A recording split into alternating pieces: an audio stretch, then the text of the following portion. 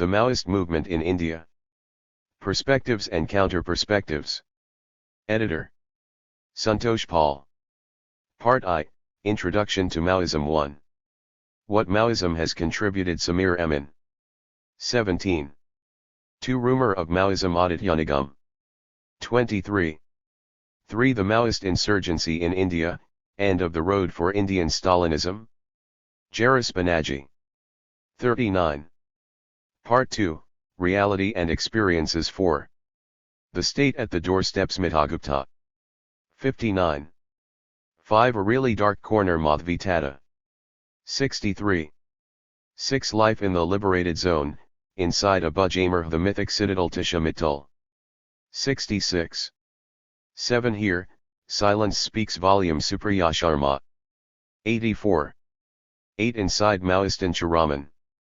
87. 8 The Maoist Movement in India. 9 Address the Root Causes of Naxalism Sonia Gandhi. 96. 10 Nothing very civil about this war Shobhan Saxena. 99. 11 The Path Rarely Taken Dola Mitra. 102. 12 Through an Egyptian Mirror Vinod Mehta. 104. 13 Andhra's Maoist Dense Turn Havens of Development Srinivasa Rao. 106. Part 3, Mining and Environment 14. I have differed with Chidambaram on his strategy, but we remain friends. Digvijay Singh. 111. 15 No backdoor entry to private firms for mining. BK Handikuet. 118. 16 Ironic Story of the Great Indian Loot Shankar Raghuraman. 120. 17 Cannot deny links between forest departments and mining lobbies. Jairam Ramesh. 124. 18 As forests feed growth, tribals given the go by Nitin Sethi. 131. 19 An eco-visionary par excellence. Jairam Ramesh. 134. Part 4, Possible Solutions 20. Force alone can't rout the Maoists. Nitish Kumar. 139. Contents 9. 21 Maoism, the Alaska Permanent Fund Solution. Santosh Paul. 141. 22 The nation should adopt the Maoists. Arya Prakash Jha. 149. 23 No military solutions for Maoism. Swaminathan S. Ankles Arya Ayar. 153.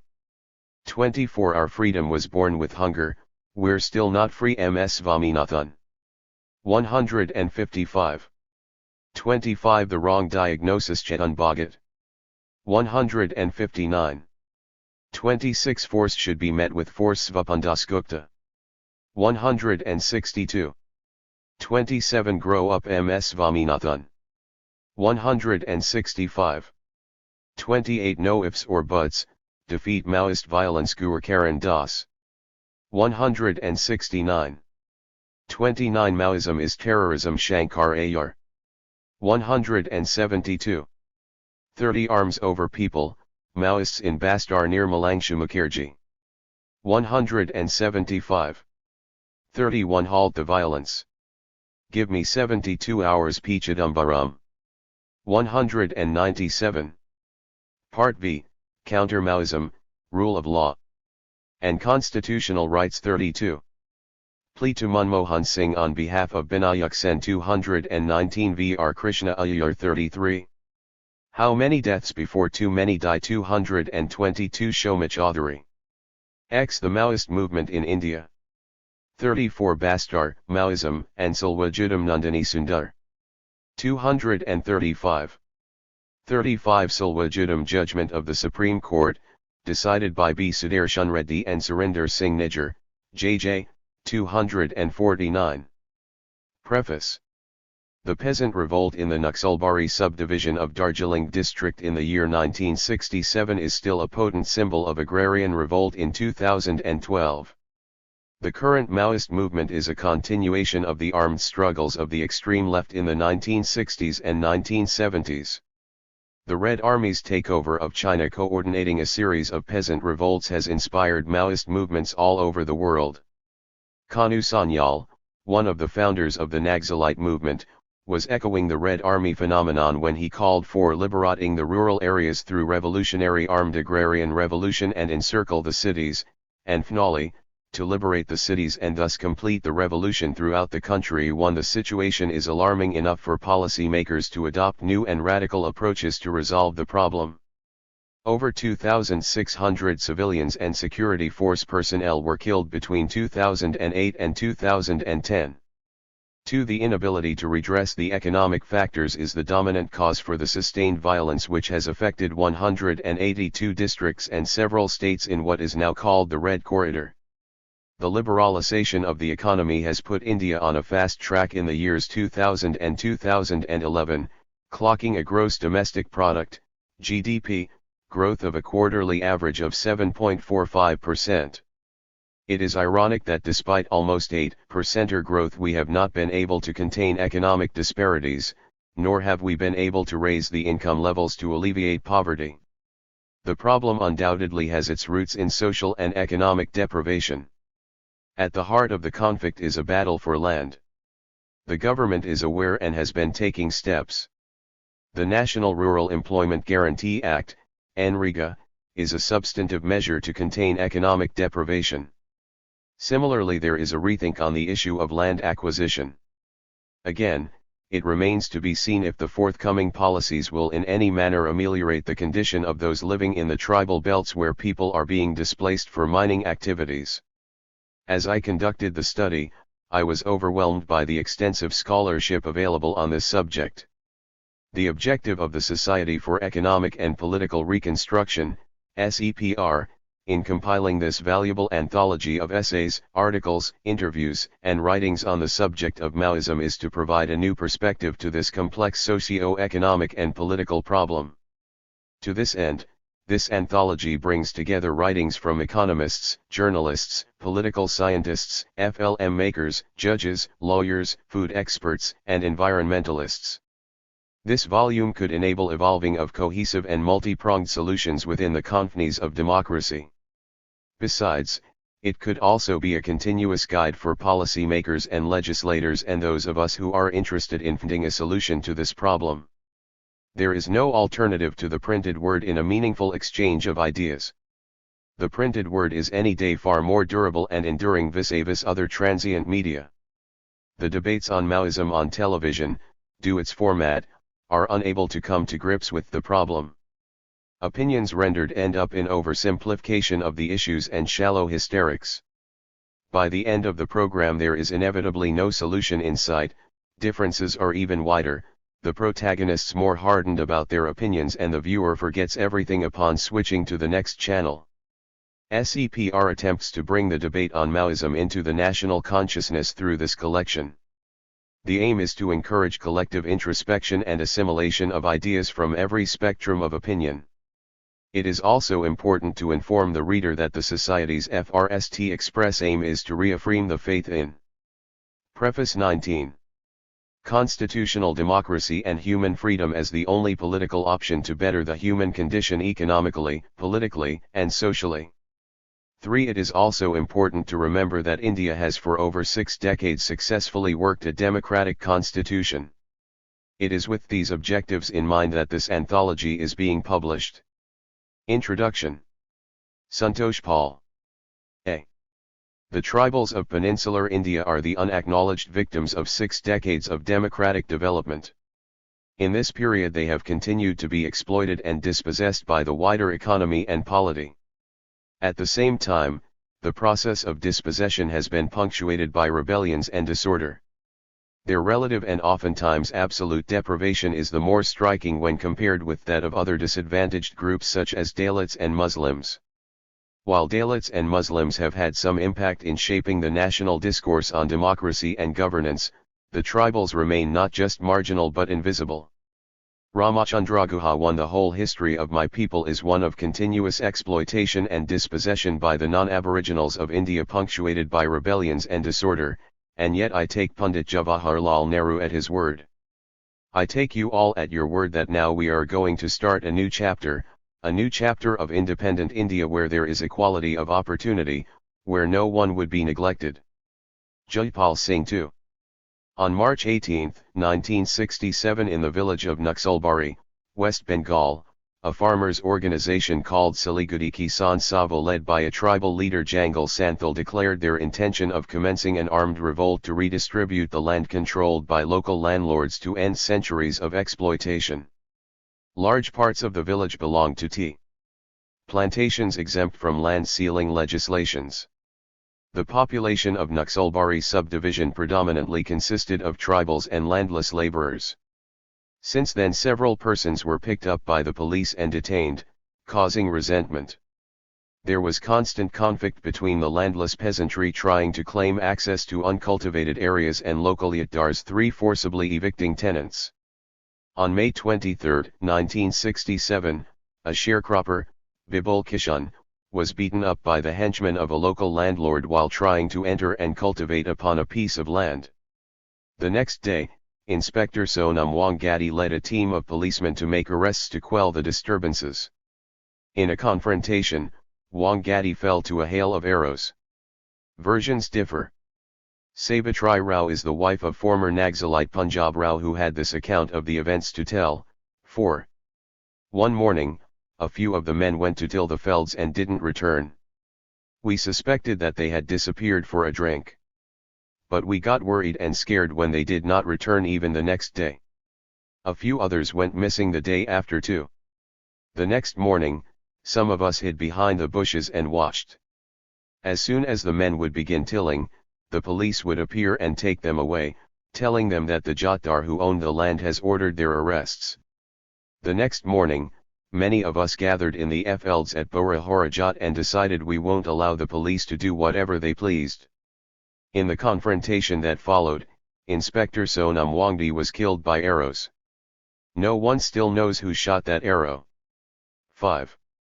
The next day, on May 25, 1967, the peasants held a meeting at Prasad Yot in Naxalbari to protest against the police action.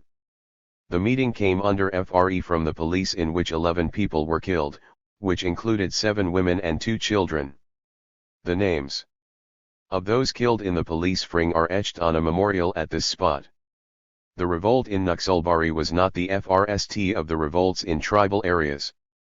In the 19th century, there was the revolt of Kol and Bunjay tribes, in 1855 it was the Santals, in 1911 it was in Bastar, in 1920 it was in Gudam, Ramp, 1945 saw the revolt of the Worli tribes, and in 1966, there was once again a revolt in Bastar. The Naxalbari revolt was not the last but the beginning of extreme left-wing movements which would not only survive for over 6 decades, but would in the 21st century pose the single largest threat to the state, according to the Prime Minister of India Manmohan Singh. 6. The events in Naxalbari not only triggered a wave of violence by extreme left-wing groups but also radicalized sections of students and the urban middle class. The Naxalite movement spread to the Presidency College, Kolkata, Yadavpur University, and also the prestigious St. Stephen's College. The Naxalbari revolt was a cause for disenchantment with the politics of the Communist Party of India, Marxist. The CPI-M's leadership acquiesced in the government's decision to use police machinery against the rebels. The subsequent decision of the CPI-M to dissolve the Darjeeling and Siliguri units and expel 19 members for Naxalite sympathies was viewed by the radical elements within the party as an ideological betrayal. The dissident left factions of CPI-M formed the All India Coordination Committee of Communist Revolutionaries, IUCR. There were defections from the CPI-M in Andhra Pradesh, West Bengal, Kerala, Uttar Pradesh, Punjab, and Tamil Nadu. The Naxalites gained sympathy amongst the landless peasants and sections of the youth in several states. They conducted raids on the homes of landlords, murder, arson, and even attacks on police stations. Kanu Sanyal formed the new Communist Party, Marxist, Leninist, to liberate the rural areas through revolutionary armed agrarian revolution and encircle the cities, and F. Nali, to liberate the cities and thus complete the revolution throughout the country. 7. The communist leaders in Asia like Mao had found the conventional communist philosophy problematic. There was no proletariat or working class as conceived by Marx in Asian countries. The Asian economies had a huge subsistence peasantry and landless farmers. Maoists placed reliance on the revolution from the countryside. This pragmatic response from Mao was the source of the military success of the People's Liberation Army against Chiang Kai-shek's US-supported Kuomintang. The military success of the guerrilla tactics and the resistance of the rural masses surrounding the cities captured the imagination of Maoists from different parts of the world. Though the philosophy of Maoism has lost much of its significance in the country of its origin after China adopted hyper-capitalism, it continues to inspire left-wing movements in its neighboring countries. The movement carried on till the middle of 1970s till it was substantially contained. Its offshoots kept surfacing in different parts of the country. The movement resulted in affirmative action by the state like the Operation Barga of 1978 introduced by the CPI-M government in Bengal, which awarded tenancy rights to sharecroppers who tilled the land. 1.7 million cultivating tenants could get both a fair share of the crop as well as freedom from arbitrary evictions. Naxalbari today is an idyllic village in West Bengal with a population of 25,000 and does not show any indications of its revolutionary past. However, the present-day Maoist movement in India is the continuation of the extreme left-wing movement of the late 1960s which commenced in Naxalbari. Mao's quoted line "political power fouls out of the barrel of the gun 8" is still the movement's credo. By the year 2009, almost 170 districts in India in the Red Corridor have come under the substantial administrative control of the Maoists. The source of Maoist violence in the 1960s and 1970s can be partly attributed to the dismal failure of the land reforms movement in India. But the sudden surge of Maoist activity in the Red Corridor in recent years is attributed to the large-scale loss of land by tribals and marginalist sections dependent on land, to mining, resource extraction activities, dam building, development of special economic zones, SEZs, and industrial townships, and demarcations for wildlife parks and sanctuaries. After Dr. Manmohan Singh took office in 2004, India has been witnessing an accelerated level of economic growth and investor confidence. In 2005, the Indian economy was growing at the rate of 9%, and economists believe that India could maintain a growth rate of 8% right through to 2020. It is an admitted position that this growth has unfortunately not percolated to the grassroots level. A substantial section of the society in the rural areas has not received any tangible benefits from this economic surge. India ranks 134th on the Human Development Index with 41.6% of India's population living on less than $1.25 purchasing power parity, PPP, per day. 9. It is ironic that while the Indian economy is on an unprecedented surge, the 2010 Human Development Report had some very shocking revelations. 8 Indian states, with poverty as acute as the 26 poorest African countries, are home to 421 million multidimensionally poor people, more than the 410 million people living in those African countries combined. 10. The liberalization of the Indian economy and its opening up has speeded up the demand for the lands on which our tribes and marginalist groups live. Mining and creation of economic zones have led to swallowing up of lands belonging to these groups. It is not by accident that the Maoist activities are concentrated in the Red Corridor, which runs across the states of Andhra Pradesh, Odisha, formerly Orissa, Chhattisgarh, Bihar, Jharkhand, Uttar Pradesh, and West Bengal. It is this region which has 70% of India's coal reserves, 80% of iron ore, 60% of bauxite, and most of India's chromite reserves. 11. This has led not only to the displacement of the large sections of populations living in those areas but also rendered them defenseless in a modern economy. Their only option is to languish on the fringes of the economy as unskilled labor in abject penury.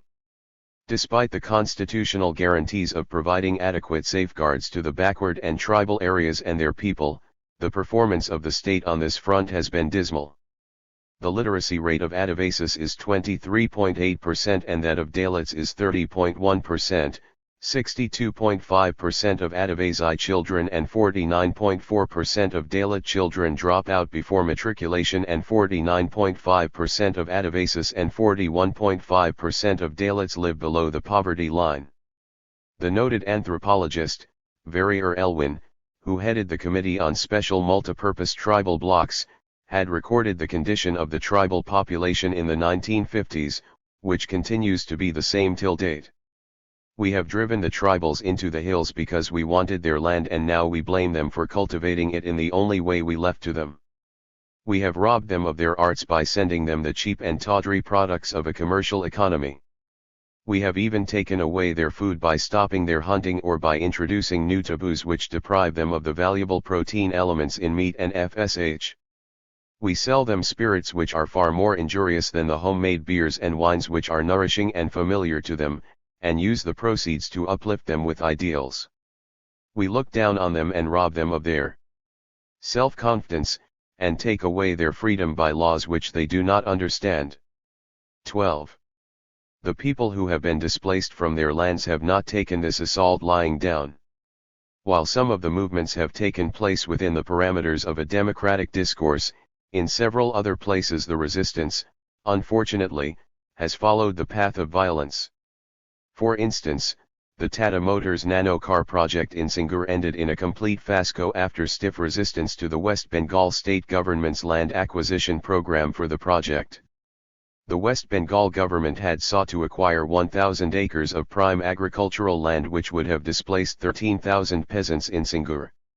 This became an emotive election issue and resulted in Mamata Banerjee dislodging the well-entrenched CPI-M in the West Bengal state elections in May 2011. One of the FRST decisions of the Mamata Banerjee cabinet was the return of 400 acres to the Singur farmers.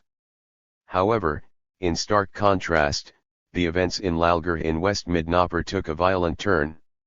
On November 2, 2008, the Chief Minister of West Bengal Buddhadev Bhattacharya and Central Ministers Ram Vilas Paswan and Jitin Prasada were hit in a landmine attack by Maoists while returning from a foundation stone ceremony of a steel plant at Shulboni. The ministers escaped unscathed while 6 policemen were grievously injured. The West Bengal police immediately commenced operations in the Lalgarh area to flush out the Maoists. In November 2008, 3 high school boys from Bashbar village returning to their homes on foot were picked up by the police as suspected Maoists.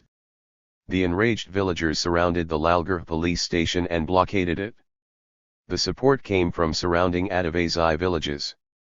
The Adivasis dug up roads and blocked them with felled trees. This prevented the deployment of police and paramilitary forces. The People's Committee Against Police Atrocities was set up, which demanded that the police stop illegally arresting people, especially women, and that the cases against the arrested children be dropped. 5 companies of the Central Reserve Police Force and 2 companies of the Commando Battalion for Resolute Action, Cobra, arrived on February 17, 2009. The police assault began on the morning of June 18, which was met with human shields of about 2,000 villagers. For 12 days, police and paramilitary battalions battled with villagers and Adivasis. The operation left several dead and 35,000 villagers fled to other places for safety and due to fear of police reprisals.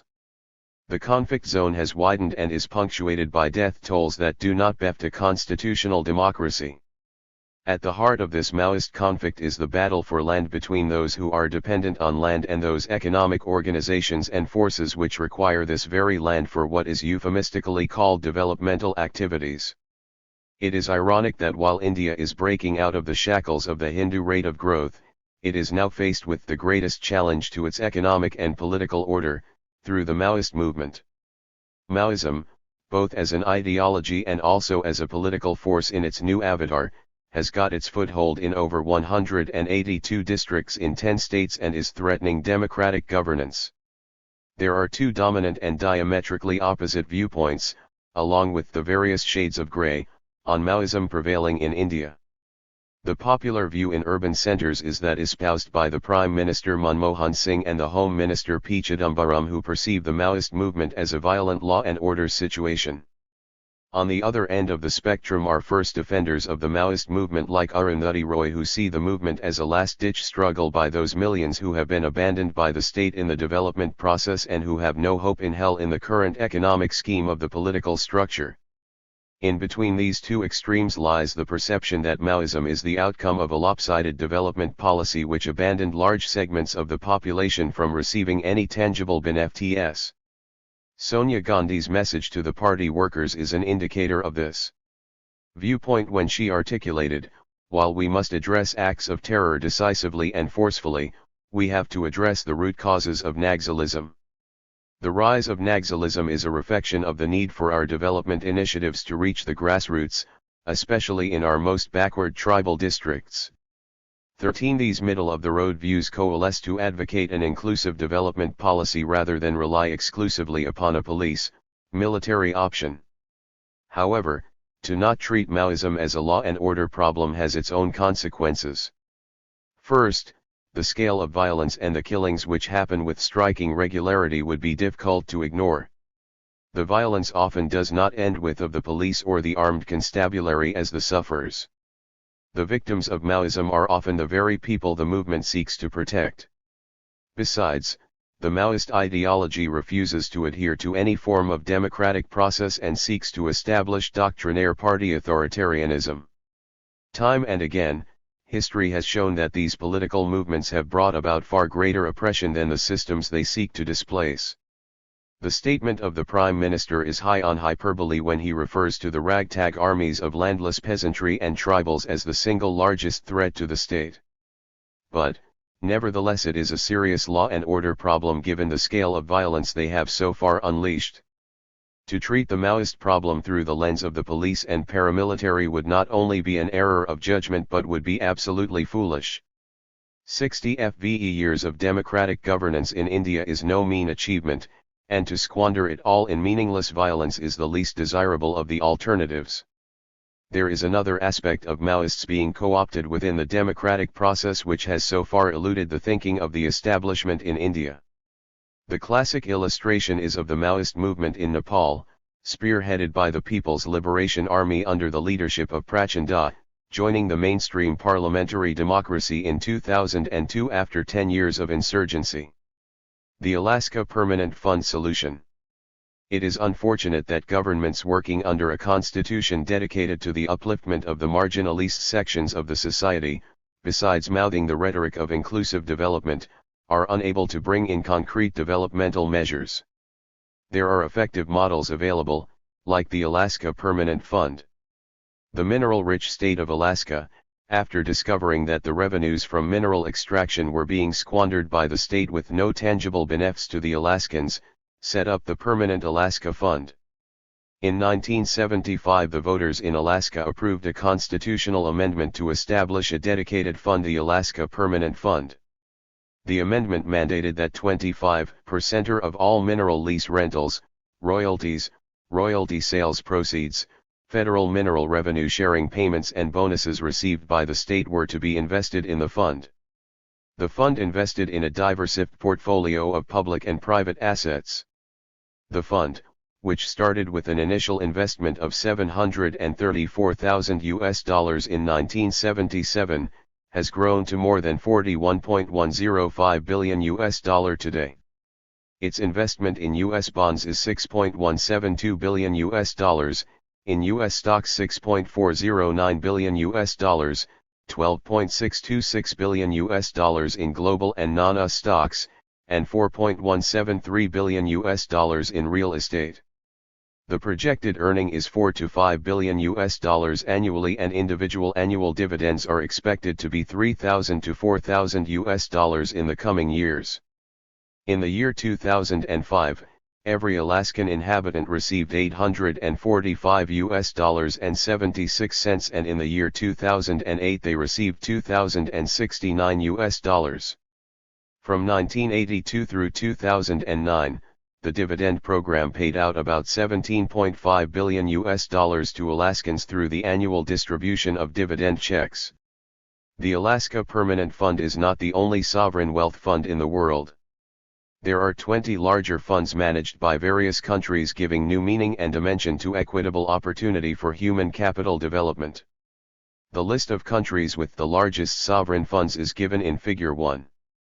Rethink in India. There has been a rethinking in India too. After widespread disturbances and violence in the districts of Greater Noida by agitating farmers over the coercive land acquisition in 2011, the Uttar Pradesh government headed by Chief Minister Maoist sought to bring in a new policy. Under this policy, 70% of the farmers have to consent to the acquisition. It was also providing for a 33-year annuity of 23,000 per acre of land acquired. The most attractive proposition was the provision that 16% of the developed land has to be returned to the farmer. This would ensure that the land displaced do not feel cheated after seeing prices soar. After development. This in essence is the beauty of democracy, the ability to provide innovative solutions to new and emerging problems. There is adequate evidence and economic data suggesting that 60 years of democratic governance has not brought about any substantial development benefits to vast segments of the society. There is also a justification, especially in the mineral belts of India, that exploitation of the natural resources has only resulted in enriching mining interests and large corporations with nothing tangible percolating to the local population.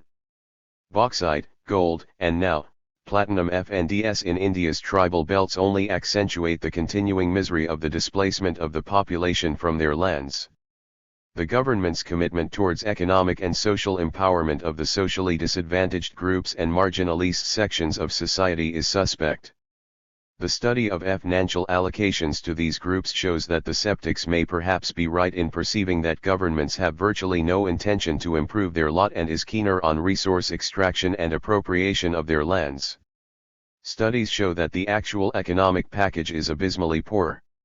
For instance, the funds allocated for the welfare and development of scheduled tribes, STS, for the year 2010 to 2011 was a pittance amounting to 3,206.50 crore.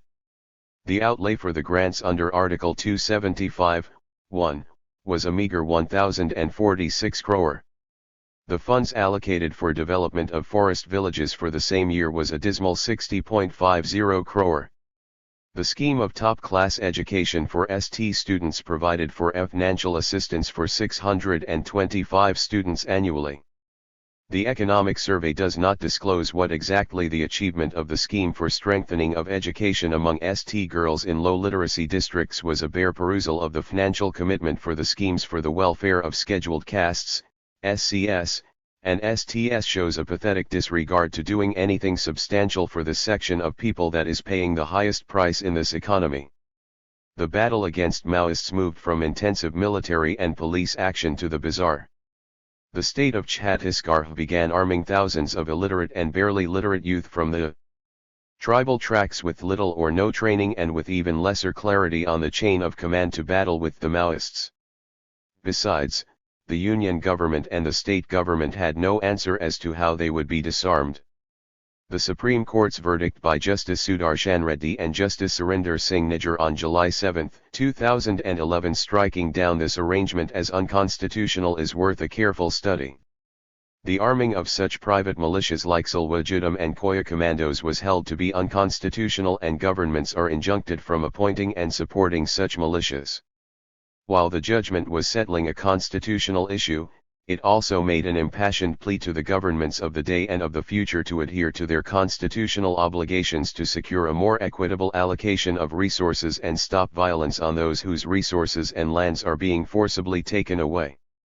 Any battle for the minds of the people against the Maoist movement and for restoration of democratic governance in Maoist-controlled areas would have to adhere to what Bertrand Russell had to say about the FGHT against communism.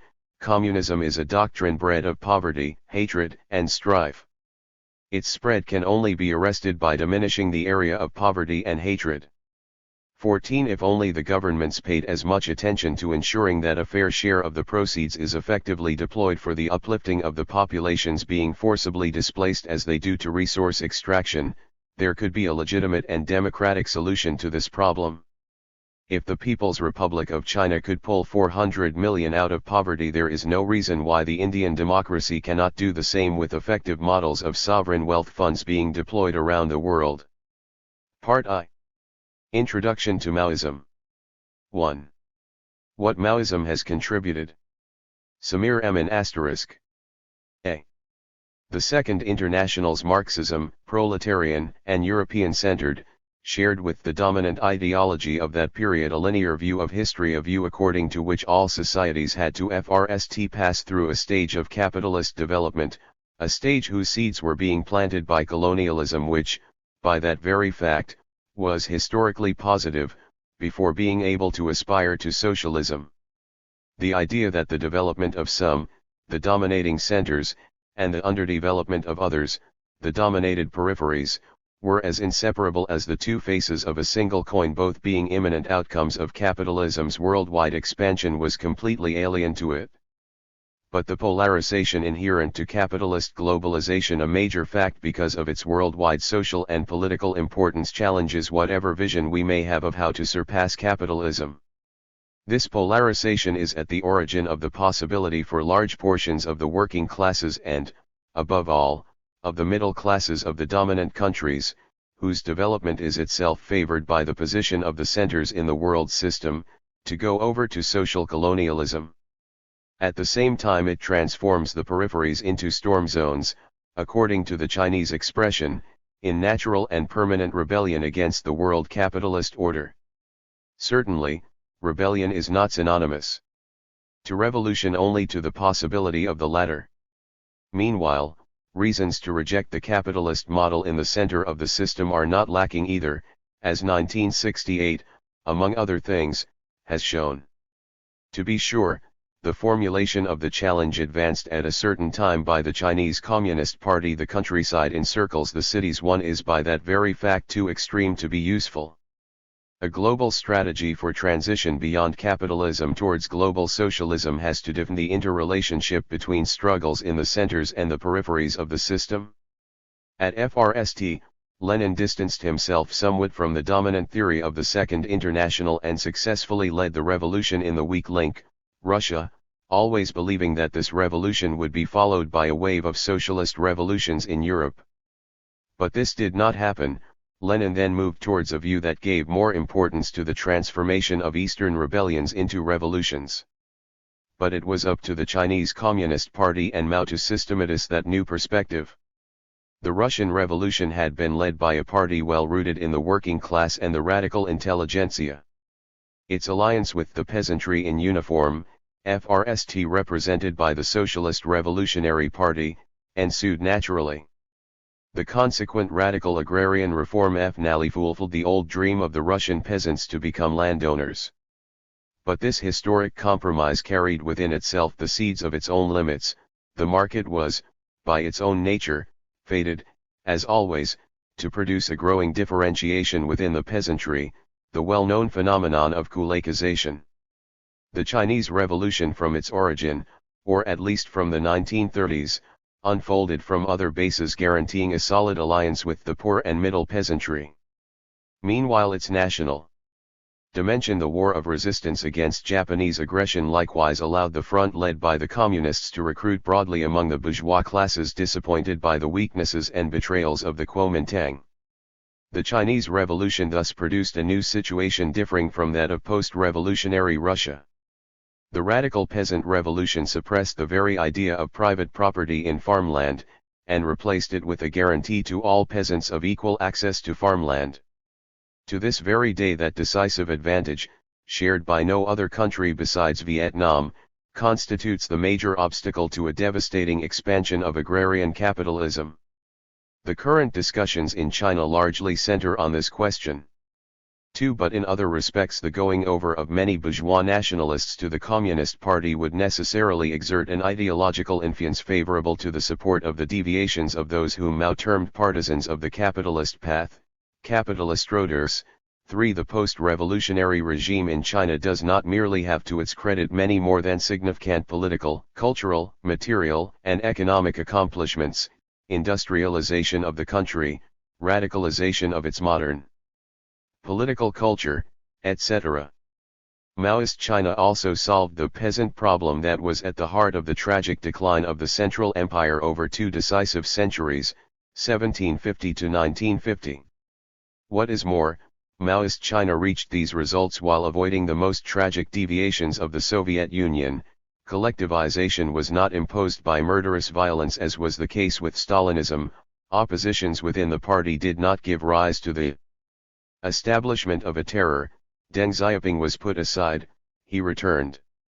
For the aim of an unparalleled relative equality in income distribution, both between the peasants and the workers and within each of those classes and between both and the ruling strata, was pursued of course with highs and lows tenaciously, and was formalized by choices of development strategy contrasting to those of the USSR Union of Soviet Socialist Republics. These choices were formulated in the 10 Great Relationships 5 at the start of the 1960s. It is these successes that account for the later developmental successes of post-Maoist China since 1980.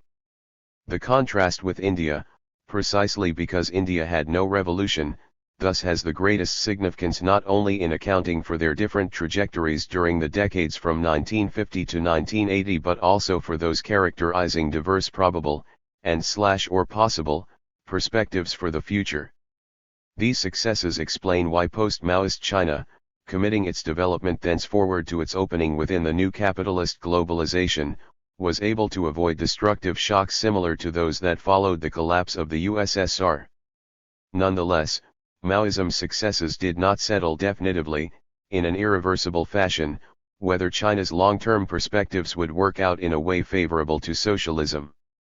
This was, first of all, because the development strategy of the 1950 to 1980 period had exhausted its potential so that, among other things, an opening, even though a controlled one, was indispensable. 6. An opening which involved, as what ensued showed, the risk of reinforcing tendencies evolving towards capitalism. But it was also because China's Maoist system combined contradictory tendencies towards both the strengthening and weakening of socialist choices. Aware of this contradiction, Mao tried to bend the stick in favor of socialism by means of a cultural revolution, from 1966 to 1974. On August 5, 1966, Mao Zedong, during the 8th Central Committee of the Communist Party of China, published Bombard the Headquarters, a short document attacking the bourgeois aspirations of the political class holding the dominant positions. Mao thought that, in order to carry out his course correction, he could base himself on the youth, which, in part, broadly inspired the 1968 events in Europe. Consider Jean-Luc Godard's movie La Chinoise. 7. The course of events showed the error of this judgment. Once the Cultural Revolution had been left behind, the partisans of the capitalist path were encouraged to go over to the offensive. The combat between the long and difficult socialist path and the capitalist choice now in operation is certainly not definitively outlived. As elsewhere in the world, the conflict between the pursuit of capitalist unfolding and the socialist perspective constitutes the true civilizational conflict of our epoch. But in this conflict Chinese people hold several major assets inherited from the revolution and from Maoism. These assets are at work in various domains of social life. They show up forcefully, for instance, in the peasantry's defense of state property in farmland and of the guarantee that all should have access to farmland. Maoism has contributed in decisive fashion to ascertaining exactly the stakes in and the challenge represented by globalist capitalist/imperialist expansion. It has allowed us to place in the center of our analysis of this challenge the center/peripheries contrast integral to the expansion imperialist and polarizing by its very nature of really existing capitalism, and from this to learn all the lessons that this implies for socialist combat, both in the dominating centers and the dominated peripheries. These conclusions have been summed up in a FNE Chinese-style formula: countries want independence, nations want liberation, and the people want revolution. 8. States, that is, the ruling classes, of all countries in the world whenever they are something other than lackeys, transmission belts for external forces, try to expand their room for maneuver in the capitalist world system and to lift themselves from the position of passive objects, fated to submit to unilateral adjustment whenever demanded by a dominant imperialism, to that of active subjects participating in the formation of the world order. Nations, that is, historical blocks of potentially progressive classes, want liberation, meaning development and modernization.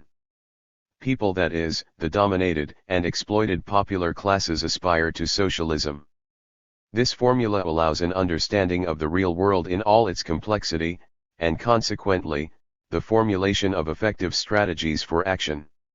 Its place is in a perspective of a very long global transition from capitalism to socialism. As such, it breaks with the short transition conception of the Third International. A. What Maoism has contributed. 23. 2. Rumor of Maoism. Adityanigam ***. A. In his classic Elementary Aspects of Peasant Insurgency in Colonial India, one Ranjit Guha outlines a certain methodological imperative for the historian who wanted to get in touch with the consciousness of peasant insurgency too, when access to it is barred by the discourse of counterinsurgency that structures off-chail records. How does one look beyond this discourse of the state that frames the archives in order to gain access to the voice of the rebels?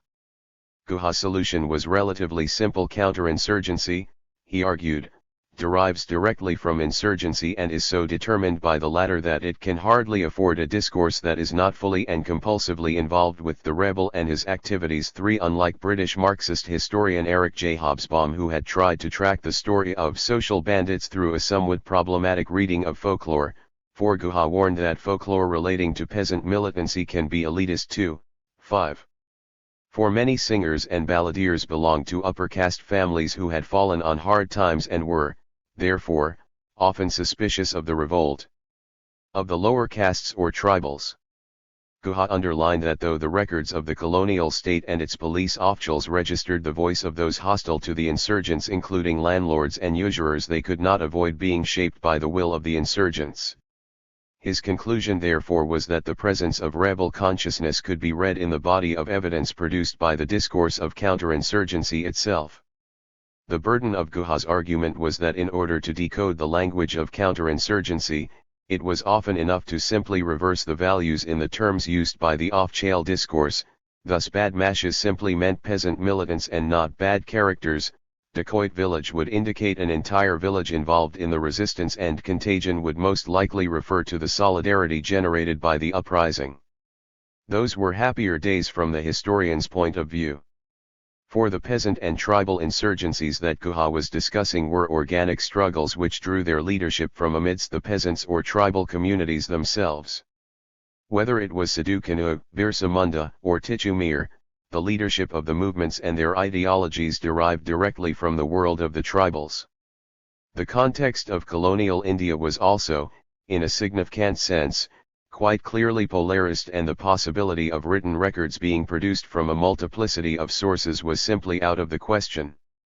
It may, therefore, be possible to follow Guha's suggestion and merely reverse the values in order to get a sense of that other discourse.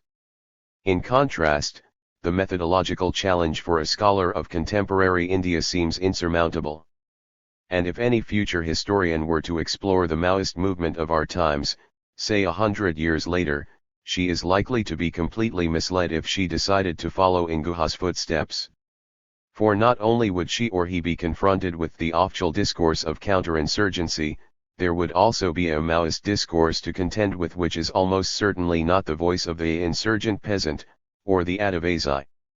What this future historian will find in the archives, apart from the standard genre of documents produced by the state and its officials, will be a whole range of writings that claim to speak in the voice of the peasant/Adivasi, produced by the state in waiting, the Maoist vanguard and their intellectual spokespersons. Among these will be actual party journals, pamphlets, and statements, but they will also include a large body of writings produced by academics, journalists, human rights activists, and other supporters of the movement. For our historian-scholar, it will be relatively easy to deal with the documents and reports produced by the state and its off-chails. The real challenge lies in finding ways of decoding the mass of materials that are produced by the partisans of the movement. For one of the myths being endlessly reiterated in this genre of writings is that of virtually complete identity between the poor Adivasi or peasant and the insurgents, a subsumption of the Adivasi voice into the voice of the Maoist vanguard. Unlike early colonial India, 21st century India is a world saturated by the media. It is indeed a world of media explosion, a world where the media is no longer captive to either the state or corporate elites. We live in an era where public discourses are framed by a multiplicity of voices. And yet, it might well be impossible for our future historian to find even one unfiltered voice of the Adivasi unfiltered, that is, through elite discourse. The Adivasis cannot represent themselves, they must be represented, it would seem. They must be represented either by the agents of the state, the Silwajudam and Mahendra Karma for example, or by the revolutionaries. Unlike Karma, who is at least himself an Adivasi, the voice of the revolutionary is almost always that of a Brahmin/upper caste Gunpati or Koteswara Rao or their intellectual spokespersons. So we have a Maoist-aligned intelligentsia vicariously playing out their revolutionary fantasies through the lives of Adivasis, while the people actually dying in battle are almost all Adivasis. Take the following: killed in West Bengal in recent months, Rajaram Mundi, Lakhinder Mundi, and Gopinath Saran on the side of the Maoists, and Sadhan Mahto, Tupan Mahto, Barendranath Mahto and Gurichran Mahto on the CPI-M side. It will be hard to find a single Bhattacharya, Banerjee, Mukherjee, Basu, or such like among the dead.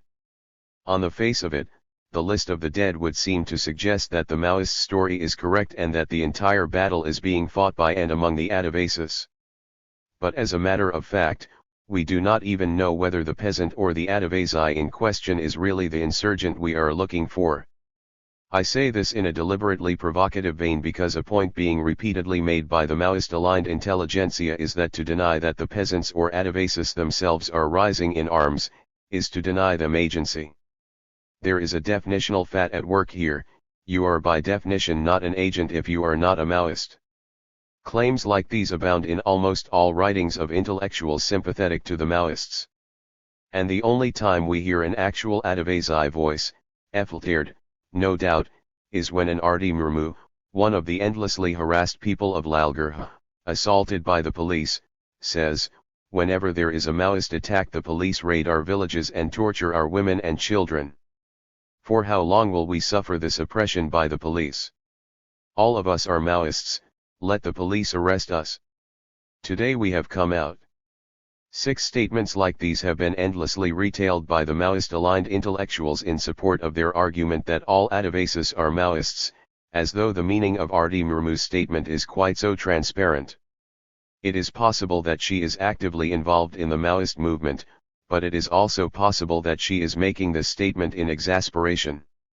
If R.D. Murmu is who she says she is, an ordinary Adivasi woman whose fellow villagers have repeatedly been bearing the brunt of police repression and harassment, then the statement can be read more as an expression of defiance of the police and not necessarily as a true and valid claim that all villagers are now Maoists.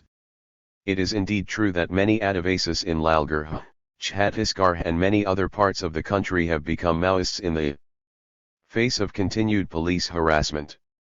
7. However, to conclude from this that it is the only way Adivasis become or can become agents is to completely misrepresent the situation.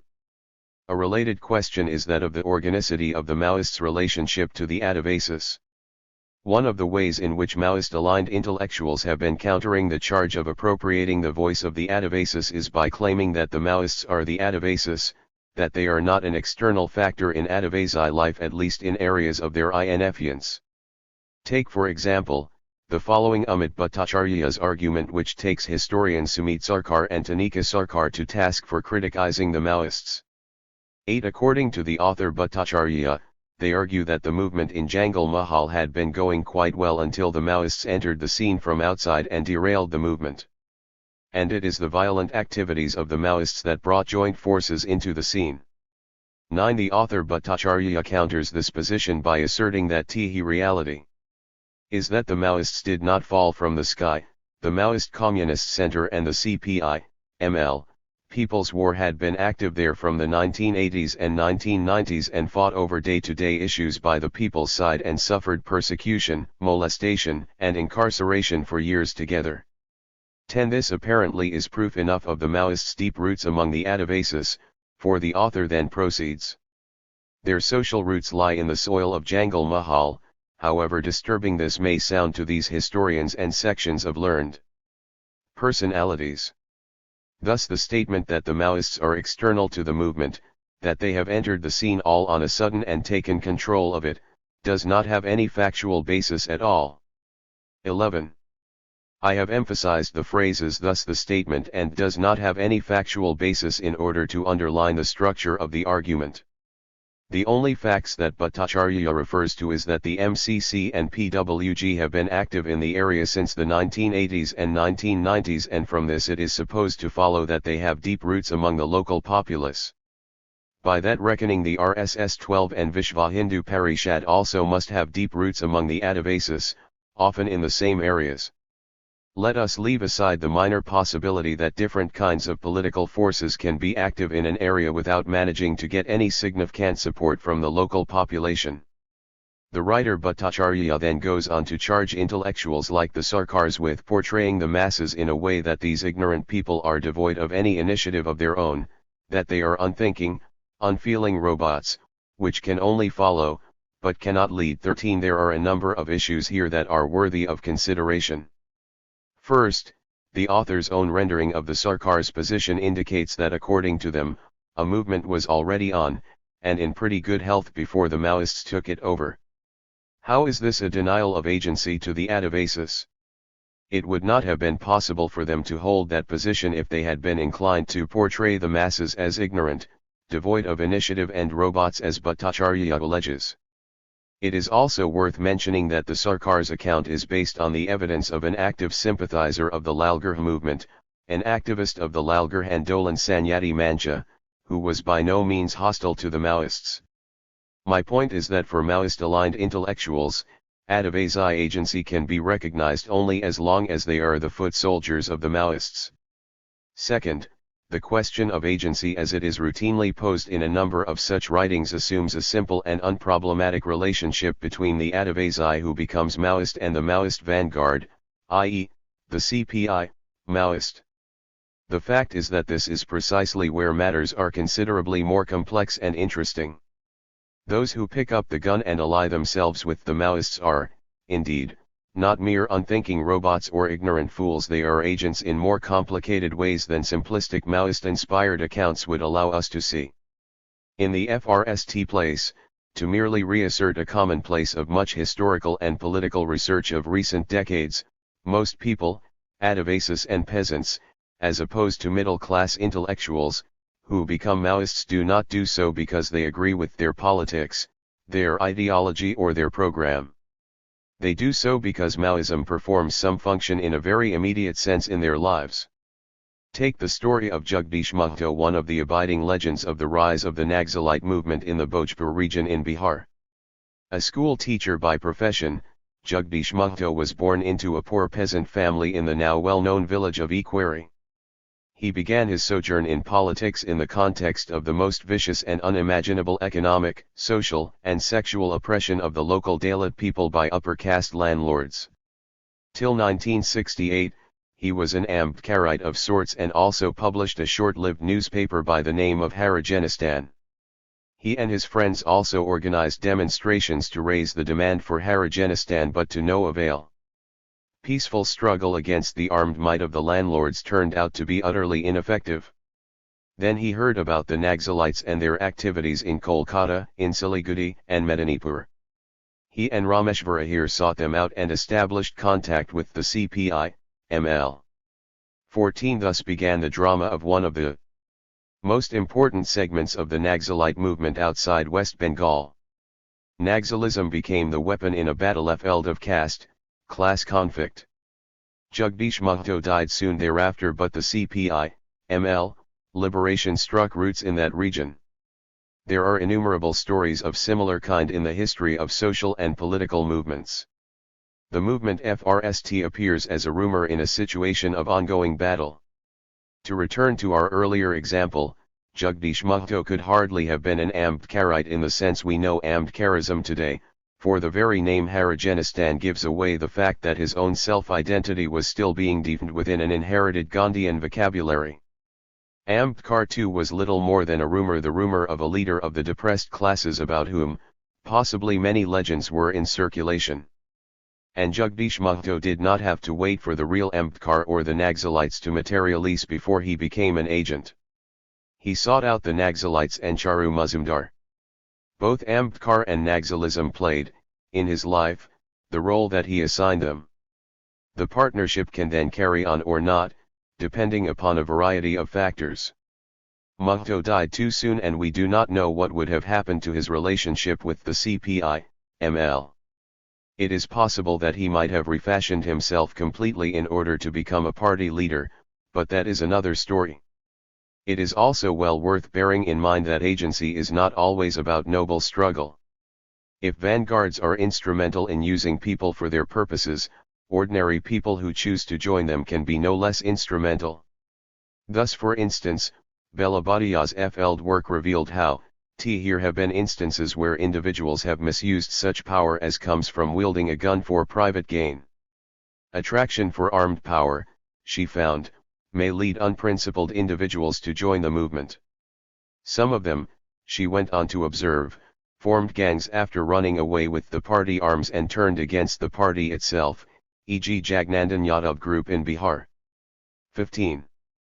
It has been argued that exclusive focus on armed struggle for capture of state power involves intense paranoid secrecy and a normalization of a wartime mentality. 16. It is worth considering what happens when such a situation combines with the ways in which wielding of technologically sophisticated arms shapes subjectivity as suggested by Badia's account. It is also worth considering how it can radically alter the dynamic of ongoing caste/class struggles. Take, for instance, the following report, once again from Jharkhand. The Maoists have not been immune to that fundamental and all-pervasive characteristic of Indian society, caste. Tussles over sharing money, as well as inter-caste clashes between Yadavs and Ganges, a Dalit community, have led to the formation of splinter groups like Tritiya Samlan Prastuti Committee, TPC, and the Jharkhand Prastuti Committee, JPC. This has come as delightful news to the local administration, which often supports one group against the other, and seeks to extract information by providing protection. 17. Thus, to make the argument that whoever joins the Maoists becomes an agent is certainly true if we bear in mind that it is not the agency of a Maoist revolution that is in question here, but rather, agency in its precise social theoretic sense as belonging to a person who thinks and takes decisions and acts according to them in whatever way possible.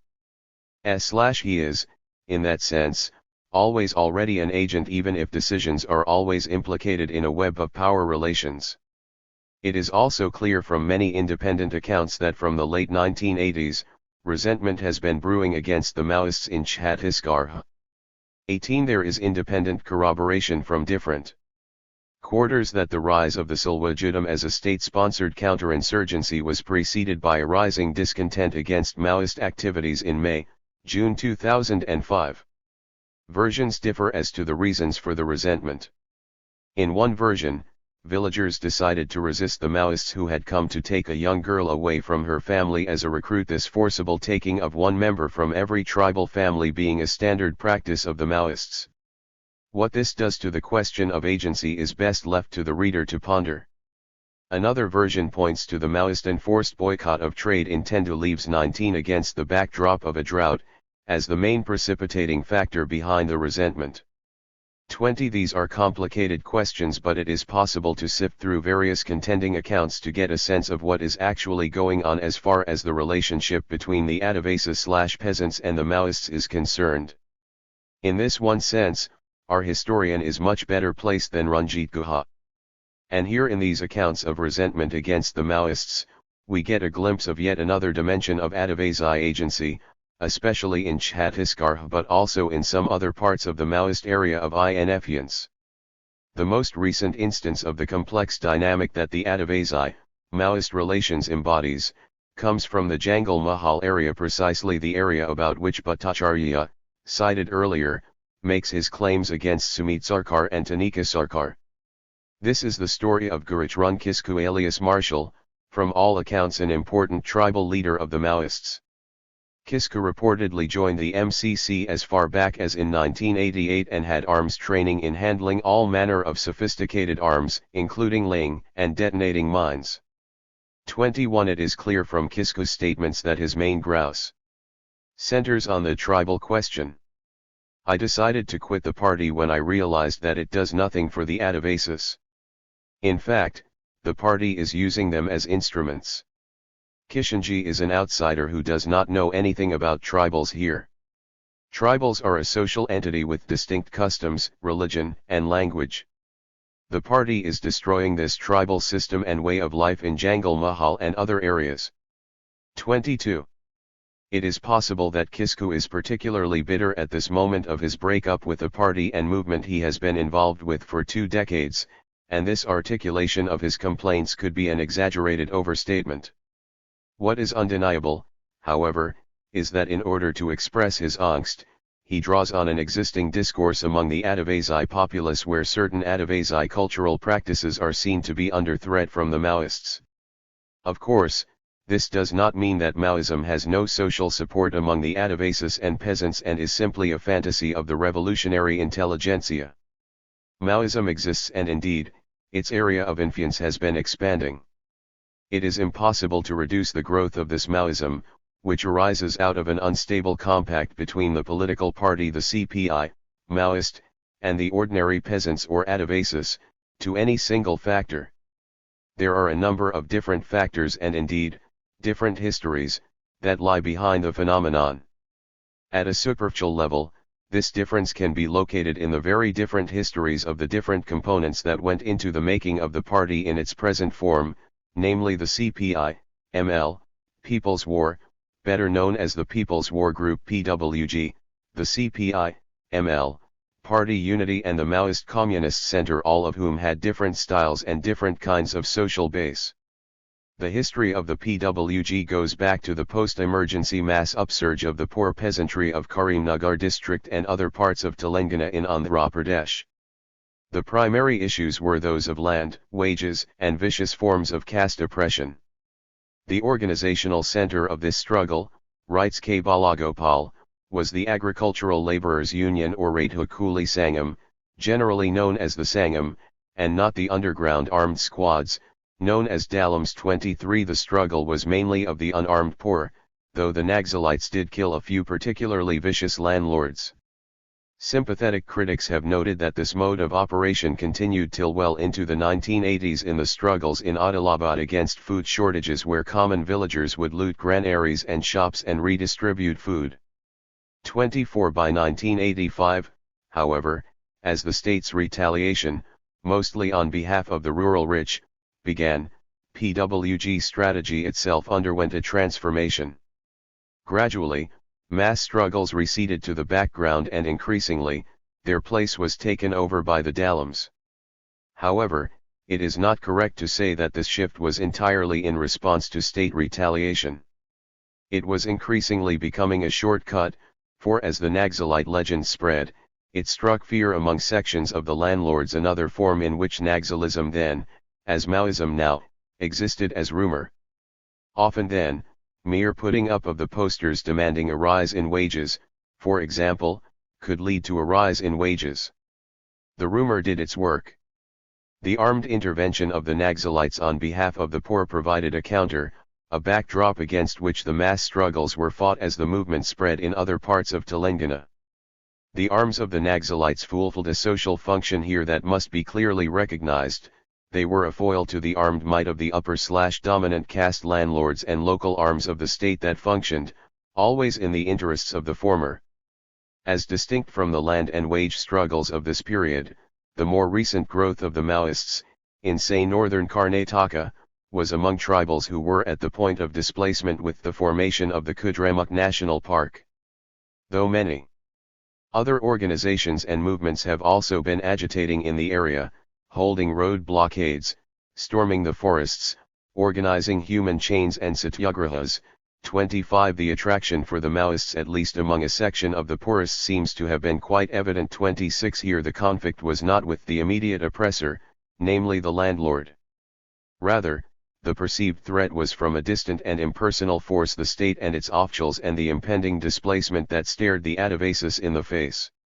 Violence at least had the potential to make news and attract attention to their situation, where satyagrahas, non-violent actions, and human chains have been made completely ineffective and delegitimized by the state and the media. In places like Lalgarh or in some other parts of Jharkhand too, the prospects of Maoist violence have often seemed liberating in the face of the most vicious nexus of forest contractors, local police, and business interests. Elsewhere, I have written about how the state's repression of all legitimate democratic struggles has made the Maoist option look so attractive that it has ended up eliminating all intermediate spaces of mass politics.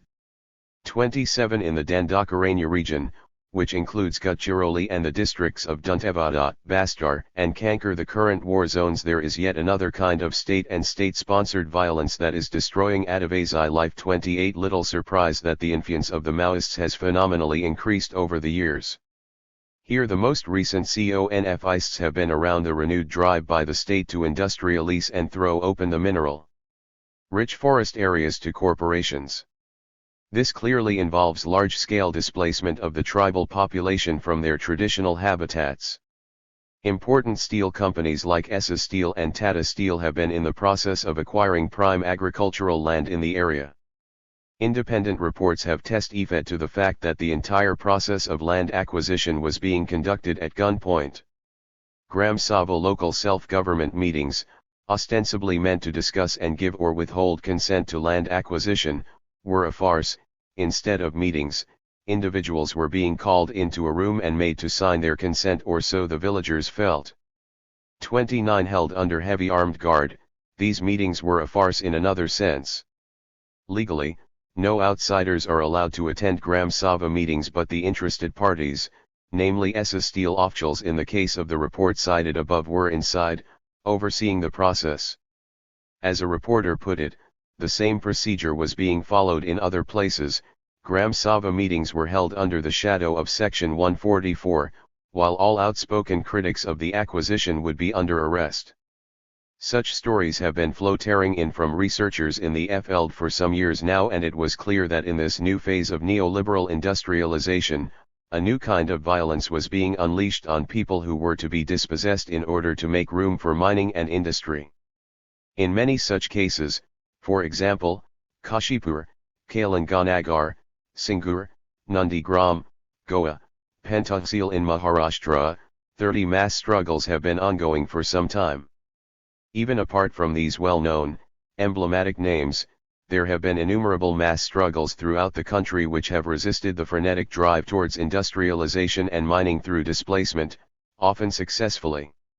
However, it is equally true that often, in the face of the darkest state violence, the prospect of counter-violence holds great attraction for many people. Maoism seemed to provide precisely such a possibility.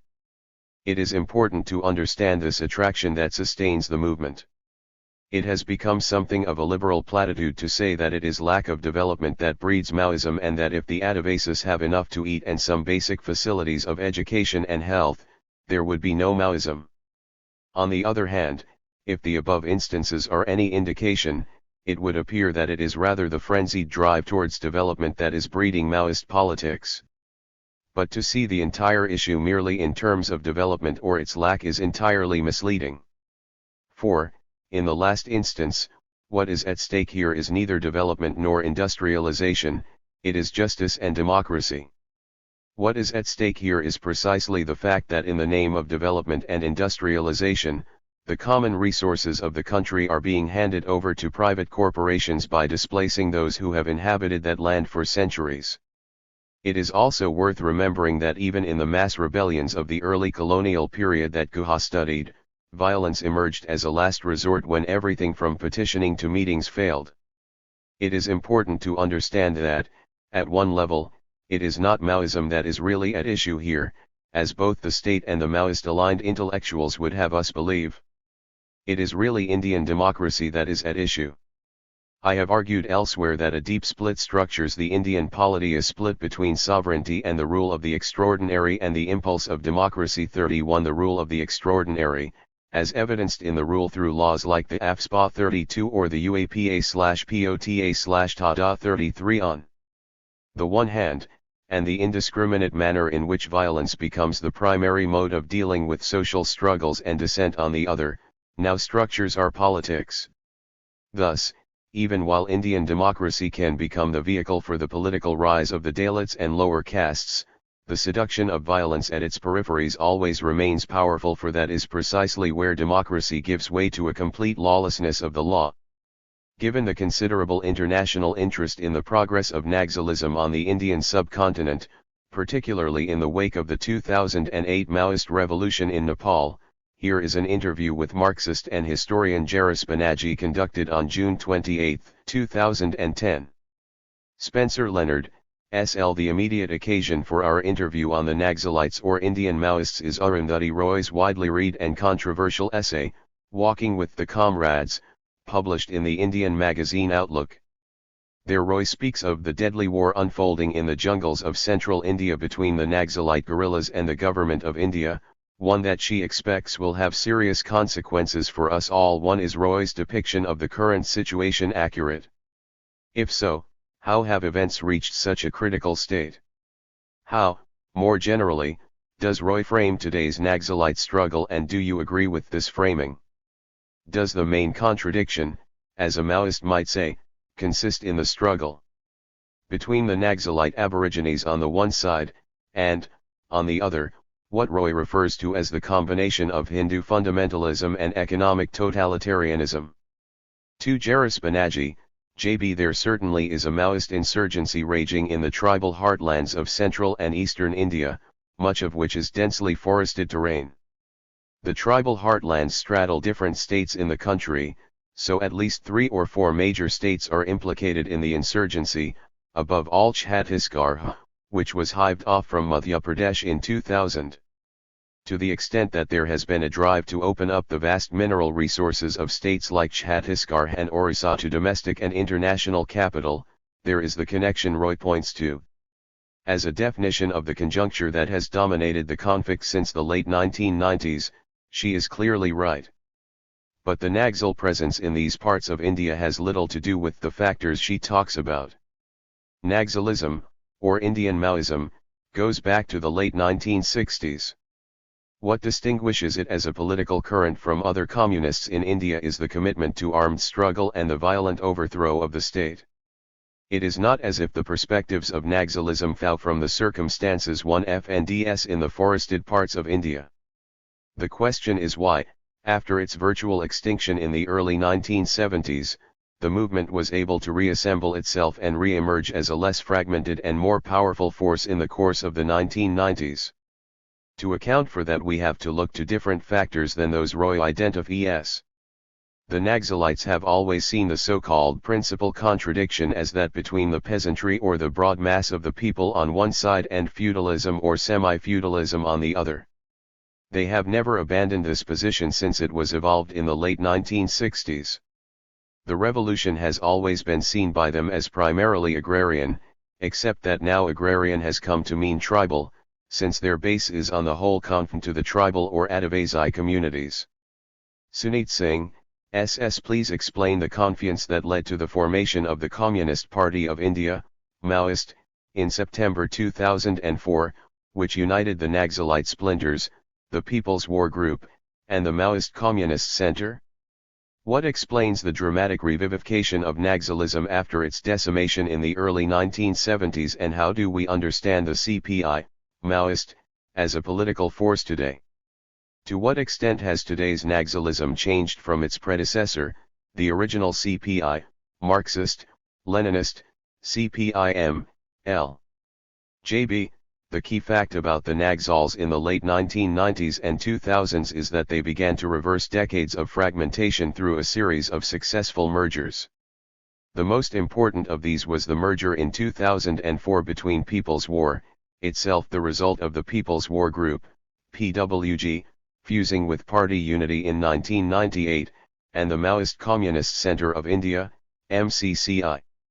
That 2004 merger, which resulted in the formation of the CPI, Maoist, reflected a confluence of two major streams of Maoism in India, since People's War was largely Andhra-based and the MCCI had its base almost entirely in Jharkhand, the southern part of Bihar, which also became an independent state in 2000. To explain the successful re-emergence of Naxal politics in the 1990s, we have to see the PWG as the decisive element of continuity between the rapturous Maoism of the 1960s to 70s, dominated by the charismatic figure of Charu Mazumdar, III, and the movement we see today.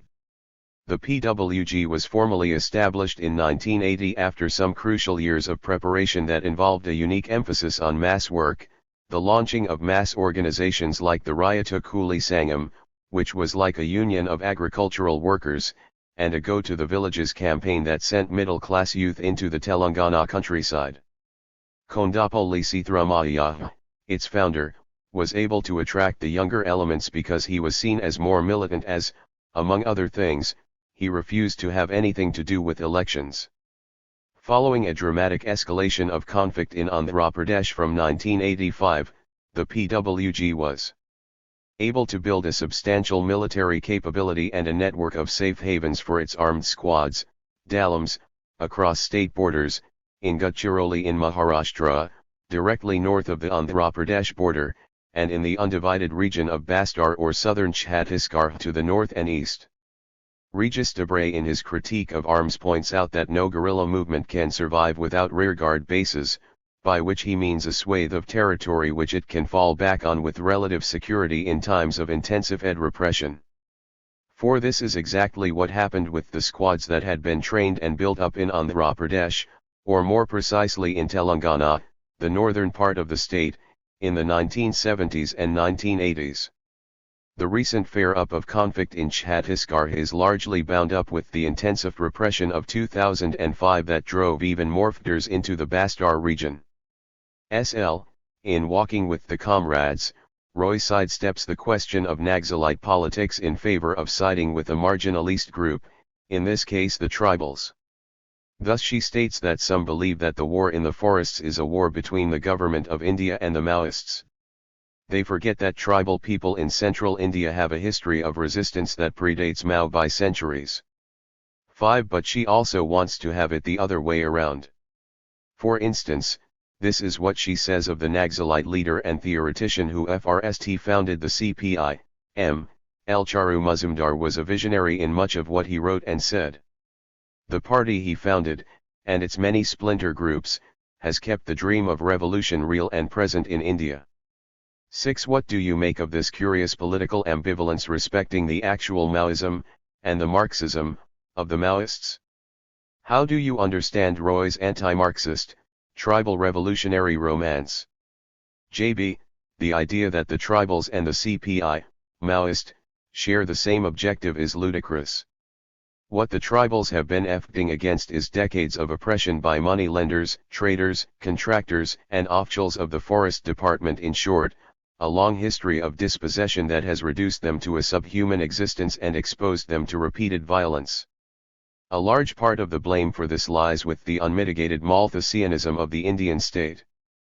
By this I mean that the Adivasis have been consigned to a slow death agony through decades of neglect and oppression that have left them vulnerable to political predators across the spectrum, including the Hindu right. As Edward Tooker argued in Tribal Guerrillas, the Santals whom the Naxal groups drew into their ranks in the late 1960s fought for specific concessions from the established rulers, while the CPI, Marxist-Leninist, fought for a new structure of rule altogether. 7. There is a big difference between those perspectives. The tribal aim is not to overthrow the Indian state but to succeed in securing unhindered access to resources that belong to them, but which the state has been denying them. The tribal struggle is for the right to life, to livelihood and dignity, including freedom from violence and from the racism that much of India exudes towards them. The massive alienation of tribal land that has gone on even after independence was something the government could have stopped if it had the will to do so. Today the huge mineral resources of the tribal areas are up for grabs as state governments compete to attract investment from mining and steel giants.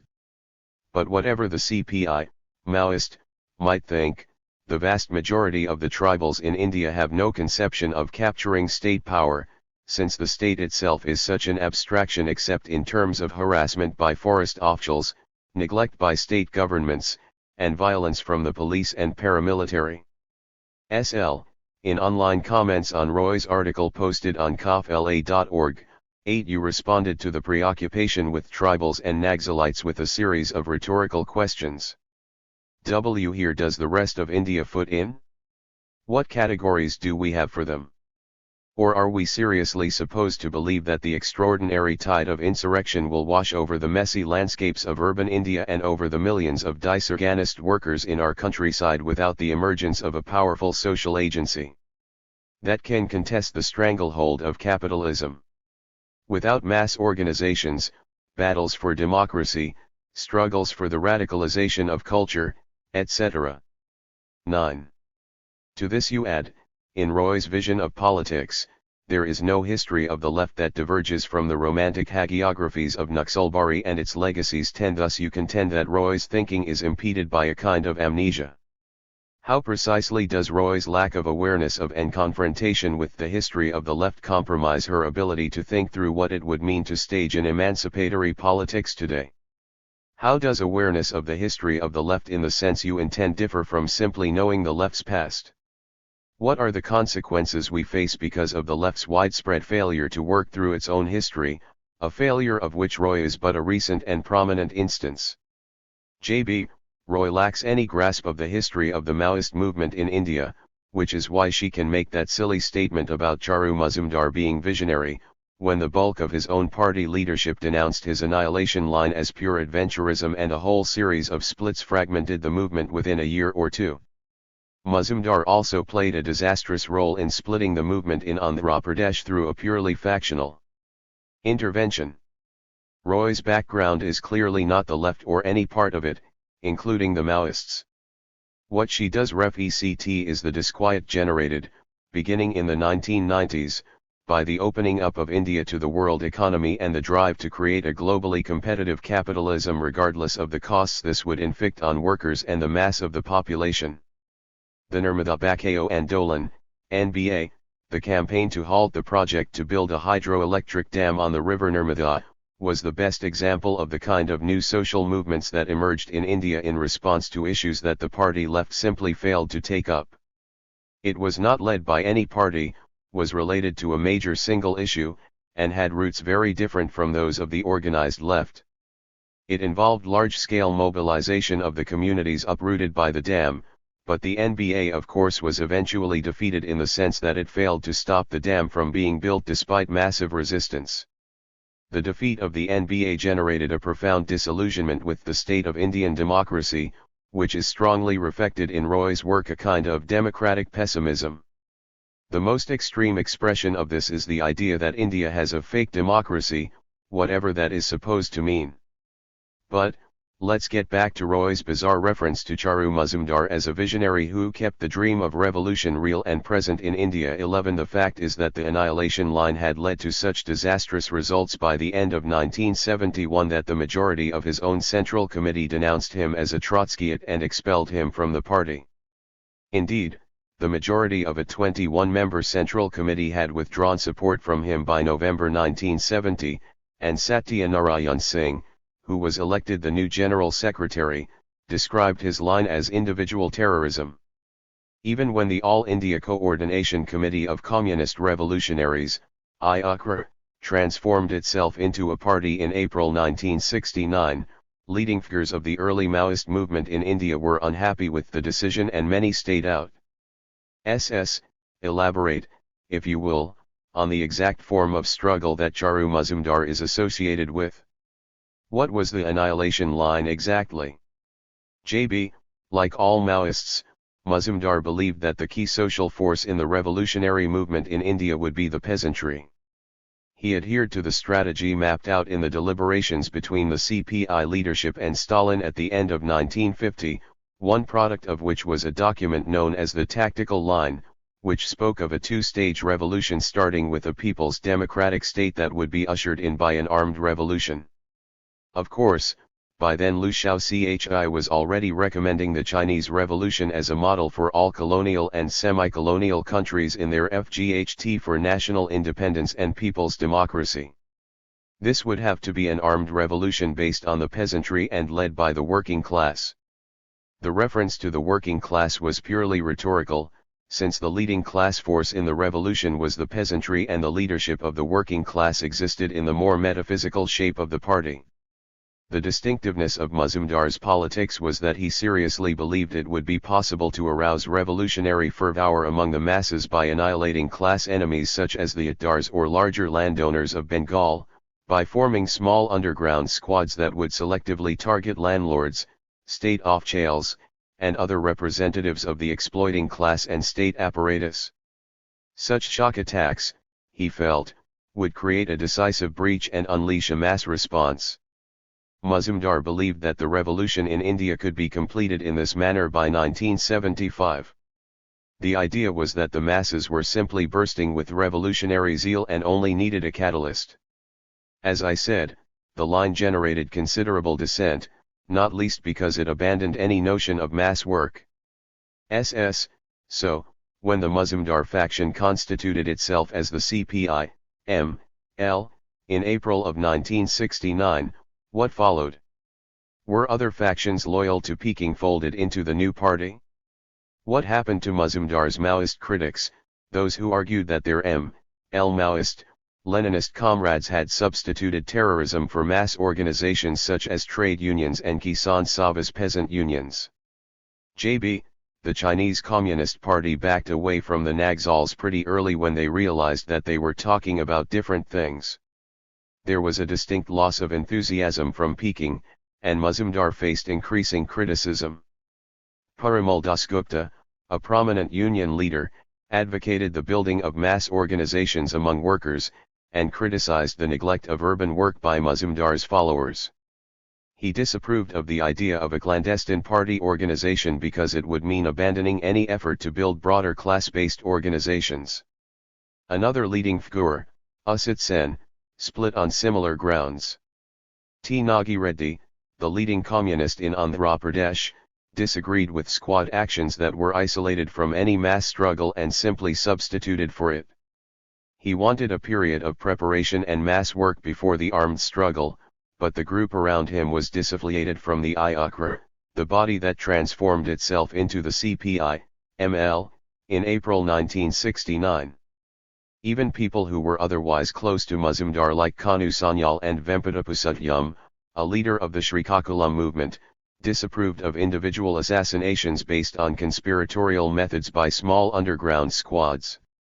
As Manoranjan Mohanty shows in his book Revolutionary Violence, 1976, a unit M.L. was already in decline by the middle of 1970, roughly a year after the party was proclaimed.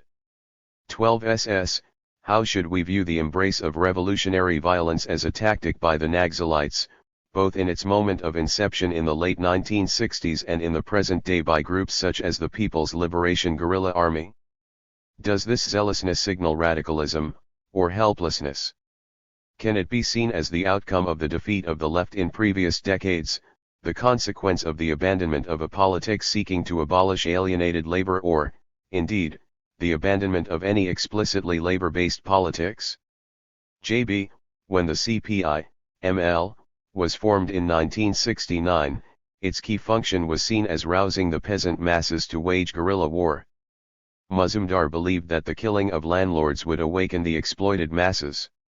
This, classically, was what Debray calls a politics of fervor, a politics in which revolutionary enthusiasm substitutes for ideas rooted in mass struggle and for the class forces that conduct those struggles. 13 But there were tendencies in Andhra that rejected this line and even went so far as to argue that, if the armed struggle were waged as a vanguard war, the people would become passive spectators. One writer quotes Nagi Reddy as saying, "There the people's consciousness will never rise. Their self-confidence will suffer." Today we can see that this is a vanguard war trapped in an expanding culture of counterinsurgency, and the most the CPI, Maoist, can do is flee across state boundaries and regroup in adjacent districts. What they have not been able to do and cannot do, given the nature of their politics, is consolidate enduring mass support in their traditional strongholds. In Andhra Pradesh, where the FGHT against the Naxals has been most successful, from the state's point of view, the backlash has been ferocious and beyond all legal bounds. The state there has institutionalized encounter killings, India's term for extrajudicial executions, on a very large scale, and trained special counterinsurgency forces to hunt down the Maoists. In Chhattisgarh the state has sponsored, armed and funded, a private lynch mob called the Silwa Judam, or Purification Hunt in Gandhi, the local language, that has emptied hundreds of villages by forcing inhabitants into IDP internally displaced persons camps where they can be easily controlled. In Chhattisgarh both sides have recruited minors. Both states have seen staggering levels of violence, with a pall of fear hanging over entire villages in Telangana, and the atomization of whole communities in Dantewada. We should remember that it was successive waves of repression in Andhra Pradesh that drove the PWG squads into regions like Bastar and southern Orissa in the FRST place. One consequence of the massive escalation of conflict from the late 1980s was a substantial weapons upgrade, a major increase in lethality. The Naxals have used landmines on an extensive scale, using the wire control method, and inflicted heavy losses on the paramilitary.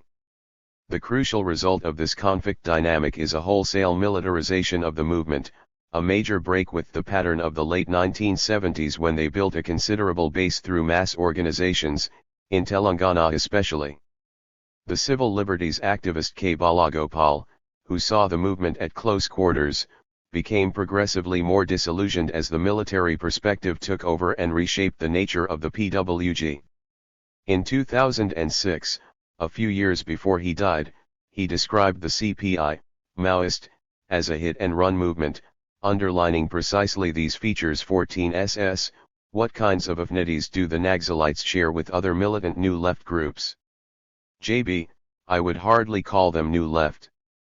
I think the best comparison for the CPI, Maoist, is Sendero Luminoso in Peru.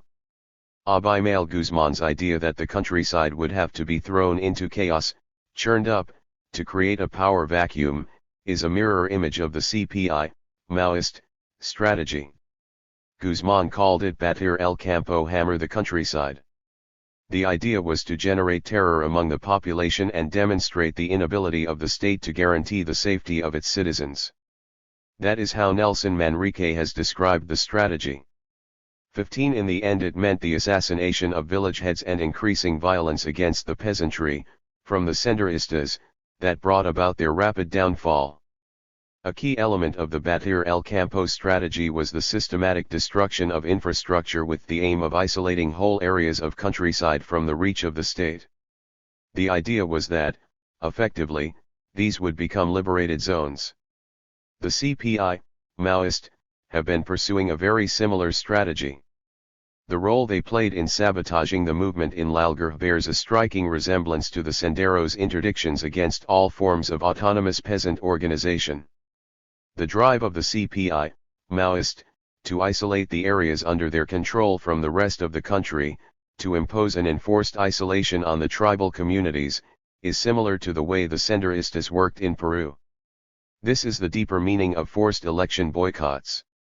During elections the threat of violence is palpable. Sabotaging high-tension wires, goods trains, railway stations, roads, and bridges is simply the physical analog of the election boycott. Interlinked with this is the continual execution of informers, a kind of exemplary punishment that is clearly designed to bolster a culture of fear in the CPI, Maoist, base, which breeds the kind of resentment that creates more informers. Balagopal was a powerful critic of these practices that, I suspect, were largely a product of the new leadership that took over the PWG in the early 1990s, when Kondapalli Sitharamayya was driven out of the party. A movement like this will obviously tolerate no dissent. There have been repeated instances of the different armed struggle groups murdering each other's cadre, sometimes over the course of years and on quite a large scale. Indeed, at least one reason for the merger between the PWG and the MCCI was the turf war between them in the years before 2004, when on one estimate they killed literally hundreds of each other's supporters. Left parties like the CPI, Marxist, have also seen their party activists being murdered, as if this is what the People's Democratic Revolution needs and calls for. I should add that the CPI, Marxist, is hardly blameless, either, since they have their own vigilante groups or terror squads called the Harmads. It seems to me that the perspectives of the Maoists do not arise from the circumstances of those they claim to represent, but are rather static in and of themselves. Party documents and Maoist theorists seem capable of little more than the recycling of desiccated fragments of ideology. JB, Maoist theory has a timeless quality about it. It deals with abstractions, not with any living, changing reality. The abstractions stem from the debates and party documents of the late 1940s and early 1950s, when the agrarian line emerged as an orthodoxy for the left in countries like India. The Chinese Revolution was an incorrigible template and everything about India had to be efted to that. Within India itself this generated what were called the Andhra theses. As I said, the deliberations with Stalin generated a series of documents that all factions of the undivided Communist Party accepted to one degree or another. The tactical line mapped out the outlines of a strategy that fowled straight into the Naxalism of the late 1960s. Some of the terminology was changed, such that People's Democracy became New Democracy, but these shifts in rhetoric marked no crucial differences. So there is a sense whereby the Naxalite split from the CPI, Marxist, did not represent a total break with orthodoxy within the Indian movement. It was the CPI, Marxist, that was poised ambiguously between the USSR and China. Embedded in this refusal of reality, this insistence upon rehashing empty abstractions, there seems an unmistakable retreat from the very project of Marxism. Am I wrong to see an elective affinity between Roy's insistence that the tribal people's impetus to resist comes from outside of capitalism, on the one hand, and on the other, the rhetoric popularized by Charu Mazumdar, which identifies the peasantry as the primary revolutionary class? Roy and Mazumdar seem to share the idea that the old anti-feudal struggle was and remains viable. Both exhibit a lack of interest in the question, what dynamics within capitalism point beyond themselves? While I agree that Arundhati Roy lacks any grounding in the history of the left, there does seem to be common ground between the Naxal's nihilism and her romantic anti-capitalism. In earlier comments you argued that Roy's democratic pessimism, as you referred to it, has led her to argue that the ongoing Naxalite insurgency is the best you can hope for. Similarly, with respect to Maoists, you have suggested that, at bottom, they view those whom they claim to represent as cannon fodder, so that it is not hope but false promises that will lie at the end of the revolutionary road.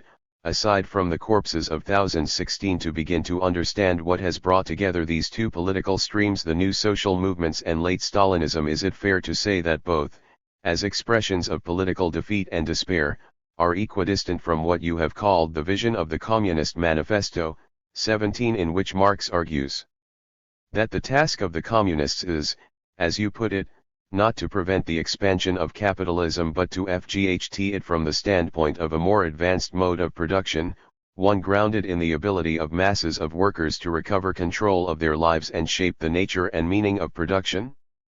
18 JB, there are different strands here. One is Roy's tendency to see Maoism as the passive reflection of a tribal separatism that is rooted in decades if not centuries of oppression of the Adivasis. The trouble with this is that it makes the Maoists purely epiphenomenal. It is a reading that has little to do with politics in any sense. More to the point, Maoism simply is not a continuation or extension of tribal separatism. It is a political tendency committed to the armed overthrow of a state that is both independent, not semi-colonial, and democratic in more than a formal sense. Millions of ordinary people in the country have immense faith in democracy, despite the devastation that capitalism has inflicted on their lives, and when I say capitalism here I include the state as an integral part of it. The other strand relates to the way the left has reacted to globalization and the isolationist stances that have flowed from that. This is not peculiar to the L groups it is the soft nationalism of the whole left and stems from the inability to imagine a politics that is both anti-capitalist and internationalist in more than purely rhetorical ways. The rhetoric of anti-globalization, which opposes the reintegration of India back into the world economy, forms the lowest common denominator of the entire left in this country. The Indian left today cannot conceive revolutionary politics apart from national isolationism. Everything is reduced to defending national sovereignty against the forces of international capitalism. But modern capitalism is not an aggregation of national economies, however much the working class is divided by country and in numerous other ways. It is hard to see how the movement in any one country, even one as big as India, can overthrow capitalism as long as it survives in the rest of the world. Paradoxically, it is the smallest countries, like Cuba and probably Nepal after the Communist Party of Nepal, Maoist, takeover, that survive best in these conditions.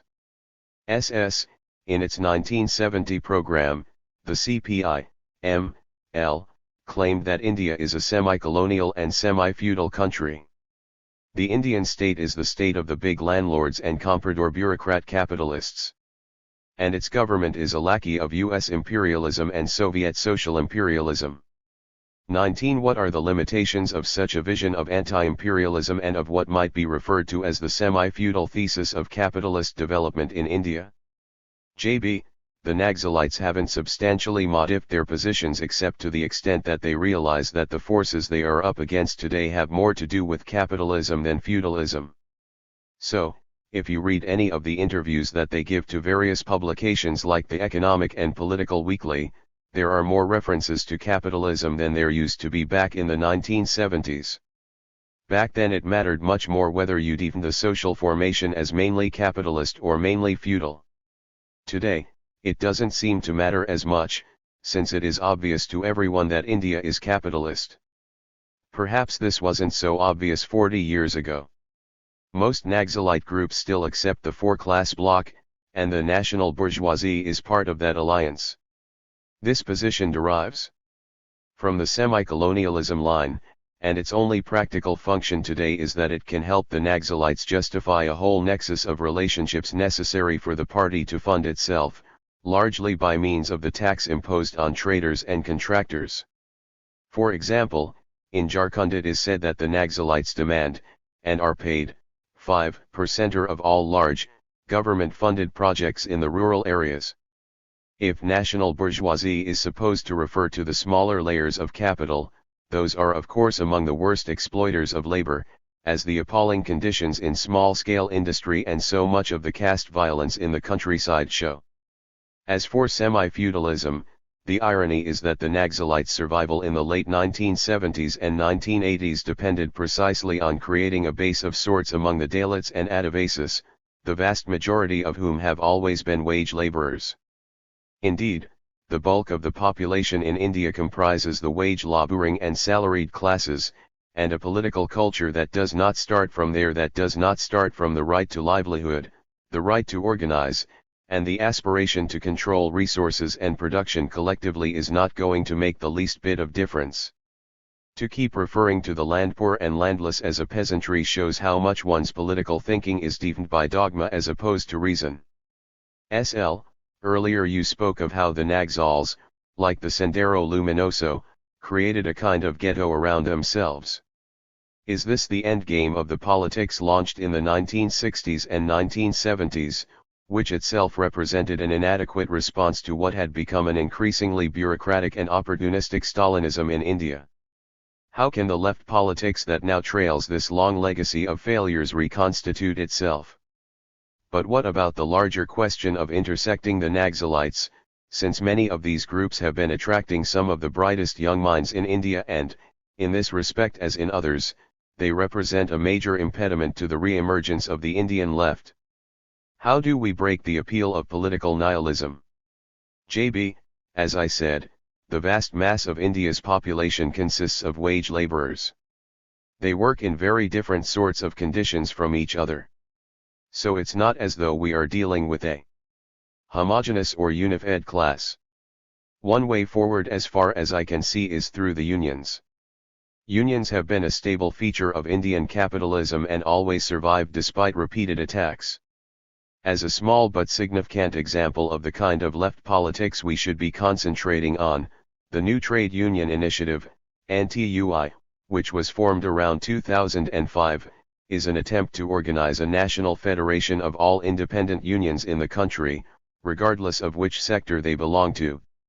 This started as an initiative of the unions themselves, and it has seen slow but steady expansion all over the country and includes, for example, the National Federation of Forest Workers and Forest Peoples. There is also a great deal of rethinking on the left, both against the background of the public relations disasters of the CPI, Marxist, Insinger and Nandigram, and of course the violent internecine CONFists within the party left. There is a whole layer of the left in India that can be called non-party, which is for that reason both more dispersed and less visible perhaps.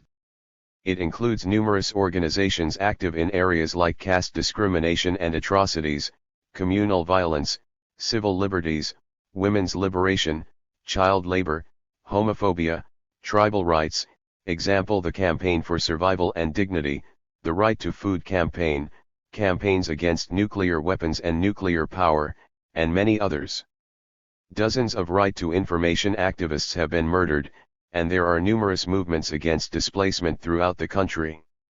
All of this reflects a different political culture from that of the left parties, more specialized and professional, also more autonomous, and the true agents of the churning of democracy that India is currently witnessing. SL, how do you imagine the potential political expression of that? Does this take a party political form? How does it intersect parliamentary politics? JB, if India could establish a workers' party on the Latin American model, then much of this non-party left would gravitate to that as its national political expression. But the culture of such a workers' party would have to be radically different from the sterile orthodoxies of the old left parties. It would have to be a massive catalyst of democratization both within the left itself and in society at large, encouraging cultures of debate, dissent, and self-activity, and contesting capitalism in ways that make the struggle accessible to the vast mass of the population. The fact is that the bulk of the labor force still remains unorganized into unions, and a workers' party could only emerge in some organic relation to the organization of those workers. SL, what you are arguing then is that the Naxalites constitute a major impediment to the reinvention of the left. JB, absolutely. That would be an understatement. The militarist Maoism of the last 2 decades is a politics rooted in violence and fear. Those in positions of leadership refuse to do any hard thinking in Mao's sense. You cannot build a radical democracy, a new culture of the left, on such foundations. The recent beheading of a CPI, Marxist, trade union leader who refused to heed the bond, strike, call of the CPI, Maoist, is a spectacular example of how profoundly authoritarian the Naxal movement has become under the pressure of its overwhelming militarism. When actions like that damage their credibility, they are explained away as mistakes. But these continual mistakes fall into a disturbing pattern. As a friend of mine Nivedita Menon wrote in the Economic and Political Weekly, the CPI, Maoist, is as little concerned about the lives of non-combatants as is the state. 20. Part 2. Reality and Experiences. 4. The State at the Doorstep. Smita ***. A. Can there be development in the time of Naxalism? Leaders like Digvijay Singh of the Congress and Bihar Chief Minister Nitish Kumar are of the view that the political executive must not play the role of the police and should instead address the problems of the people and ensure that they are not denied justice nor in any way exploited. The Bihar CM Chief Minister has been pumping resources for public works, education, and health in the Naxal-hit Jahanabad district of the state. Outlook traveled through the district to make an independent assessment. Our reporters also visited 2 other districts, Lalgarh in West Bengal and Malkangiri in Orissa, 2 other Maoist hotspots. One stark contrast, in both places there's little in the name of development or governance on the ground. A. Under an unforgiving sun, old-timers in the village of Sakaria, a half-hour drive from Jahanabad town, Talk about a time when they were scared to sleep at night. A time when this Gurmi-dominated village was a nerve center of left-wing extremism, and the threat of retaliatory assaults by Bhumihar I landlords from the surrounding areas always hung in the air. Indeed, as recently as in November 2005, Maoists mounted a daring attack on the jail in Jehanabad town, escaping with 375 of their jailed colleagues. But today, it's hard to believe those stories as you watch teenaged girls from neighboring areas cycle in for sewing classes.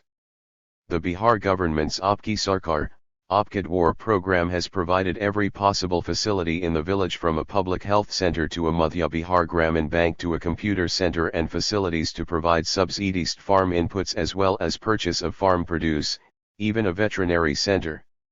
It has even made Sakarya an attractive destination for private enterprise. Last month, Anil Kumar Singh, a school teacher, decided to sink all his savings and start an English medium private school here, even though there's a government school not too far away. And in keeping with the new mood, the school has been named Ahimsa Vidyalaya by its proud owner. Indeed, Sakarya has become symbolic of the changes sweeping through what were once the killing fields of central Bihar. The bloody clashes that left hundreds dead in the districts of Jehanabad, Gaya, Airwal, Nevada, and Aurangabad now seem a thing of a distant past. How did all this happen? There are, of course, several reasons, but a major one is that when the JDU, BJP combined came to power in 2005 after 15 years of RJD Rashtriya Janata Dal rule, Nitish Kumar, CM, at last decided to turn his attention to governance, to dovetail development with restoring law and order in the state. Senior civil servant H.C. Saroi, who was Home Secretary then, recalls, "I was sitting talking to the CM late into the night at the state guest house, shortly after he was sworn in. It was almost 2 a.m. I asked him, 'What have you promised the people?' He said, 'I have promised them nothing except that I will bring governance to their doorstep.' And that was how the idea for the Aapki Sarkar, Aapki Dwar program was born. On January 5, 2006, he set out for Sakarya in Jehanabad to launch it. Indeed, development has become key to the Bihar government's policy of tackling Maoist violence, which has now virtually disappeared from central Bihar. All extreme left-wing activity has been pushed to the borders, to the districts edging the hilly, forested tracts of Jharkhand in the south and Nepal in the north. In the budget for the year 2010, Deputy CM and Finance Minister Sushil Kumar Modi says money has been set aside to saturate 67 panchayats in 24 blocks of the 7 districts most affected by Maoist activity with development work. We are also creating a network of roads in central Bihar. We have set aside 258 crore to lay 593 kilometers of roads, he says. But even with all this, the Bihar government is acutely aware that development by itself cannot counter Maoist violence. Bihar DGP Neelmani told Outlook, "We are under no illusions. The armed Maoist squads have to be neutralized. A special state task force like Andhra's Greyhounds has been created for the purpose." That said, the key word for the state police now is selective action to ensure that rights violations are minimized. We try and act only when we have specific inputs about armed assemblage. We have succeeded in arresting top leaders through selective action. We can't alienate the civil society as only they can provide us with intelligence, says additional DGP Director General of Police P.K. Thakur. In 2009, 34 top Maoist leaders, including area commanders, were arrested. Another 18 had been nabbed till April 12, 2010. Anti-Maoist operations have also become more humane, and arrested Maoists are now treated as political prisoners. Earlier, says Modi, they would be tortured, legs chained in danda beti, so that they couldn't run. We ended this in 2005, sending out a very positive message. Of course, these aren't the only reasons for the Maoist decline in central Bihar. In the RJD years, 1990 to 2005, then CM Lala Prasad Yadav had turned a blind eye to what was happening, leaving the Bhumihar-led Ranveer Sena to battle the Maoists. The first signs of improvement came during the last years of Lalu's successor, Rabri Devi, but this was partly because after Bihar's division, Maoists saw Jharkhand as a more fertile ground for their activities, monetarily and logistically. The sea change came after the JD-U, BJP came to power. The police and administration were given a free hand in arrests and action against both the Ranveer Sena as well as the Maoists. Long-pending trials relating to the various massacres were also speeded up. The caste factor also came into play. Many members of the erstwhile People's War, which dissolved and became part of the United CPI, Maoist, in Bihar in 2004 were Kurmis. 3 with the Kurmi CM now, there was another route to justice. Indeed, the fact that Sakarya was chosen as the starting point for the Aapki Sarkar program was deliberate, says a resident. It's essentially a Kurmi village, and it sent out a message to the entire community. Simultaneously, since the Bhumihars had also backed the JD-U, BJP combine, they too decided to put the Ranveer Sena in cold storage. Still, despite the positive trends, things are far from picture perfect. It's said that the Maoists are merely inactive for the moment. In Imamganj in Airwal district, a local businessman speaks in hushed whispers about them waiting in the aisles, hoping Nitish will lose the next polls. A retired Maoist area commander who came out of jail a year ago confirms that his comrades are just biding their time. How is it, we ask, that the Maoists are not blocking the development? Of course, they are, he says. They are charging huge levies from contractors engaged in public works. DGP Neelmani admits it's extremely difficult to cut off the money supply to the Maoists. And it cuts both ways. If we can't give protection to those from whom they are extorting money, we can't punish them also. We can't protect every businessman. But it isn't just the Maoists who are extracting their pound of flesh. Across Jahanabad and Airwal districts, locals say while the free hand to the administration to tackle law and order has brought peace to the area, it's also increased corruption. More money is being spent on development, so there's more room for corruption, a local teacher says, adding, it shows in the quality of some of the development works too. Indeed, the irony is that while a village like Sakarya is booming today, the 8-kilometer stretch from the village to Karana is patchy and potholed. The challenge before Nitish Kumar now is, he's brought peace, but can he end the corruption, make his governance drive more meaningful? 5. A really dark corner. Madhvi Tata *. A. Mulkangiri district, in Orissa, is back of the beyond. It borders both Andhra Pradesh and the Dandakaranya region of Chhattisgarh. Of its 6 lakh population, 80% belong to the Banda, Bide, Gadway, Paraja, Kumhar, Kamar, Kant, and Karya tribes, and live on the margins. No roads, no electricity, no hospitals, no drinking water supply, and a very poor public distribution system. No wonder this hilly, forested region has been a Maoist hotbed for decades. The police and the special forces call this forbidding area the AOB, Andhra, Orissa border, with the sense of a place they'd rather not be in. The locals have never seen any government working for them, and therefore, the Maoists are both their government and their police. A senior police officer says at least 30,000 tribals of the district openly support the Maoists, the rest do so tacitly. The hardship is all too evident in villages like Guntawada. Many young men, like Kanukrayu and Indra Karama, work as casual laborers at Apgenco's Andhra Pradesh Power Generation Corporation Limited Upper Silra Power Project. When they come home, they bring kerosene the supervisor hands out and use it to light lamps. His generosity means the world to them. The village has never had electricity. In village after village in this district, this dark irony repeats itself. Inaccessibility and deprivation are the norm. In Kankarapata village, Lobokilo, Undartakilo, and Dhalakara complain that few among them have ration cards.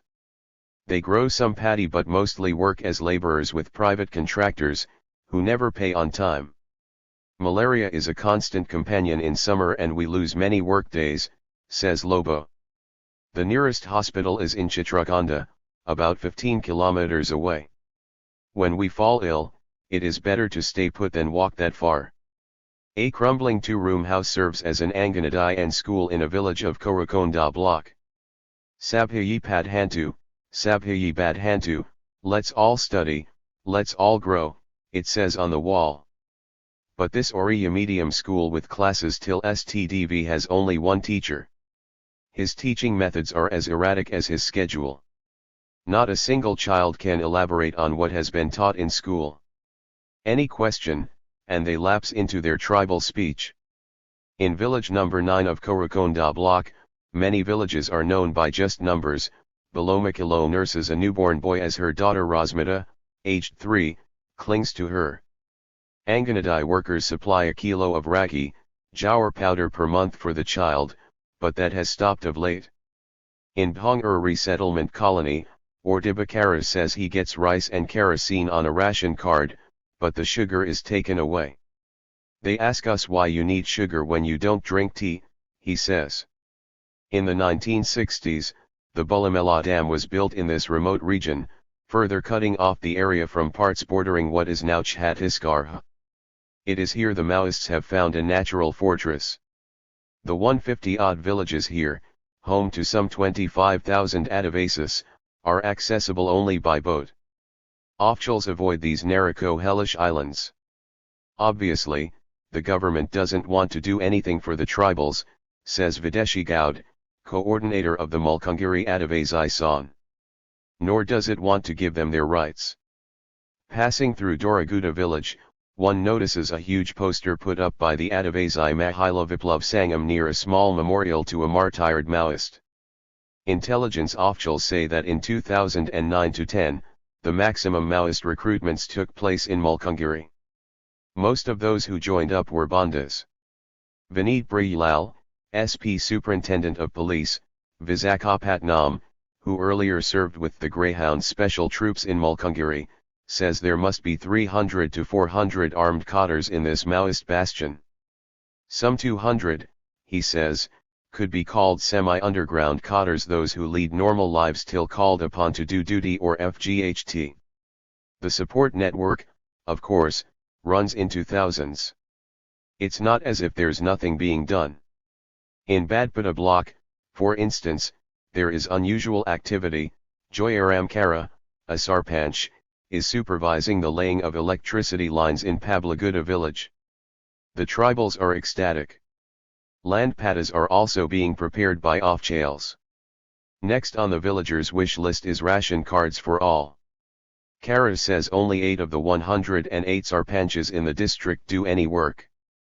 Evidently, he counts himself among them. Even so, he says, there's only so much the sarpanches can do, given Mulkangiri's invisibility to the Orissa government. Chief Minister Navin Patnaik last visited the district in 2008, to inaugurate a bridge, Kara says. I've never seen an MP member of Parliament, MLA member of the Legislative Assembly or minister touring this area. Projects under NREGA National Rural Employment Guarantee Act are implemented poorly, if at all. Funds allocated for the region remain on paper, says Simhadri Jangsi, state president of the Rithikuli Sangam, an NGO working for tribal rights. The reason tribals here tend to be sympathetic to the Maoists is because there is no governance here, he says. The backwardness of Mulkangiri and the constant alienation of the tribals from government serve the Maoists well. It brings them considerable support.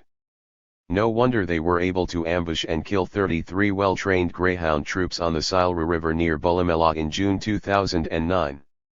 The remoter parts of the district, where the Maoists operate, are heavily mined. Policemen steer clear of combing operations, it's too dangerous, and best left to trained troops like the Greyhounds. But even they can't do much without local intelligence, which the hostility of the tribals to government officials and police denies them. Most of the villagers are Maoist supporters. People see the Maoists regularly, so it is them they trust, says a top police officer. We can't risk lives by sending our force into these villages. 6. Life in the liberated zone. Inside a Bujamarh, the mythic citadel. Tusha Mittal **. A Bujamur was portrayed as the military HQ of the deadly Maoist insurgency. After an arduous week-long trip, Tusha Mittal discovered a totally different picture. On the morning of March 15, a messenger arrived on the run in Jaitwar, a remote village on a stony mountain slope in Chhattisgarh, with news of marching troops. A black radio, a 12-bore double-barreled gun, a whistle, a blue plastic sheet, all his material possessions by his side. 21-year-old Nilesh was asleep under a thatched roof. A Maoist tribal, he had joined the Maoist Jan militia 3 years earlier. He describes it as a people's squad to protect the village. The morning of 15 March was his forest call to battle. The news was that 3,000 armed men were headed his way. On cue, Nilesh slung his rifle over his shoulder, a family hand-down from his grandfather who had used it to shoot birds, put whistle to mouth, and began the evacuation of all 30 huts in Jaitwar. As Nilesh led the villagers to a safer spot in the jungle, the sounds of firing began. This would be soon followed by the sound of mortars and grenades. The leaf cover of Jaitwar's thatched roofs would be snuffed out by the propellers of an IAF helicopter.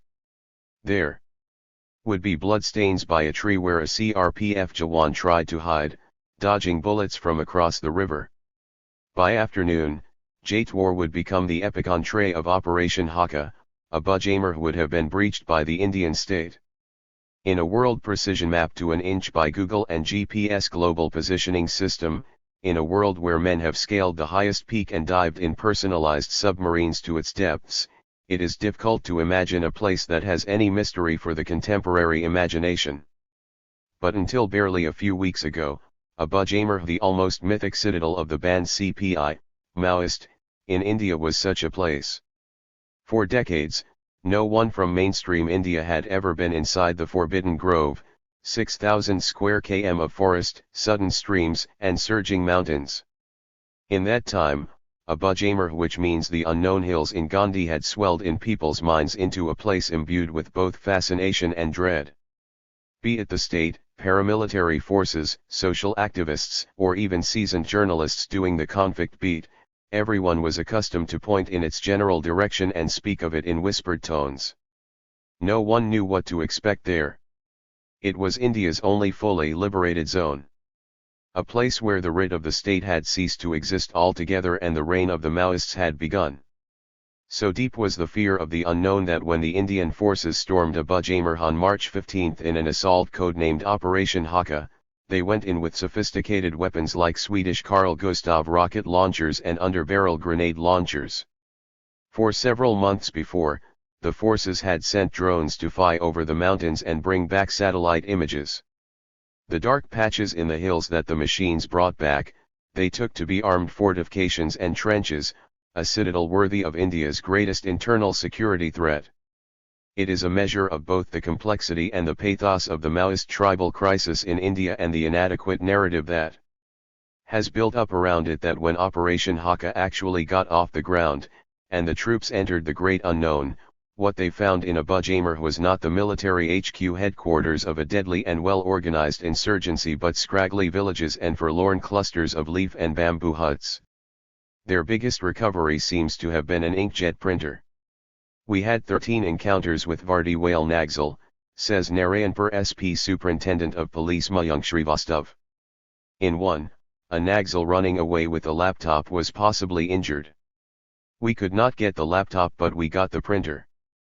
Both the Indian Express and Hindustan Times, which reported the force's official account of entering a Bujamur some weeks ago, mentioned this contrast between expectation and reality.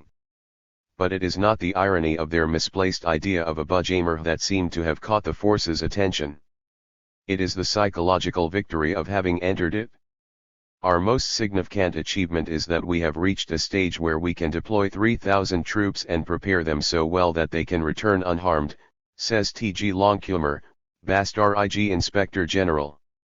There was a time when we lost 76 Jawans in an encounter. We have grown since then. We are more secure now. We felt ready for such a challenge. There was always a view that the forces can't enter this area. It was very important to dispel it. We wanted to break the myth of a Bajamer. But if the old bogey of an impenetrable military fortress is replaced only by a monochromatic idea of frail and helpless villages, the myth of a Bajamer will not have been broken, it will only have been replaced. The ambiguous story of the Maoist insurgency and India's tribal crisis cannot be understood properly unless a Bajamer is really breached the way it needs to be, with layered understanding. For the truth is, a Bajamer is as much a physical place as a state of mind, a shifting line, a struggle for area domination between contesting stories. As Dada, a Maoist area commander in a Bajamer, says to T. Helka, we do not have a FXED military base. We carry everything on our shoulders. Wherever the party goes, that becomes our stronghold. Where then is a Bajamer really? Janud. People's War. A piece of white paper nailed to the bark of a tree brings our bikes to a screeching halt. Ordinary villagers of the People's War Zone, teachers, children, elders, and others, the paper says, this is an appeal from the CPI, Maoist, Party of India. We are informing you that in the mountains, streams, villages, and felds of Marh, in various places near the roads, explosive tunnels, mines and booby traps have been laid. Big holes with spikes have been dug across Marh. Travel cautiously. Do not venture into the jungles. Any resulting fatalities will not be our responsibility. The Indian Army, CRPF Central Reserve Police Force and Cobra Force is ready to enter our Marh. That is why we have been compelled to do all this. This notice is being given to you from April 15, 2012. It is April 16 now. Exactly a month since Operation Haka and day one of our own journey into a Bajamer. T. Helka photographer Tarun Srawat and I avoid each other's eye. The question of backtracking cannot be voiced. We have no idea what lies ahead. We have packed our bags with 12 bottles of Bisleri, some Maggi noodles and biscuits. As we left Narayanpur town the night before, a local contact stuffed half a bottle of Blender's Pride whiskey into our hands. It will numb the pain, he said. This morning, we had set off early from Kondagaon town, snuck undetected past the CRPF camp at Kukrajar, the last police checkpoint in the area, and kept riding in the general direction of the hills. We wonder now if this tree bark, with the paper warning futtering in the wind, is where a Bajamer begins. We ride on. The road slowly peters out into mud paths, crisscrossed by streams. The slopes become steeper, the sal forest thicker. We keep climbing. Hours pass. There are no mines, no explosives, no booby traps. We start to wonder, was the notice merely a psychological tactic? Kuch cheese dikane ke liod hai, Rajesh, our Maoist guide, would laugh later into the journey. Some things are only for show. As yet though, we have no guides. We are riding through a landscape of fragile, threadbare beauty.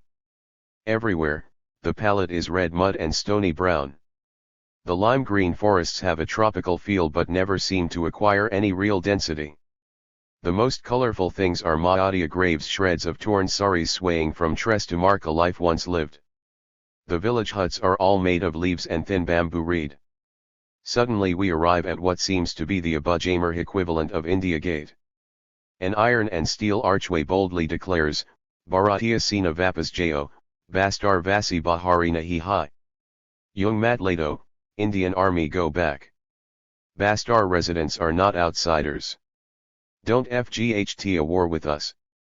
On the other side of the gateway, a call to arms, Bastar ke Yaveo, Sarkar ke Naja Jang ke Khilaf Janud Main Shamil Ho Jo, youth of Bastar, unite against the illegal war waged by the government.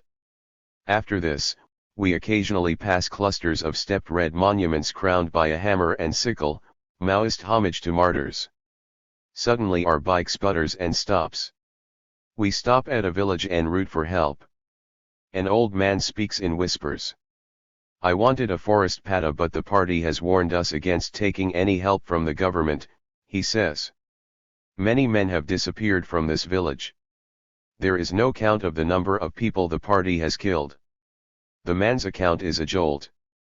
We had expected our FRST interaction in the party's own stronghold, the crucible of the revolution, to ring with fulsome praise for the Yantam Sarkar. Had their dream vision soured already, or were we not in a Bajamar yet? We continue on the endless red dirt track. As dusk falls, we start to worry. No one is waiting for us. We have no point of contact. We had expected to be stopped at Maoist checkpoints by Maoist sentries. Instead, we are just strangers riding into the darkness, hoping the party will FND us. There is no way we can reach the interior villages unless the party sends escorts. No villager is willing to volunteer taking outsiders into Marh without their permission. In the distance, on the mountain tops, a FRE line appears. Villagers are clearing the forest to plant the monsoon crop. Finally, we are compelled to stop. It is too dark to go on. But by sheer accident, it seems we have arrived somewhere. The men in the village we stop at have radios and country-made weapons. The radio is sure sign of party membership in these parts. These men are part of the Sangam, the party's mass front at the village level. We send word. A short while later, we are met by the local Maoist Gramadhyakshir, the Maoist equivalent of a Sarpanch. A frail scrawny man, he asks us to write a letter explaining our intent and asks to check our bags. We had evaded the CRPF's search. It is strange to submit to this. I ask for a woman cotter to do the search. There are none around, so an old man is deputed instead. Turns out, the only thing that interests him is our medicine. He has a racking cough. The Adhyakshir too is a hunchback and suffers from crippling pain. He cannot risk going to town for treatment and wants medicines too. The Gram Sarkar Adhyakshir is a key piece of the Maoist hierarchy and strategy. 27 Gram Sarkars make up one area. Each area has a committee with 7 heads overseeing 7 departments: economic, military and security, justice and law, farming, health, public relations, and culture.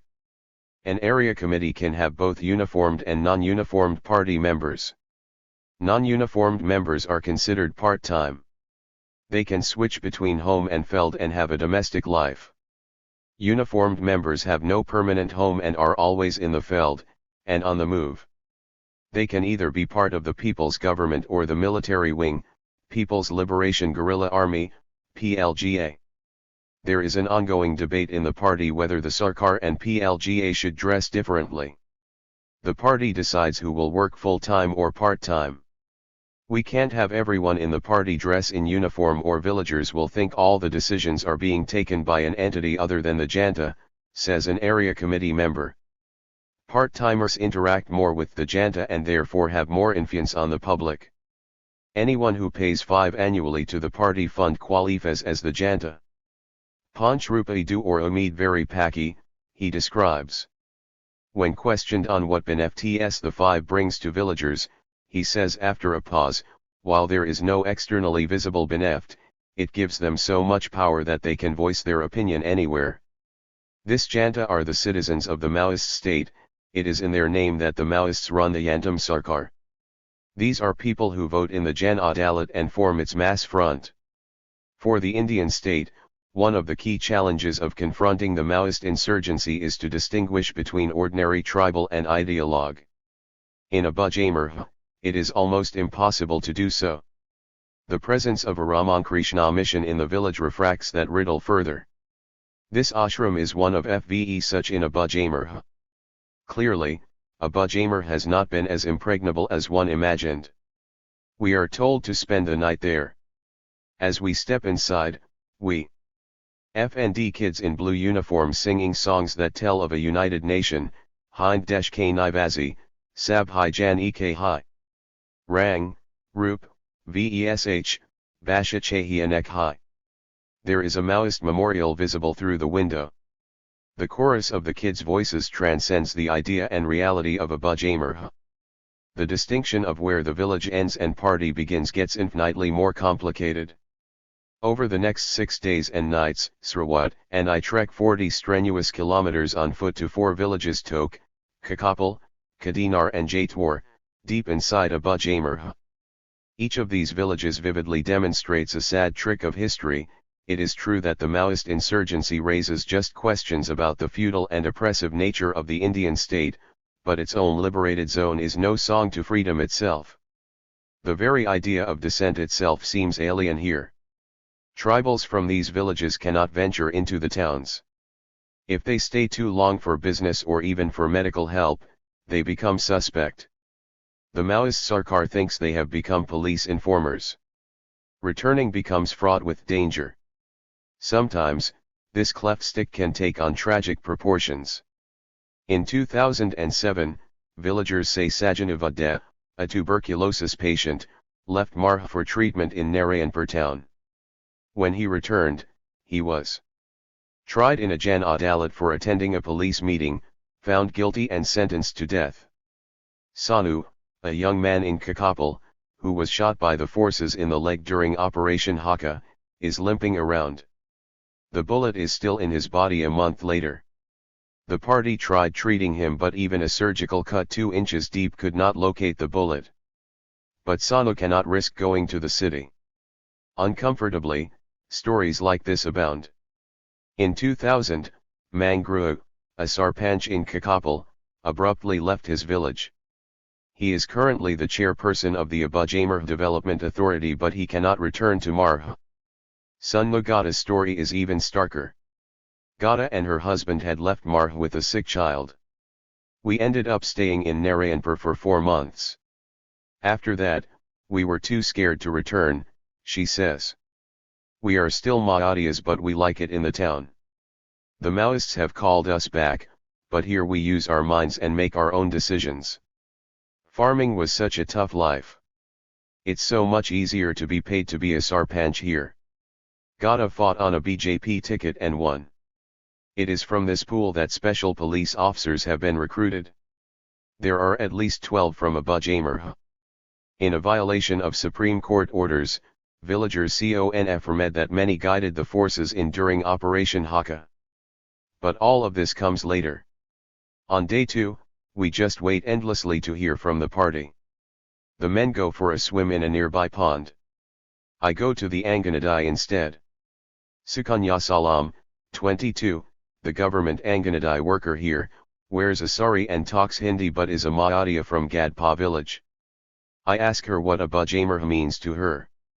It's that area where people don't know anything, don't know how to talk Hindi or live cleanly. That area is Abu Jamer, she says. But isn't she from Abu Jamer too, I ask.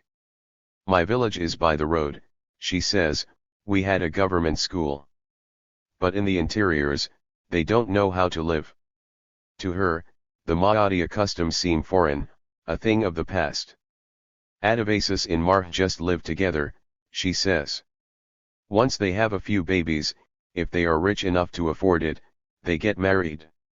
The ceremony involves sitting together and pouring milk over cloth draped around the two. She wouldn't like to get married that way. Mujhe pura tel chadhain hai, I want to do the whole oil and ritualistic everything. Finally, at 4 p.m., word comes. We have been given permission to move interior.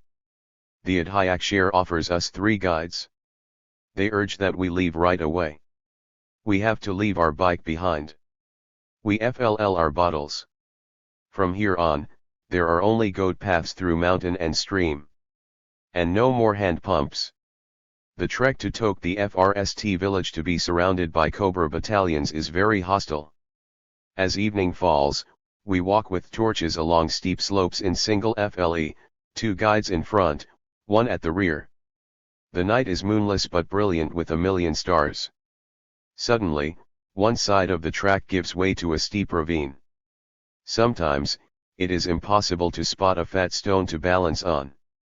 After my FRST fall, I reach for a bamboo stick and don't let go for the rest of the road ahead. The silence and glow of Efrifis is broken only by our guides laughing at us. They race ahead as if this were a shining tar road. At one point, 2 more men with guns join our convoy. They are our fortification against wild bears. After over 4 hours of walking, we reach Tok. It is pitch dark, but we finally feel as if we have entered a Bajamar. Perhaps this has something to do with the disappearing roads, with the idea that a journey into Marha must test one's endurance. Our FRST sensory experience of Tok is the sight of children in uniform peering at us from behind the mud walls of a tourism school. Some are sorting rice in pools of blue torchlight. Here again is a government-run ashram deep inside a Bajamar. We begin to question the hyperbole back home of the unbreached bastion. In a moment, there is a roll call followed by the slow recitation of the Gayatri mantra. A chicken is slaughtered for us. The school has a solar lamp. We eat by its light, then drag our cane beds outside and sleep under the open sky. It's the last night we will have a bed to sleep on. At dawn, I wake to a Maoist memorial amid empty fields. Suddenly, I have a feeling of being watched. I look to my right and FND armed men, standing alert, looking on. Had they been guarding us all night? Attempts to speak with them fail. There are instructions from the party not to give any interviews. We're told the Raman Singh equivalent of the Yantam Sarkar would like to speak with us directly. Until that happens, no one else has clearance to give an interview. In the morning light, Tok, a village of 37 huts, is again a disorienting mix of the unusual and the ordinary. A group of Adivasis huddle in a circle to drink sulfi, an alcoholic extract from the sulfi tree. Others sit around weaving bamboo baskets. 2 Jan militia members sporting .303 rifles saunter into the school and carry away sacks of PDS public distribution system grain. But there seems to be no tension over this. Children in government school uniforms mill around. It is difficult to tell where the Dili Ka Sarkar segues into the Jan Sarkar. The Masterji at Tok wears jeans, a watch, and is surprisingly urban. He is from Narayanpur town. He didn't ask for Tok. The Indian government deputed him there. As we talk, our guide Rajesh Fnali opens up too. He is a thin, cheery 23-year-old, with a slight mustache. He studied at a public school in Narayanpur town till class 8. Then his father, who had been part of the PLGA squad for 20 years, pulled him into the party. I came home for holidays once and my father didn't let me return, says Rajesh. I was disappointed but my father refused to budge. I didn't know much about Rajaniti, politics, then. Now I understand my father's decision. Now I know how Adivasis live and suffer. I'm glad to be working for them.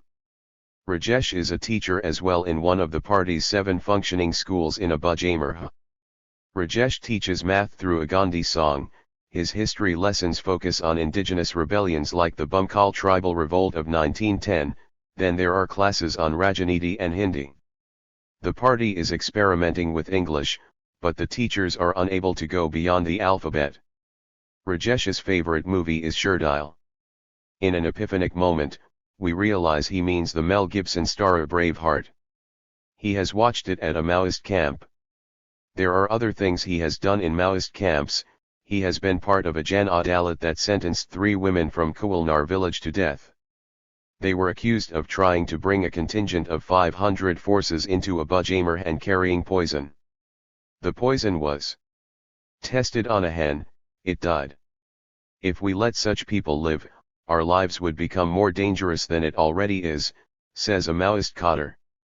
In the journey ahead, it will be difficult to reconcile this Rajesh, who beams with pride at the spot where the PLGA squad shot a CRPF Jawan in Jaitwar last month, with the jaunty Rajesh who sings Pardesi Pardesi, Jana Nahin as we walk through the jungle, offers me his blanket on a cold night and teases us about drinking water from streams where buffaloes are bathing.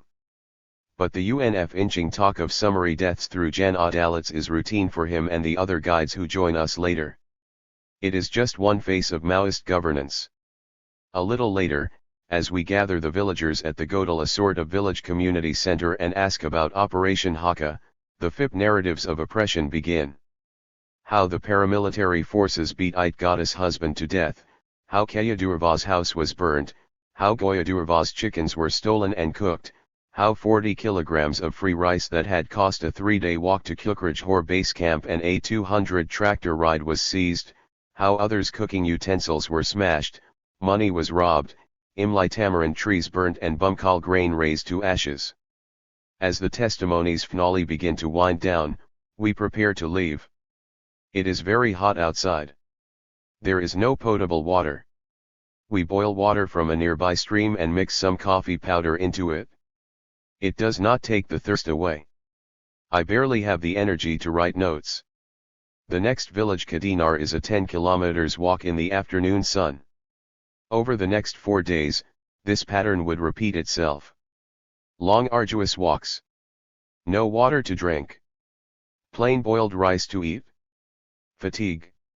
And nights under the open sky, lying on mats next to pigs and barking dogs. Through Kadinar, to Jaitwar and then back to Kashhapal, the patterns and testimonies played themselves out with a familiar beat. In Jaitwar, we finally meet Nilesh, the boy who rang the alarm about Operation Haka on the morning of March 15. Barely 5 feet tall, dressed in a blue vest and brown pants, he blushes in the crisp jungle sun. Despite his enrollment in the Jan militia, Nilesh does not think of himself as a Maoist. They are the Sarkar, I'm just ordinary Janta, he says. That self-perception, that distinction between taking to arms as an ideologue and taking to arms as self-defense against intrusion into one's home and land is very key to understanding not just the nature of a Bajamar but the fundamental nature of the Maoist tribal crisis in India. It is the distinction that will define what approach the Indian state will finally take to allay the Naxal crisis. THIRD has been reporting the Maoist crisis extensively from the ground ever since the Salwa Juddam began to escalate tension in Chhattisgarh. Writing from the CONFICT zones of Odisha, Chhattisgarh and Bengal, we have critiqued the Indian state, documented human rights violations, denounced the unjust takeover of tribal land and national resources and vociferously defended the right to dissent. We have also written of the plight of CRPF Jawans, pushed into a deadly guerrilla war with inadequate preparation and battle-worthiness. But a Bajamar is proof if proof were needed that the Maoists have a lot to answer for as well. They may have catalyzed attention to many right and just causes, and it is difficult for even their most bitter critics to grant them that, but clearly, in their own strongholds, they are replicating exactly that which they say they are combating. Ordinary life is lived on their watch. Their political expansion is a greater cause than the immediate needs of those they speak for. This is most evident when a party member reveals that they are debating whether to allow Ramakrishna Mission to continue functioning in a Bajamar. They were not there at the time of our greatest need, he says. The point of contention is PDS ration shops that earlier operated through the ashram, but were gradually moved out as the CONFICT escalated in 2009. While the party holds Ramakrishna Mission responsible, CRPF sources CONFRMed to THIRD that it was a strategic government decision to move ration shops near CRPF camps so Naxals do not steal ration meant for villagers. This has led to Maoists having to walk many extra days across mountains to access subsidized rice. To add a new layer of force and terror to this would be an unmitigated disaster. There is talk of expanding the paramilitary strength in the region and setting up of an army training camp on the border of a Bajamar. The day before we entered Marh, Army Chief General V.K. Singh visited Chhattisgarh. Unconfirmed reports suggest the state government has agreed to hand over land to the army, located in a Bajamar Hasgamandi Panchayat exactly where the forces went in for Operation Haka. Operation Haka was a recce for future operations, says IG Longkumar. We wanted to see locations where we can set up our posts and camps in the future. At present, Bastar district has 104 police stations, 56 CRPF camps and 30 BSF camps. Look at Manipur. It has more than a lock deployment. We are 4 times the size of Manipur and have half the number of troops, Longkumar adds. We need much more deployment. To address this area, we have to stay there. The takeaway from this operation is that the forces are willing to go inside a Bajamar and stay there. The point is, having dominated the area, What is it the Indian state would like to do there? Is the wreck of Manipur the model? Narayanpur SP Srivastav has a much more cautioning voice. We want to show the people that the government's arms will reach wherever Indian citizens are. I was saddened to see the life the villagers are being forced to lead. I salute the villagers. It is true that on one side, the Naxals coerce them, and on the other, even when the police goes in, we can't tell who is a villager and who is a Naxal. Posted in these areas, I have felt confusion and bafflement. We are a country in a transition phase, that is why we have such a gap between the mainstream and the fringes. It is as if everything is fluid. The Naxal strategy is to look for grouses, and there is no dearth of grouses in this country. It is high time this is resolved. Our goal is to give the government the security to do what it should be able to do. As we come out of the jungles of Abu-Jamer, we hear the shocking news: Collector Alex Menon has been kidnapped by the Maoists, his 2 guards killed in cold blood. Among their list of demands is the release of innocent tribals languishing in jails. Can't the Indian government act on this itself without a ransom note?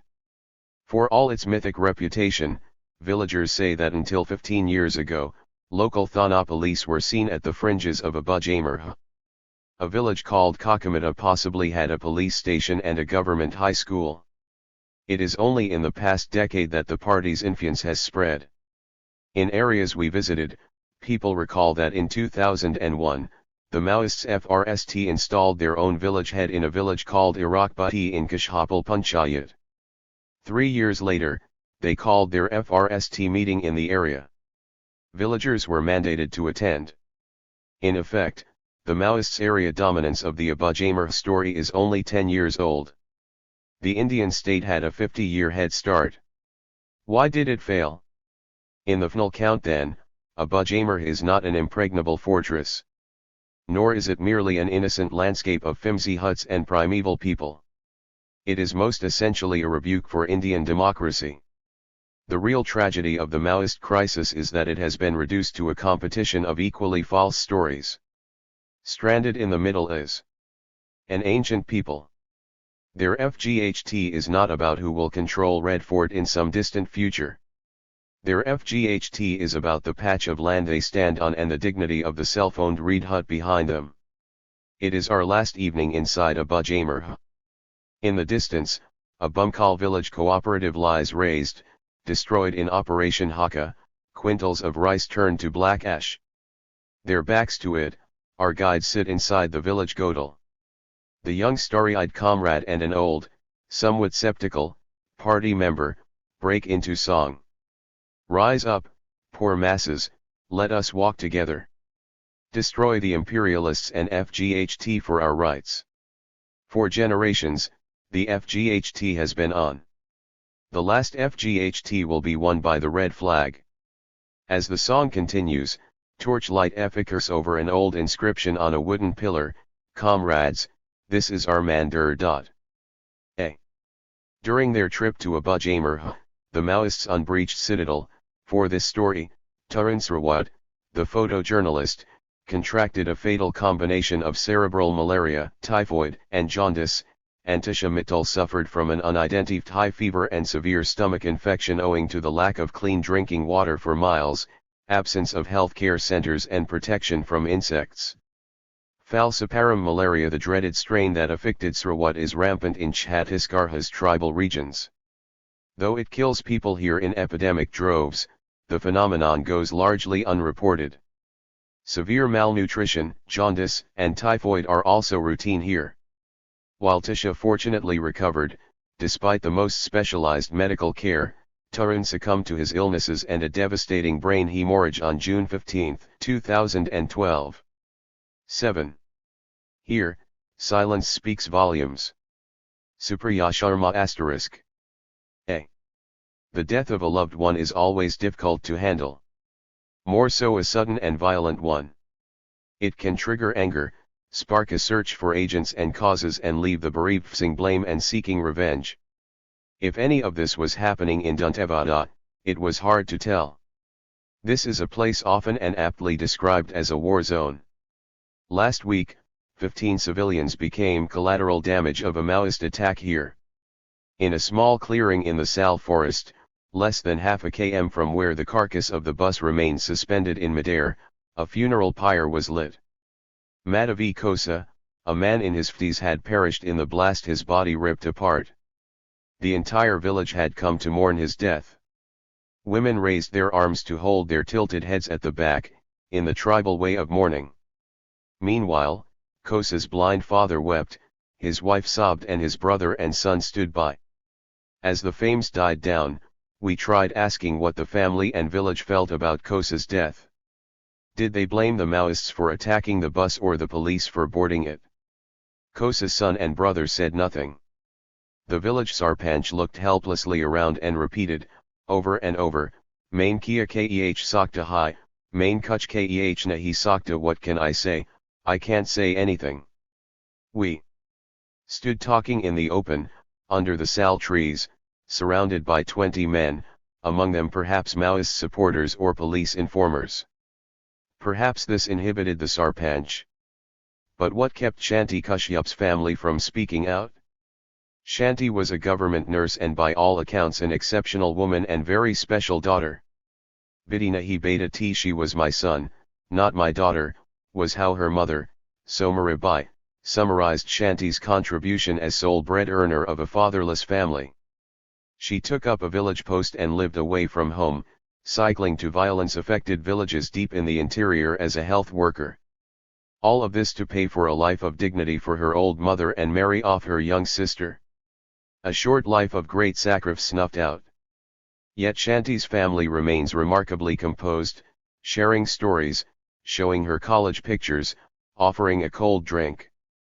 They withdraw the moment they are asked who could be blamed for their loss. Shanti's sister Basanthi starts to speak, but her aunt interjects, "You don't need to say anything, we don't need to get into this, politics, ... In a place where it is dangerous to express an opinion, is it fair to expect people to state their views? Yet, some people speak, and when they do, the sentiment defs easy categorization or the obvious matrix of blame. Most say that the Maoists were wrong to target a bus packed with civilians. But they quickly add, often with even greater vehemence, the police had no business risking our lives by getting onto buses. Some go even further, analyzing the cycle of violence, looking at the point it all began. Why did they start Salwa Judum? Our lives worsened since then, says one woman, blaming the government for creating an anti-Maoist militia in 2005. A school teacher claims that at the time, people were resentful of Maoists and some joined the Judum, but it improved nothing. After living with violence for so long, it all gets blurred. It does not matter where it is coming from, all that matters is what will happen next. Had this attack taken place anywhere, people would have been murderous with rage, but people here are too cowed down by the Maoists, says a police officer. He believes people support the Maoists out of fear, or simply because they are primitive and don't know any better. The rule of thumb he relies upon, the further a settlement from the road and modernity, the greater the support. To get to Gumiapal, one has to travel away from the towns and villages on the main roads, along dirt tracks.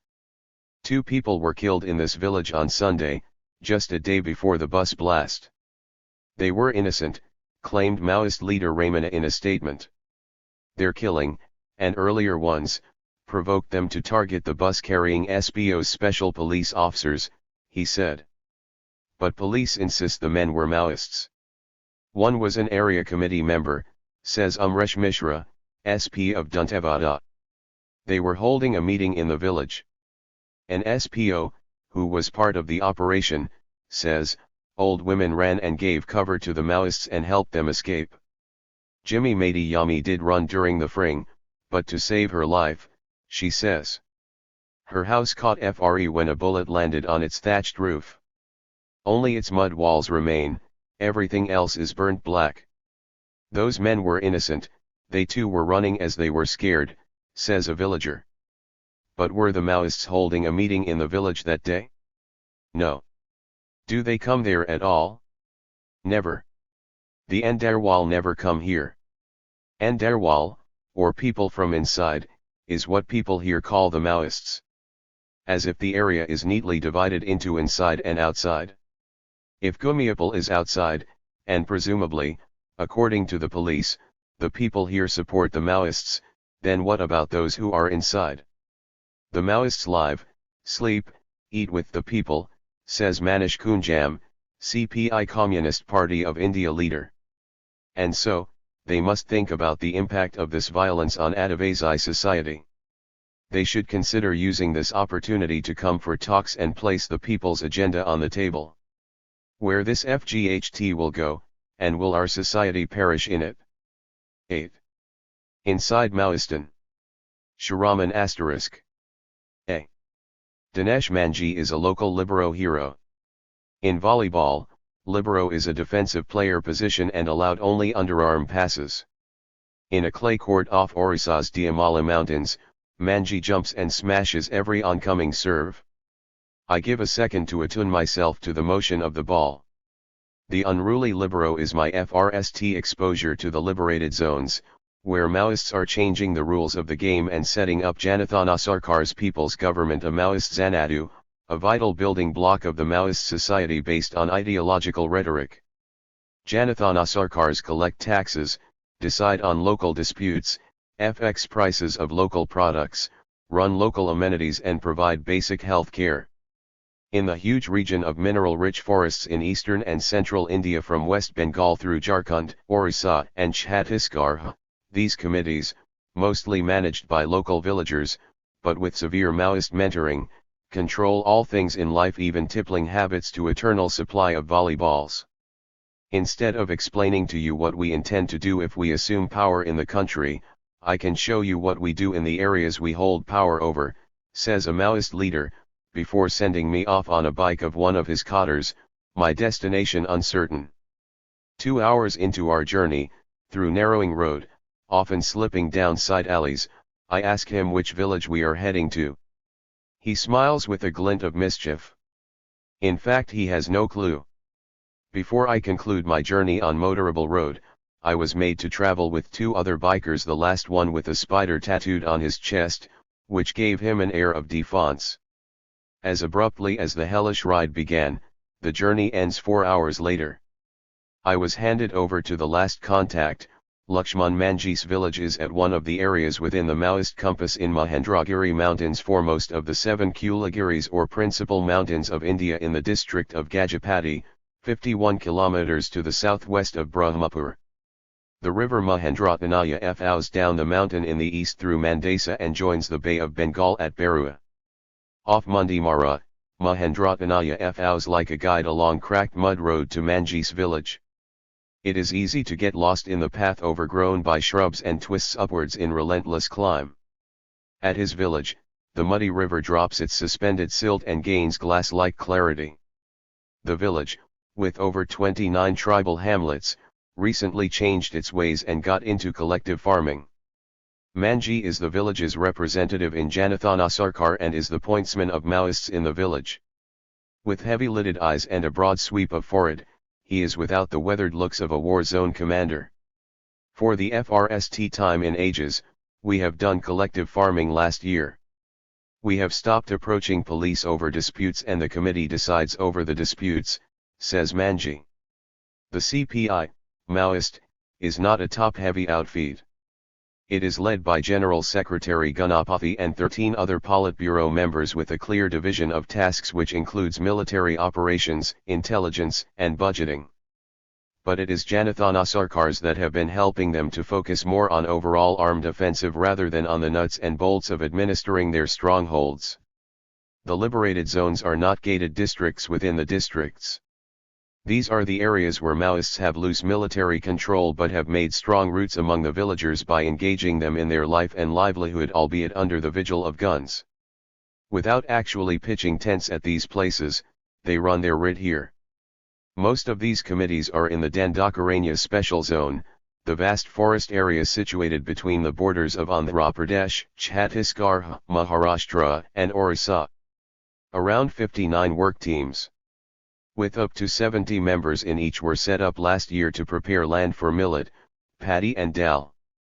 In Bastar alone, around 1,436 acres of land were seized from landlords. Of this, 1,057 acres were distributed to 482 families and 310 acres was put under the control of the Janathana Sarkar and 65 acres were given to the militia. The mode of Adivasi agriculture in all these divisions was primitive, rarely using cattle for agriculture. We are now using cattle to plow the fields. We were used to building tanks in areas where water collected naturally in earlier days and water was carried manually from these tanks. Now we are using canals to take water to these points, notes Manji, before confiding that I am the FRST journalist he ever met, but maintaining a spokesman-like gravity. At FRST glance, the villages don't look daunting. The slow pace of tribal life and absence of uniformed squads free them from any appearance of wary fear. I insist upon the villagers to tell me about Maoists, but many comment in single sentences. Maoists are good people and they help villagers, is the refrain, a reminder of shared fear. The Maoists gained control over the villagers over the years due to a variety of reasons. But the commonality here is straightforward: the Maoist sympathizers in the village are who couldn't, didn't, wouldn't you pick the verb foot in the various development plans of the state. If we are Moadis, you are Moawadis, he tells me, indicating that displacement due to large-scale land acquisitions resulted in the growth of Maoism in the region. Government expenditure on health, education, childcare, electricity, roads, water, etc. is lackluster in 28 of the 33 LWE, left-wing extremism, districts in Jharkhand, Chhattisgarh, Orissa, and Bihar. In percentage terms in Jharkhand, the expenditure for childcare in the 10 worst affected districts is 15 while the state's average is 86, the 7 LWE districts in Chhattisgarh spend 15% on water while the state spends 83 on average. Malkangiri in Orissa has a literacy rate below 25% but it spends under 4% of funds under Sarva Siksha Abhiyan. There are no restraints on exercise of naked power both by the Maoists and the security forces. At Raipanga, Cornoil Bodo Roido, a 27-year-old farm worker shows me marks of the bullet wound from a CRPF Central Reserve Police Force raid on his village in November 2008. When the CRPF came on their raid, the villagers went helter-skelter. At FRST I thought someone stabbed me on my neck. Then I realized that it was a bullet which brushed my neck, he says. He insists he never had any connection with Maoists. But Jonas Roido, another villager, was less lucky and was shot down by the police in a cattle shed. Though his family insists that he is not a Maoist, a memorial was erected for him by Maoists. I approached the government for compensation after the killing. While the cattle owners got 20,000, I was given 50,000 as compensation for my dead son, says his father Rono Roido. At times bronzed men with arms on their shoulders descend on the villages and preside over Jan Adalats held by these committees. I head to one of the Jan Adalats of Hathamunda in Gajapati district where Prasanth Bhima gets a hasty punishment. He had roughed up his neighbor over a financial dispute. The villagers gathered around are asked to give the verdict. Manji lets him off with a minor punishment 50 sit UPS. Bhima does it smiling sheepishly. The gathered crowd breaks into laughter. But it's not laughing matter every time. In many instances, the Maoists are just rights-abusing thugs. On June 15, last year the Maoists beheaded one of their surrendered cadres at Murgiaon at Gadchiroli. Beheading of Inspector Francis in Dewar in Jharkhand is the latest in the line. But Jan Adalats are not an easy run. It has caused unease even within the Maoist party.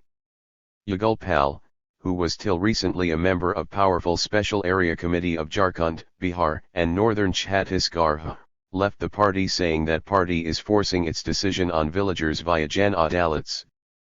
But Maoists question the idea of leaving decision-making completely to the villagers. Recently in Andhra Pradesh, a village landlord was put on trial for raping a tribal girl. The villagers wanted the wife of the landlord to be raped in retaliation. In such a situation you can't leave it to the villagers. We have to intervene in such occasions, says a Maoist leader. As one move away from Koraput, the town hosts the Hindustan Aeronautical Limited factory which makes spare parts for the MiG jets. The land gets greener and settlements get sparser. Most of the tribal settlements here are beneath a colonnade of palm trees that offers eternal supply of toddy.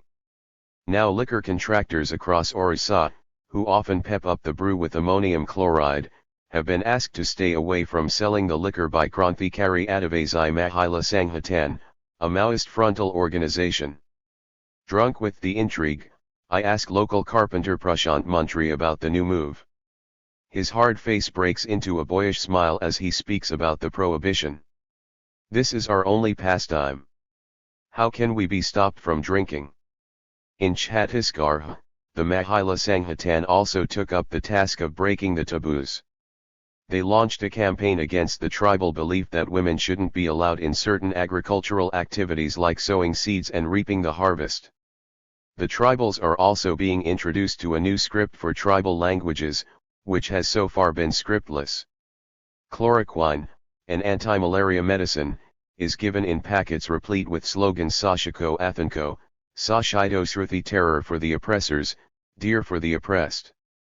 Near Hathamuda Panchayat, the lone teacher at a primary school lowers the volume of a blaster, badly tuned into a radio station, to tell me about the school. Teachers refuse to come to the school citing Maoist problem. Since then I have been deputed by the party to take classes. The curriculum here has a new addition, a script for tribal languages introduced by the Maoists and developed by its leader Dajaram. One of the chapters in the textbook explains early 19th century Paralkot rebellion by tribals and had a cover page slogan saying, Aajapad, Aaj laid, Janata Aga Lej, and learn today, FGHT today, take the people forward. But every financial activity in these vast tracts is helping the Maoists to enhance their financial resources. Maoists run a huge financial empire by extracting commission from contractors of government projects, mining companies, and in sale of tobacco leaves. In many Maoist-controlled southern districts of Orissa and Andhra Pradesh, the fragrance of pine yields to the smell of ganja marijuana. At the night camp, the kitchen bursts with busy chefs, preparing glutinous dal lentils, brinjal, and rice. The Atithi's guests get generous portions of desi local chicken. I notice two other guests getting the benefti of chicken. Soon after the dinner, I side up to them and ask about their visit. We are officials from State Revenue Department. We are here to finalize sketch of the village to give Pata land deed to the villagers, one of them says. The Maoists are allowing signposts of the state to come in, wherever it FTS their plans. The NREG National Rural Employment Guarantee roads have been approved selectively, ensuring that they don't make easy passage for security forces into Maoist hideouts. Indira Awas Yojana is widely allowed, but with a pinch of salt. Why is the government keen on allowing the project only in Naxal areas? It is an effort to make the government presence here, says a Maoist pamphlet. But 33,000 for constructing a home is alluring in this poverty-stricken belt. Sometimes dispensing justice becomes the darkest comedy. S. Dominic, a priest in Latihar district, ignored a Maoist leader who walked into a song and prayer session led by him. With his ego hurt, the leader later picked up the priest from the street and made him dance on hot rocks under the blazing sun for 4 hours. When the locals objected, the Maoist leadership brought the commander to the village and he was made to dance for 4 hours on roasted sand. On December 27, Maoists set ablaze 4 passenger buses of the Orissa State Road Transport Corporation near Nalagot in Gajapati district late in the night during its Orissa Band. Though passengers were not harmed, the Maoist attackers had taken mobile phones from passengers to stop them from calling the police. After the operation, Maoists couldn't return the mobile phones to villagers while they were fleeing in a hurry. We are not petty thieves, we are revolutionaries. We never wanted to take it along with us, says a Maoist leader. I rub further salt into the wound. For the passengers, you may look like petty thieves? We want media to help us return the phones. but nobody is ready to be an intermediary, he complains. And then there is a world of sleaze. Barely 12 hours after Maoists blew up 2 police stations and an outpost in Koraput district, a former divisional commander of the rebel outfit surrendered before the Orissa police in June last year. Gaisaram alias Akash, a resident of Karakapadar village in Rayagada district, joined the Maoist ranks 7 years ago and rose to become the outfit's Gumuzar division commander a few years ago. Akash was twice demoted in the party and pulled out of its armed unit for his womanizing habits. He threatened to quit unless he was asked to return to the military unit, says Manji as he gives FRST bits of Akash's life. I probe further on escapades, but the Maoist leader refuses to open up. He believed in bigamy and refused to eat beef, he says reluctantly. As the face-off stiffened, he surrendered to Orissa police. Now, the Maoists have brought out a circular saying that without Akash the party has become cleaner like gold without dust. The gaps in governance and a host of other state failures have helped the Maoists to make fresh inroads in many areas. Orissa's Narayanpatna, West Bengal's Lalgarh and mining towns in Jharkhand are the latest examples. The long shadow of Maoists is visible in Telangana, where they wish for a smaller state, which could bolster their chances as in Chhattisgarh and Jharkhand. In communal violence hit Kanamal district, many young Christians are leaning towards the left extremists. Now there are many fresh recruiting areas. Upper Kandy, the last village in Similajudin near Andhra Pradesh border, has been bypassed by politics and signs of modernity till recently. As the vehicle approaches the village, the taxi driver throws his handkerchief over the miniature national flag on the dashboard. The Maoists are moving into the area, he warns me. The 200-year-old village got a road connecting it to the city just recently. Now we are given notices to vacate because the government wants to hand over the place to a mining company here. We are ready FGHT to any extent to keep our land, says Hanak Tading, a resident of the village. Policing these vast tracts of land has become almost impossible with the lack of security force presence. Inspector in charge at Adhaba Police in Gajapati district, Devendra Mahapatra, is well protected in his station with a cathedral-like gate and a platoon of CRPF stationed in the premises. As Maoists established grip over local dispute handling, the number of criminal cases FLED in the station have come down from over 300 FVE years ago to 48. Last year. Outside the station, he and his colleagues go around in civil dress to escape the Maoists' attention. After waiting for years, the station got a satellite phone recently. We are yet to FLL up posts of 2 more sub-inspectors. We live in a nearby irrigation guest house and are always under threat of attacks, says Mahapatra. Though the CRPF makes routine route marches to nearby forests, the terrain makes the task tough. It's not a bad prison, but it's hard to be stuck here in the anteroom of Maoism. Like many of his buddies, Prakash was trying to adjust to passive life as farmers to active life as a squad member patrolling mountains, with combat gear complete with INSA's RIV-ES and butt bags. As we rumble through the forests, he moves close enough to whisper in my ear to say that it is fatal to wander from the routine path. Mines are all around to trap the police, he comments. In rotating shifts, the soldiers spent 14 hours on duty, mostly on patrolling neighborhoods. The CRPF rarely surprise the Maoists. We get information the moment CRPF moves towards the forest. In many occasions, we don't put up a FGHT. We retreat deeper into the forests, forcing the CRPF to camp in one of the hills and go back after a day or two, he says. A combination of measures has helped Maoists to control the vast stretches of land, making their presence known by simply marching through villages, setting up a strong intelligence system among villagers and resisting all forms of civil administration with stray attacks. Most of the beaten paths are mined. We avoid these roads, move forward using GPS global positioning system in favor of a tougher journey by setting up new paths. The moment we enter into these forests, the Maoists light up torches and give signals to their counterparts around, making it easy for them to retreat, says H.K. Jasaria, officer commander at CRPF station in Gajapati district. You don't need a crystal ball to recognize that the government will face a list of tough tasks to clean up the menace. The Maoists are trying to outstrip the existing system with quick FX solutions for people living on narrow margins of survival. While they are carrying out their plans with alarming ease, the state is on a retreat. The government is getting increasingly preoccupied with military action, and the Maoists are responding with FTS of terror and competing with their own version of democracy, tearing down and constructing social and economic models.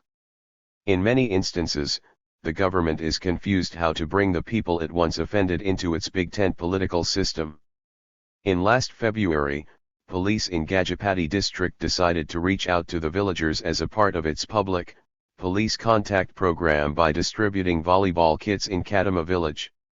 While the forces were on the way, an improvised explosive device, IED, planted under a culvert, blew up before the bus could pass over it at Andhariyatai village in Mohana block. But the impact was such that it injured 8 persons.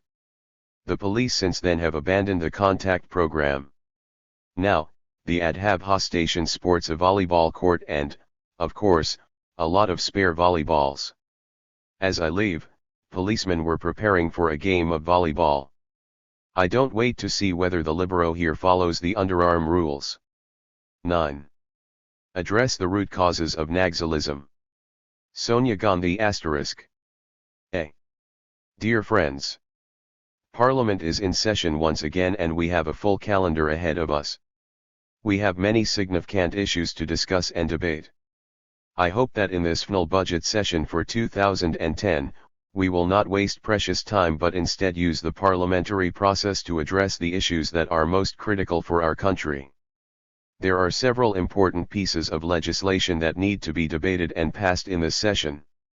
I am hopeful that the opposition will work with us to ensure that parliamentary proceedings in this session are productive, so we can make progress on the tasks of governance. As we know, our country faces enormous challenges, and chief amongst them is the continuing poverty and lack of access still faced by the poor and dispossessed. While our government has been implementing policies that seek to FGHT poverty and empower the poor, much remains to be done. Since coming to power in 2004, the UPA United Progressive Alliance government has initiated several important social development programs. The Mahatma Gandhi NREGA and the Right to Information Act are amongst our major achievements. In keeping with the spirit of substantial and meaningful empowerment of the poor, we are preparing to roll out the Right to Education Act. The Right to Education Act will ensure that education becomes a fundamental entitlement for every citizen of India. It will give the poor and marginalized access to quality education, where they don't have it yet. We have to ensure that our youth are ready and equipped to participate in national development and benefit from the numerous opportunities that will be generated as a result of India's continuing economic growth. Our government is fully committed to implementing this act in letter and spirit. It is our sincere hope that the states will come on board in ensuring full implementation of this seminal law and cooperate in ensuring that red tape and corruption does not dilute the intended results. The UPA government is currently engaged with the drafting of another bill that will strike at the very roots of poverty and deprivation in our country. This is the Right to Food Bill, the contours of which are currently being finalized. Access to food needs to be a fundamental right. Our country is also facing an enormous challenge from the Naxalites. We have recently lost 73 brave Jawan soldiers of the CRPF in an attack in Chhattisgarh. Our thoughts go out to the grieving families of these men who have lost their lives. While we must address acts of terror decisively and forcefully, we have to address the root causes of Naxalism. The rise of Naxalism is a reflection of the need for our development initiatives to reach the grassroots, especially in our most backward tribal districts. This is why our government is putting in place more targeted development schemes for our most backward districts. The Prime Minister Dr. Manmohan Singh participated in several important international meetings. He was in the United States of America to discuss issues of nuclear disarmament. You will recall that Shri Rajiv Gandhi was one of the great advocates of universal nuclear disarmament. He raised the matter at the United Nations in June 1988, and since then India has consistently attempted to bring about an international consensus on this issue.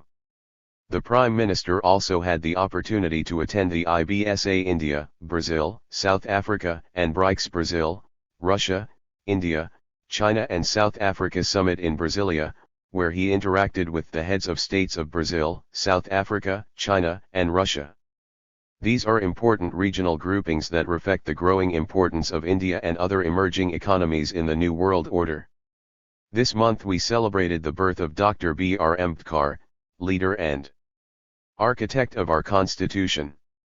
Dr. Ambedkar fought for equality of all Indians, especially for the rights of the underprivileged. The Congress Party, by launching a mass movement in Uttar Pradesh on the occasion of his birthday, pays tribute to him and resolves to continue to be inspired by thoughts and actions. Let us persevere to keep moving forward. Jai Hind. 10. Nothing very civil about this war. Shobhan Saxena **. A day after a CRPF platoon was wiped out by Maoists in Dantewada, the war arrived in Delhi. That was last month, April 2010. Two groups of students leftists opposing Operation Green Hunt and Congress, BJP supporters backing the offensive clashed on the JNU Jawaharlal Nehru University campus.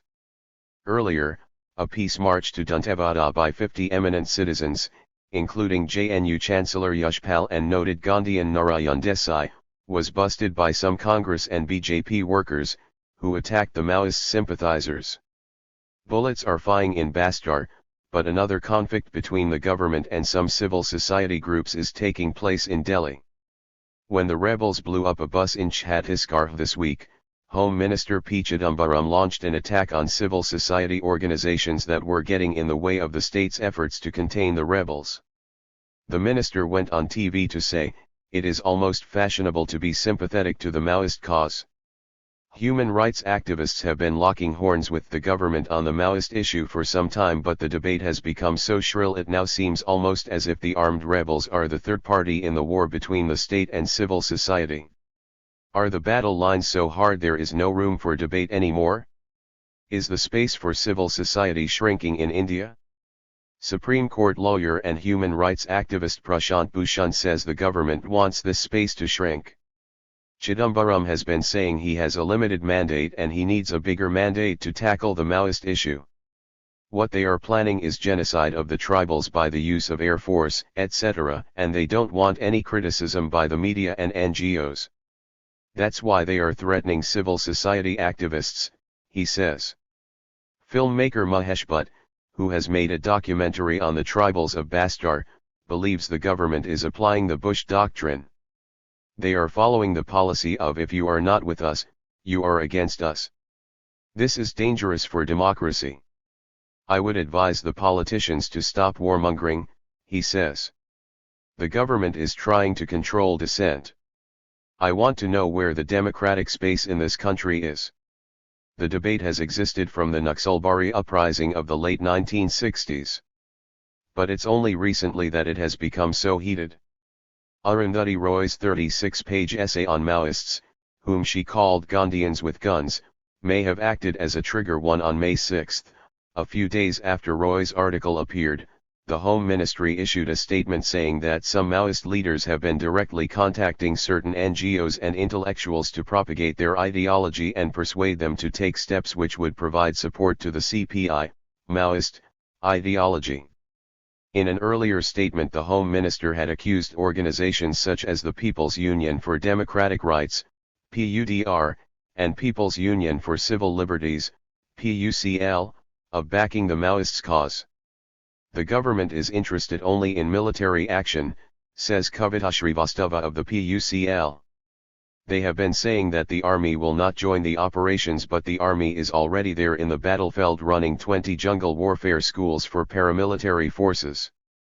It's issues like these that the government wants to hide, hence the attack on civil society. Activists may give the impression that the government has launched an all-out war on them, but politicians like Mani Shankar Ayar, who has been openly critical of the government's military approach, believe that there is plenty of space for debate. Compared to the kind of blind reliance on the gun that appeared to be building up in early April, I think there is much greater balance in the approach now, especially after the Prime Minister's National Panchayat Raj Day speech on April 24, in which he advocated the two-pronged strategy of security and development, and the Congress President following this up with her emphasis on participative development in Congress. Santosh, says the Rajya Sabha MP. It is a lacuna in our democracy that marginalized people need civil society activists to mediate between them and governmental authorities. Yet, the fact that a completely voiceless people are securing recognition is in itself encouraging. The BJP has a totally different take on this, as it doesn't trust some civil society groups. Nobody is against a debate on the human rights issue, but we have to be careful about the NGOs who only raise this issue when Maoists are hit and keep quiet when the police and ordinary people are affected, says Nirmala Sitharaman, a BJP spokesperson. We also have to be careful of the politics that is being played by the Congress on this issue. The situation is really alarming. Indeed, the situation is alarming. But a clash between the state and civil society won't change the ground reality in the jungles of Dantewada. 11. The path rarely taken. Dola Mitra *. A. Officially, Lalgarh town has 3 schools: a primary, a secondary, and a higher secondary school. It also boasts of 1 rural hospital and, according to the official in charge, an NREGA work project that has been implemented since the inception of the scheme. But even a random check will reveal that the benefits are not reaching the people.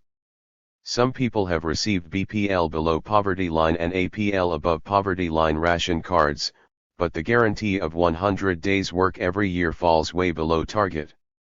100 days, asks Robi Bag, 50.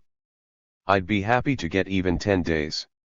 To feed his wife and 6 children, Bag does what they've always done for generations: live off the forest, collecting twigs and leaves and selling them. In the old days, tribals could go into the forests without fear, he says, but now it involves risk. If the police catch us in the jungle, they beat us up, he says. On a good day, he manages to make 50. Given the strange ways in which the administration works, his wife has been given an APL card while he has a BPL card. So he can buy rice for 2 per kilo and wheat for 5 per kilo. But his wife has to buy rice for 10 per kilo. In one card, his teenage daughter has been recorded as being 50 years old. Sanjay Sinha, a farmer of Butmore village, says people in his village haven't been issued BPL cards. The primary school, like in many other villages in the area, always remains shut. Even the hospitals in Lalgarh remain closed. The reason cited by the authorities is that the indefinite strikes called by the Maoists have paralyzed life. N.S. Nigam, the district magistrate of Midnapuri, agrees that development in the area is far from satisfactory. But he argues that it is a catch-22 situation: the concerted efforts at development and whatever little was done earlier, not just in Lalgarh but also areas bordering it, are sabotaged by the Maoists. He says it's difficult to honor the 100 days work guarantee offered under NREGA because development works just cannot be undertaken in what have become core Maoist areas like Lalgarh, Pirakata, Goltur, Pathardanga. Villagers are prevented from benefiting from the NREGA scheme, says Nigam. He cites the example of Nader Bond, an irrigation project. 32 lakh was sanctioned and work was started, but later, the engineers refused to work as the environment was not conducive, he says. 500 acres would have come under irrigation. We initiated the project because the villagers asked for it. But we couldn't implement it. A few projects, however, have seen some success, even in core Maoist areas, he says. These include rural electrification and immunization, for which 40 doctors have been recruited. But with the hospitals closed, it's difficult to imagine the efforts yielding results. Nigam also claims the midday meal scheme is working and that, while many still don't go to school, it may bring in students. However, in the villages bordering the forests not completely in the control of the Maoists there is some activity. Signboards have appeared over the last 1 year, announcing projects under NREGA. These include desiltation of ponds, works to recharge groundwater and harvest rainwater, and digging of trenches to keep elephants off crops. Hundreds of locals have gained employment. But clearly, this is far from enough. 12. Through an Egyptian mirror. Vinod Mehta *. A. Could it happen here? The leaderless revolution in Egypt has caused some anxiety locally over whether the wretched of our earth could come out to challenge their rulers. Conventional and unconventional wisdom has it that the answer is an emphatic no. We have a vibrant democracy, regular elections, a free media, an alert judiciary. All these checks and balances, it is fondly assumed, provide a safety valve through which the above-mentioned wretched can ventilate their frustrations. It is a cozy and comforting thesis, but it needs to be tested. Not just to shake us out of complacency, but to force us to ask some hard questions. One could in fact argue that it is already happening here. The injustices the protesters at Tahrir Square are raging about, corruption, no jobs, rising prices, appalling governance, are rampant in our blessed land. The tribal population of India, over 3 times the size of Egypt's total population, lives daily with hardships 10 times worse than those faced by the my common man in Cairo. The per capita income in Egypt is 4 times the per capita income of Adavasis in Dantevada. Moreover, under the influence of the Maoists, our destitute have taken up arms in a do-or-die struggle against the Indian state. Altogether, we are confronted with a situation infinitely more dangerous than the one prevailing in Egypt. Indeed, in contrast to the carnival and celebratory atmosphere in Tahrir Square, our deprived and desolate are waging a grim and violent battle. India is already at war with its own people. If you asked a bow and arrow-wielding woman to throw down her weapon because she possessed a wonderful thing called democracy, I shudder to think what her response would be. Shining India, fortunately, does not have to watch pitched clashes outside the street on which it lives. However, unless we wake up, that prospect is fast approaching. Supposing 200,000 of our citizens march into Yantar Mantar demanding regime change or immediate redressal of their grievances, how will the Indian state respond? 13. Andhra's Maoist dens turn. Havens of development. Srinivasa Rao *. A. Tribal Primary Health Center, Kuchuru, 24 hours working women welfare center reads a board on a roadside amidst deep jungles connecting Kunavaram and Chintur blocks of Khammam district across the Sabri River. There is a Paka concrete bus shelter as well on the road which leads to Kuchuru tribal hamlet, about 2 kilometers from the main road. And the path leading into the hamlet is also a blacktop road. This was not the case a decade ago. This area was a stronghold of the Naxalites. Leave alone government officials, even common people used to be afraid of passing through this forest, recalls Sati Babu, a resident of Virparam block near Kunavaram. Now, these jungles are no more Maoist dens. There has been a rapid turnaround in the lives of people in these areas. One can witness tribal healthcare centers in almost every major panchayat, if not interior hamlets. Every village has a well-laid road and bus connectivity. There are residential schools being run by the Andhra Pradesh Tribal Welfare Department in the villages and junior and degree colleges at block headquarters like Kunavaram, Chintur, and Virparam. For every few kilometers on the road passing through jungles, one can find boards bearing statistics of the National Rural Employment Guarantee Scheme, NREGS, being implemented in the nearby villages. At Idugaralapadu, about 30 kilometers from Chintur, which is still considered a Maoist-influenced village because of its proximity to the Chhattisgarh forests, there is a big blackboard explaining the works taken up under various components of NREGS. Yes, there has been a rapid transformation in the lives and also thinking of local tribals in the last few years. The youth are no more inclined towards Maoists and have become career-oriented. They are looking towards towns and cities, rather than jungles. And there have been instances in the last couple of years that the youth resisted the entry of Maoists in their villages, points out J. Venkatesh, district coordinator of the NGO Internally Displaced Project. Andhra Pradesh was, in fact, once the strongest citadel of the Naxalite movement, beginning with the agrarian uprising in Srikakulam in 1969. The movement, which reached its peak in the 1990s, started fizzling out gradually due to severe police repression, coupled with socio-economic policies initiated by the governments in the last 10 years. The abortive talks with the state government proved the proverbial last nail in the coffin of the Maoist movement in Andhra, as the security forces supported by a strong intelligence network bumped off one leader after another, forcing all the top leaders to beat a retreat into the Chhattisgarh jungles. Till a few years ago, Maoists used to frequently come to villages, hold people's courts and kill people in the name of informers. On the other hand, police forces used to raid villages and torture innocents in the name of Maoist sympathizers. Subsequently, the government changed its strategy by targeting only Maoist leaders and sparing the common people, while implementing welfare and development schemes in a big way, as a result of which there has been a gradual decline in the Maoist activity in the Khammam, Chhattisgarh border areas. The police forces have strengthened their intelligence network so much that any movement of Maoists in the area would come to their notice immediately. As a result, the Maoists have retreated into the Chhattisgarh jungles and they hardly move in our areas anymore. As a result, the police repression, too, has come down considerably, Venkatesh said.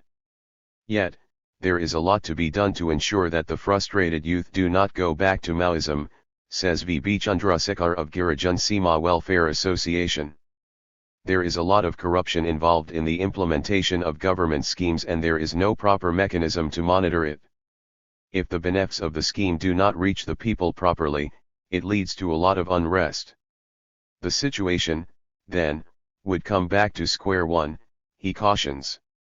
Most importantly, the government has to rehabilitate tribals migrating from neighboring Chhattisgarh. There should be a policy especially for migrating tribals. Otherwise, they might go back to the Maoists, Chandrasekhar said. Part 3. Mining and Environment. 14. I have differed with Chidambaram on his strategy, but we remain friends. Digvijay Singh interview by Sabha Naqvi *A. Digvijay Singh is considered one of the most powerful general secretaries in the Congress. He's also the man charged with reviving the party's fortunes in Uttar Pradesh, the state critical for the evolution of Rahul Gandhi as the future leader. The former Madhya Pradesh chief minister is a man who speaks his mind and is unafraid to take controversial positions, for he has strong backing in the party organization. He has famously taken contrarian positions on the Batla House encounter, even visited Ajmagad from where most of the terrorist boys hailed, and most recently critiqued Home Minister P. Chidambaram's counter-Maoist strategy. Since then he has met Chidambaram, again shifting tracks and discussing the issue of Hindu militancy. That, he says, is the issue he would now like to keep the focus on. It's significant that the veteran congressman has been connecting the dots and keeping an eye on scattered incidents of Hindu militancy for several years now. In late 2008, he had written to Prime Minister Manmohan Singh, listing several suspicious incidents linked to Hindu militants. He had then recommended that the Home Ministry set up a special cell to look into the activities of all RSS-linked organizations. He spoke to Sabha Naqvi about controversies, his own ideological convictions and political projections. Excerpts. A. Sabha Naqvi, SNU wrote a letter to the PM Prime Minister on October 1, 2008 about the problem of Hindu terrorism, much before Sadhvi Pragya was arrested by the Maharashtra ATS anti-terrorist squad and the issue came into the public domain. Do you think the government made a mistake in ignoring your advice? Digvijay Singh, DS. I have been saying for a long time that Hindu radicals and Muslim radicals are two faces of the same coin. It is these elements who have brought a divide between Hindus and Muslims and led us to a situation where we have acts of terrorism in the country. We all know that terrorist attacks flared up after the Babri Masjid demolition. This in turn led to the radicalization of a section of Hindus. There is so much evidence of the RSS/VHP Vishva Hindu Parishad combine operating through various militant organizations. There have been a number of instances where there's proof that they have given training in making and planting bombs. So the government has to look at both types of terrorism. Unfortunately, the media mostly goes with a one-sided story. Whenever there is a bomb blast, the same day the media comes out with the names of Muslim boys. They are picked up, but the conviction rate is very poor. This kind of action only leads to mistrust and fear in the entire community. SN, was this the agenda in your meeting with the Home Minister, after the storm over the article criticizing his policy in handling Maoists? DS, this is the main agenda I have taken up with him and, of course, the issue of Hindu radicals infiltrating our government, bureaucracy and armed forces. SN, you have attacked the Home Minister's policies in tackling the Maoists and you have called him arrogant. DS, if you see my article in its totality, you will realize that I have not actually attacked him but am defending him.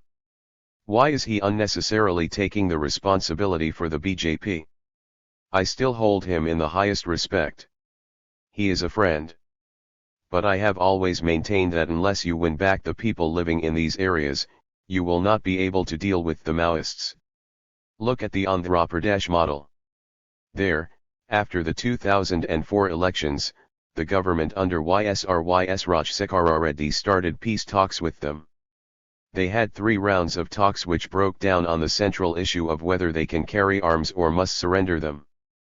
How could any responsible government allow any citizen of this country to carry illegal arms? So the talks broke down. But all the pro-poor measures that the Maoists had recommended, the Congress government of YSR implemented strongly. Secondly, the Congress party took up the issue at the political level also. APCC Andhra Pradesh Congress Committee President and MP, Dr. Keshav Rao, went on a padayatra along with local congressmen. For 14 days, they walked in Maoist-affected areas. It had a very positive impact, along with the pro-poor measures. And along with this, the government also picked up the hardcore Maoist leadership which had been propagating violence. Violence can never be condoned. I have differed with Chidambaram on his strategy, but we remain friends. It is for the center to take a holistic view and plan a package. Law and order is for the state government to handle. The buck should stop with the chief minister, not the Union Home Minister. So I was actually defending the Home Minister. SN, the Congress represents a dual face. There is Chidambaram on one side and there is you, a General Secretary who articulates the most secular liberal views. Is this dualism deliberate? DS, I don't think so. If you see the Congress resolutions and ideology even before independence, it has always opposed both Hindu and Muslim radicals at the same time. SN, do you think the Congress is fighting the Hindu radicals adequately? DS, well, you may question the degree to which they are fighting them. But one thing is certain, the Congress party can never compromise with Hindu radicals or Muslim fundamentalists. It has been towing the middle of the road line and I think this country needs that. SN, in all these matters you are seen as speaking for a strong section of the Congress party while Mr. Chidambaram is often praised by the BJP. DS, I really can't comment on that. Probably, the BJP may sort of approve of certain things. The fact remains that Mr. Chidambaram is a highly competent minister, very articulate, very hard-working, very sincere. The only issue on which I really did not agree with him and which was wrongly projected also was that the government of India wants to control the Maoists through army, air force, and drones, which I think was not correct. SN, Outlook recently did a story about your phone being tapped along with that of others. DS, I found out from my own sources. The NTRO National Technical Research Organization had some problems among the top officials and one section leaked this against the other. They had bought some equipment which they were trying out and it so happened that I passed through that area and they must have picked that up. I don't think it matters. Or someone was after me deliberately, smiles. As far as I am concerned, I don't mind my phone being tapped. I have nothing to hide. SN, the Batla House issue and the encounter and the follow-up trip to Ajmagad was very controversial, very interesting. How do you see it now? It has also been said that your relations with Chidambaram soured when you took the boys' families to meet him and he was not supportive. DS, I have always held that, and I still believe, the Batla House encounter was not real. At the same time, I also have the greatest regard for Mr. Sharma, who laid down his life. But from the facts that came to light, according to me, this kind of encounter looks quite unlikely. I took up the issue with the PM, who gave it to the National Human Rights Commission. In its own wisdom, it inquired into it and came out with the view that the encounter was genuine. Then appeal public interest litigation was fled in the High Court asking for a judicial inquiry. It was turned down. The matter went to the Supreme Court, which also turned it down. I don't want to go into that. But the fact remains that because of the incident, over 26 boys from Ajmagad and thereabouts was picked up on the basis of telephone conversations they had with the boys who were killed. I don't think that is evidence enough. Against some of these boys, more than 60 cases have been registered in 6 different cities in 4 states. And the way such cases move in our country, it will take years and years. Their lives will be ruined. For example, this boy who has been found innocent in the Lajpat Nagar bombing spent 14 years in jail. In the Mecca Masjid case also, an innocent was charged. I think there's a need for a speedy trial of all these boys so that cases can be decided one way or the other. Second, for those who are absconding, we have asked for a re-investigation. SN, what happened when you took the families to the Home Minister? DS, well, he spoke to us. He had his own views on the issues and we are waiting to hear what he has to say about it. He said he'll get back to us. SN, was Sonia Gandhi upset with you over the timing of the article that attacked Chidambaram? DS, I would not like to discuss that. SN, how would you describe Rahul Gandhi's style of functioning? DS, he's very thorough. Goes into details. Has an inquisitive mind. And he has great political sense. SN, is he PM material? DS, he has the ability and the political sense to make a very FNE Prime Minister. SN, you are handling the most challenging project for the party, Uttar Pradesh, where the Congress did well in the 2009 Lok Sabha elections. It is also a state to which Rahul Gandhi is devoting much of his energies. But now that the UPA has come to some sort of understanding with Mayawati, to survive the cut motions, does it complicate your life? How do you call her Dalit ki bidi daughter of wealth if she is helping your government? DS, there's no confusion here. The BSP Bahujan Samaj Party has given its support to the present government and they have not withdrawn it. So, as it stands today, they are supporting us. They have been given the mandate to run the Uttar Pradesh government for FVE years. They have to deliver. But the kind of corruption that has set in Uttar Pradesh is unparalleled. The way money is being made, the way mining rights are being given away, the way contracts are being given away. They are giving contracts to build parks, walls, elephants, and things which are quite unnecessary. Uttar Pradesh is a poor state. What it needs is more investment in infrastructure. Not a single power plant has come up since the Congress government went in 1989. Industries are closing down. State powerhouses are being sold off. Mayawati has to deliver. All our Government of India schemes is being squandered away. The PDS public distribution system has collapsed. So it is our primary duty as a political party to bring this to the notice of the people. SN, is this a test case for Rahul Gandhi? Is your UP campaign entirely built around him? DS, no, Rahul Gandhi cannot be confined to one state. Of course, UP is his home state and he has a lot of interest in it. But as a national leader, he cannot be confined to one state. SN, is Rita Bahuguna on her way out as party chief in UP? DS, no. She's working hard, doing a FNE job. SN, Sonia Gandhi is said to be quite adamant about pushing women's reservation through even at the cost of her government. Do you have any insight into how things will pan out? DS, she has very strong convictions. For example, on the issue of the NREGA and right to information she never compromised. She has been strongly advocating the food security bill. Similarly, she feels very strongly about women's reservation. SN, do you think she will push it in the foreseeable future or closer to the next general election? DS, well, knowing Mrs. Gandhi a little bit, I feel she has great political will and no one will be able to stop it. SN, political allies have lately been an embarrassment for the Congress. DS, every party has its own political agenda. But Dr. Manmohan Singh has been quite clear that on the issue of corruption, there can't be any compromises. About Sharad Pawar and Praful Patel, their names have been brought into the IPL Indian Premier League scandal, but are there any substantial charges? And as far as Shashi Tharoor is concerned, the poor fellow had to lose his job. The impression created was such that he had to resign. But I don't think there is any substantial evidence against him.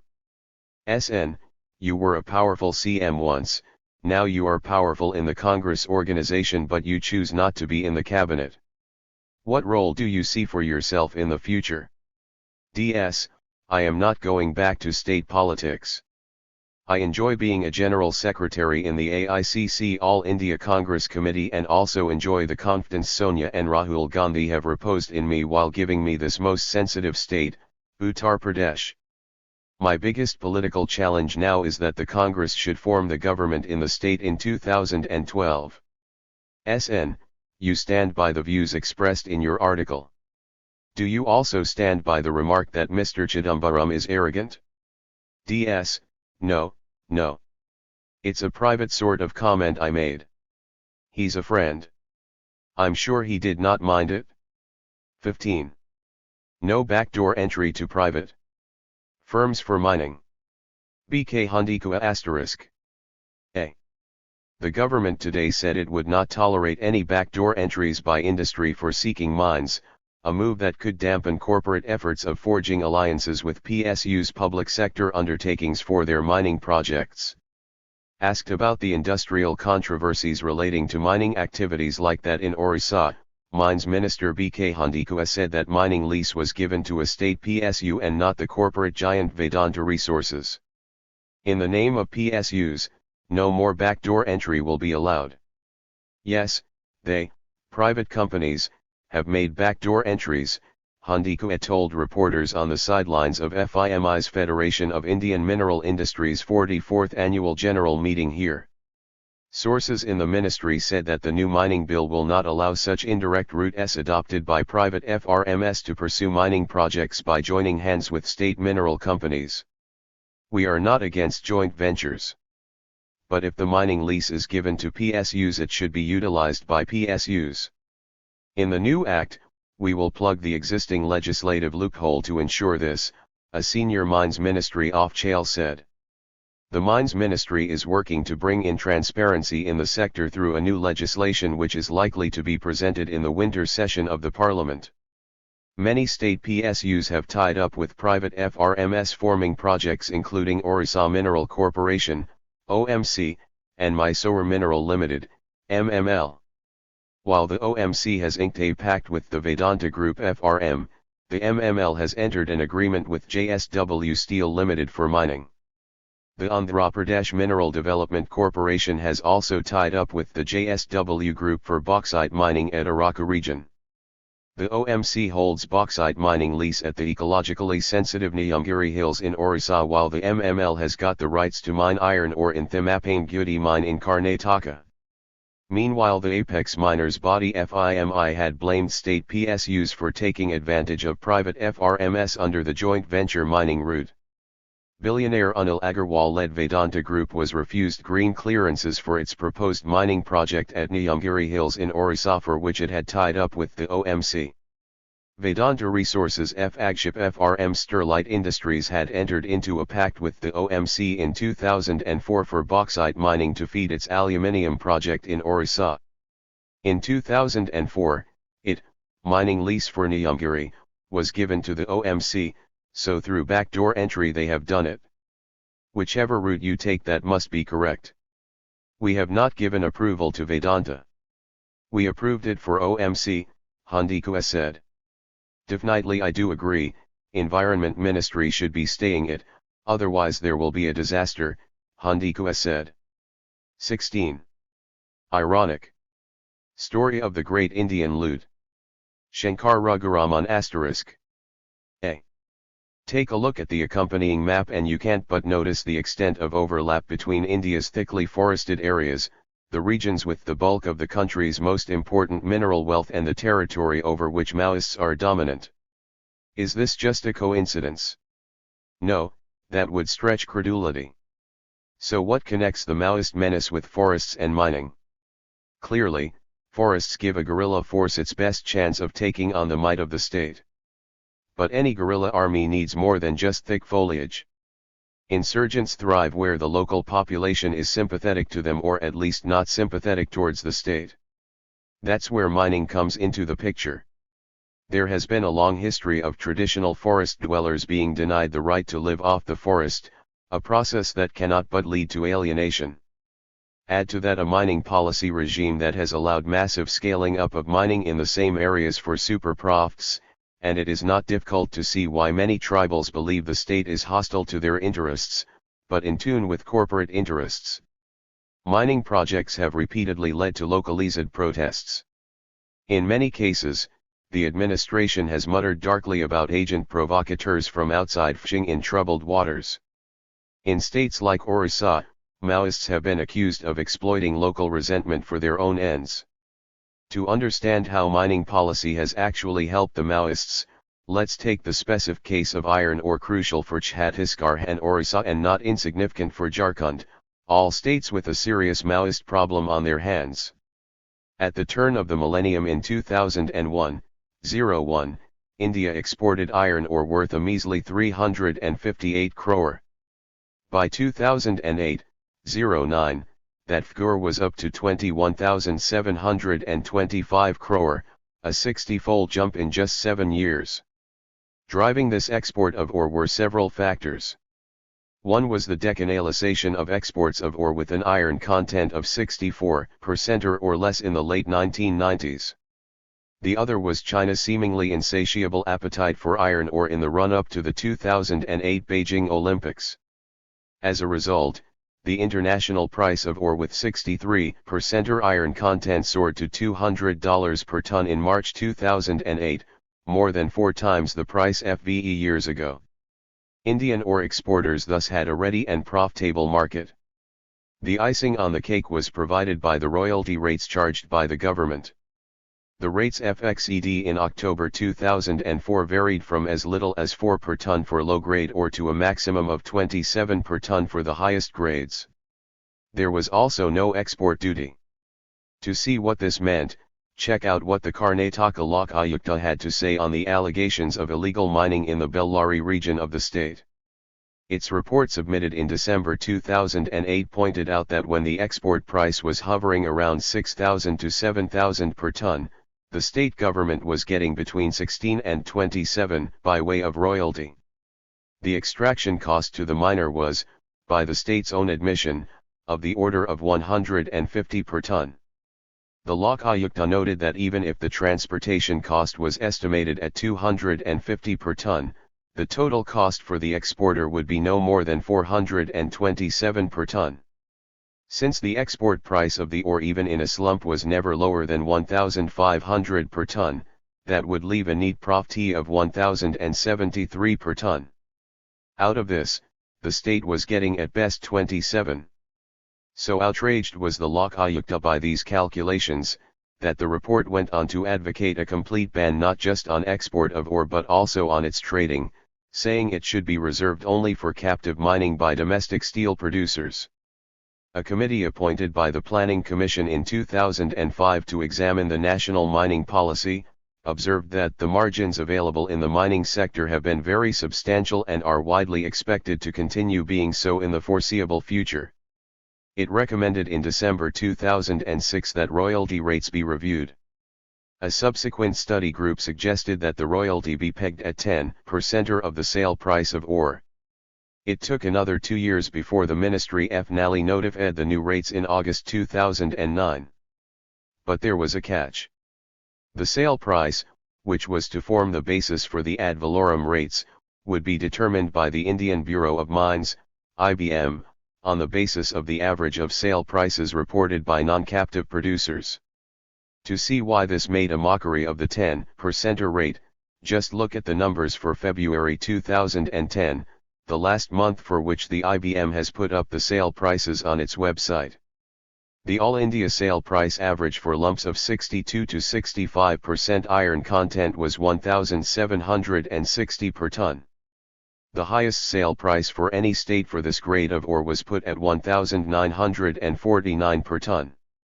Against this, the average international price prevailing in February for Indian ore of 63% or iron content bound for Chinese ports was $128 per ton, which is closer to 6,000 per ton. Even allowing for transportation costs, which can be significant, clearly there is a wide gap between the price at which the royalty rate is being applied and what the exporter is actually getting. Why do these details of iron ore extraction and sale matter?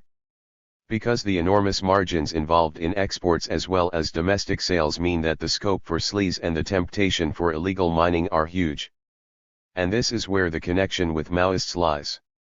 Not only has rapacious mining turned the tribal away from the state, it has reportedly provided a steady source of funding for the Maoists through extortion. In short, by promoting this variety of crony capitalism, the state has shot itself in the foot. So, what's the way out? When The Times of India recently asked a union minister whether it would be a good idea to auction mines to raise more revenues for the states, which could then put a chunk of it back into development work for the local community, the minister's response was, "But why allow exports in the first place?" That's the language of left radicals, but when it comes from a minister, it's an indication of how serious the problem has become. Since 2007, the government has imposed export duties on iron ore that have varied between 0 and 15%, but are we in for a further tightening of the screws? 17. Cannot deny links between forest departments and mining lobbies. Jairam Ramesh. Interview by Shalini Singh *. A. Jairam Ramesh, 56, has been India's Environment and Forest Minister since May 2009. His ministry gives environmental clearances mandatory for all mining activities. In November 2009, it rejected coal mining proposals in Tidaba and Hari Tiger Reserve in Maharashtra. In April, activist groups along the Western Ghats wrote a letter to Sonia Gandhi praising the minister's efforts to protect India's forests. Shalini Singh, SS. The question that's on everyone's minds is, the earth really getting warmer? Jairam Ramesh, Jr. Anecdotally it certainly seems to be true. Every time the temperature shoots up to over 42 degrees, and since all of us are amateur scientists we think it is. But is there incontrovertible evidence to show that the world is getting warmer? Well, responsible scientist like James Hansen of NASA is on record as having said that the Earth is getting warmer. Rainfall patterns have certainly become irregular. Every time I go to Cherrapunji, for example, people tell me it's raining much less than what it used to earlier. So yes, perhaps, the Earth is getting warmer. Let's talk about mining. We've been seeing cases of rampant and illegal mining tumbling out. It has become a serious issue now. How has your ministry responded to it? Jr. Well, we have identified regions of our country where clearly mining has reached limits that may cross the carrying capacity of that region. Goa is a classic example, where we have put a moratorium on future mining. Western Ghats is another area where I've set up an expert panel under the chairmanship of Madhav Gadgil, one of our top ecologists, who is identifying the critical areas in the Western Ghats. Then we have put critical mining projects on hold, like the Vedanta project is still under examination. We are much more careful now. We put a number of coal mining projects on hold. We've identified go areas and no-go areas and have actually rejected a number of coal mining openings in no-go areas, particularly in Chhattisgarh. But we need to mine. Let us be very clear. Mining activity cannot come to a halt. But illegal mining must stop. We have taken very tough action. I've written to the Chief Minister of Karnataka, for example, where a lot of illegal mining has taken place. We've cancelled a number of mining leases also in Karnataka. Mining must go on, legal mining must go on. But even where there is legal mining, and if it is in dense forest areas, then we have to have a second look, as is in the case of coal. It's a ticklish issue. But unfortunately in our country, mining has not been done in an ecologically sustainable manner so far. Is there a sustainable way to mine? Jr. Well, yeah, the Germans have done it, the Americans have also done it. Even in India, Niveli lignite is a good example of sustainable mining. Singarini is another one in Andhra Pradesh. If we are more sensitive, we can come up with ways. But we have to be careful of mining in tribal areas, particularly where you have to look at issues like who's going to be the beneficiary of those mines. How do you read mining scams like the Reddy brothers in Karnataka, Madhukota in Jharkhand? Jr. I can't do anything about the scams. I can only enforce the acts, which are the Environment Protection Act, the Forest Conservation Act and the Wildlife Protection Act. Those are the only 3 instruments I have. I can't go after Madhukotas. If he has violated any of these acts, then I can take action. Okay, so how does the ministry look at the state forest departments who are in collusion with mining lobbies in their states? Jr. Well, I cannot deny the collusion. Whether it's Orissa, Jharkhand, Madhya Pradesh, any state, there is collusion. But then remember, state governments are also under pressure to show results of investment. Chief ministers want to get private investment, they want to show their economies are doing well. In the case of Goa, recently there were 2 approved projects that your ministry overturned, and there is enough material to prove that the Forest Department of Goa is hand in glove with the mining lobby there. How does the ministry look at this? Jr. You take tough action. What kind of tough action? Jr. We've issued a moratorium on mining, we're rejecting projects. What more action do you want? What about action against such offshales? Jr. There is a FNE constitutional balance to be protected here. I can only bring it to the notice of the state government. They have to take action against its offshales. If there are officers in the forest department, in our regional offices, then we can take action against them. What about forest departments denying the presence of tigers in certain areas because they don't want buffer zones that would affect mining? Again, taking an example from Goa. Jr. Yes, that, and even Maharashtra has been very slow in declaring buffer zones around Tidaba. Traditionally, state governments have been reluctant to declare buffer zones because it would preclude mining activity. But I've also rejected a proposal of opening a coal mine in Tidaba buffer zone in Maharashtra. I think the signals that have gone from the ministry are strong. But the idea is not to stop mining activity or bring economic activity to a halt. The idea is to deal with illegalities in mining and ensure mining doesn't violate the 3 acts under the Environment Ministry. So how do you look at preventing illegal mining? Jr. We've taken action against Ubalapuram where there were allegations of illegalities. We've ordered a survey. The Supreme Court has also intervened. I've written to the Chief Minister of Karnataka where there are a lot of allegations of illegal mining. If they are violating the Forest Conservation Act, we can take action against them. Let's talk about the dams coming up in Arunachal Pradesh. Jr. See, on the same river you can have a series of projects and we know the project-wise assessment is not going to work, so we must look at the carrying capacity of the river. We have done this for the Northeast THA, we have put a halt to FVE projects. Similarly, we have made recommendations on abandoning projects on the Bhagirathi because you need a minimum environmental FO in these critical rivers. The idea is not to stop dam construction per se, but the idea is to, say, look at balance between development and environment.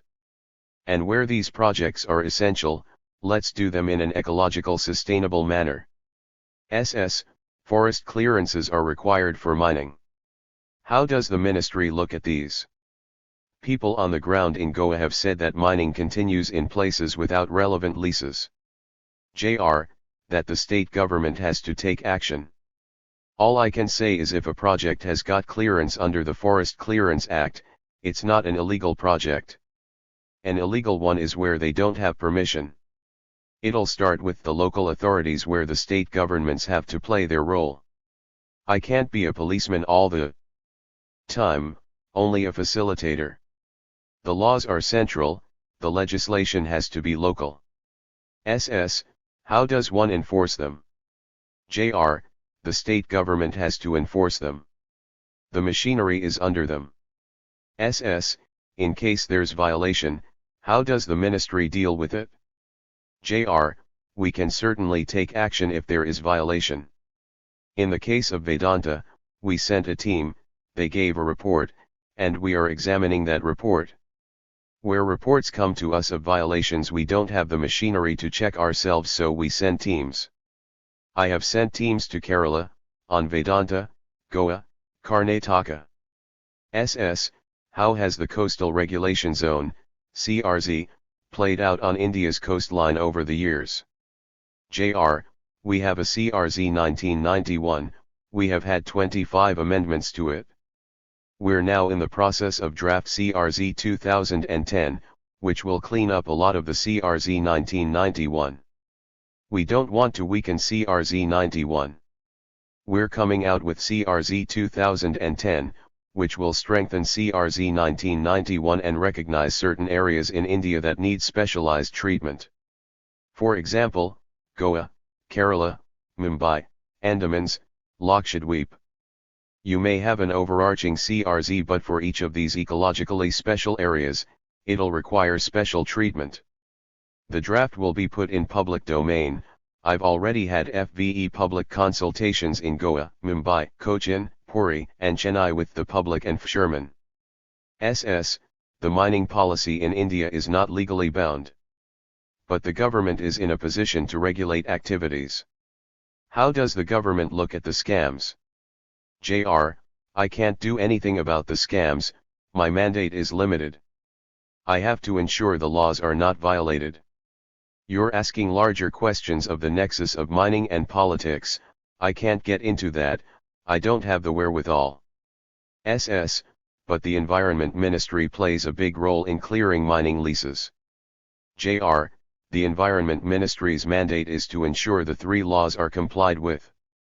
We can't get into Corruption Act, money laundering, etc., that's not our mandate.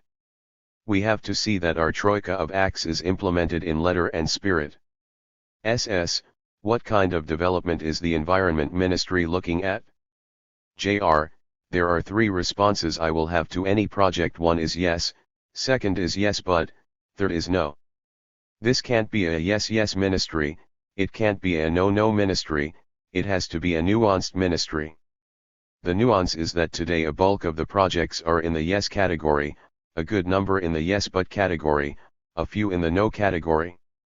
The headlines only end up on the no category, the media will focus on clashes between two ministries.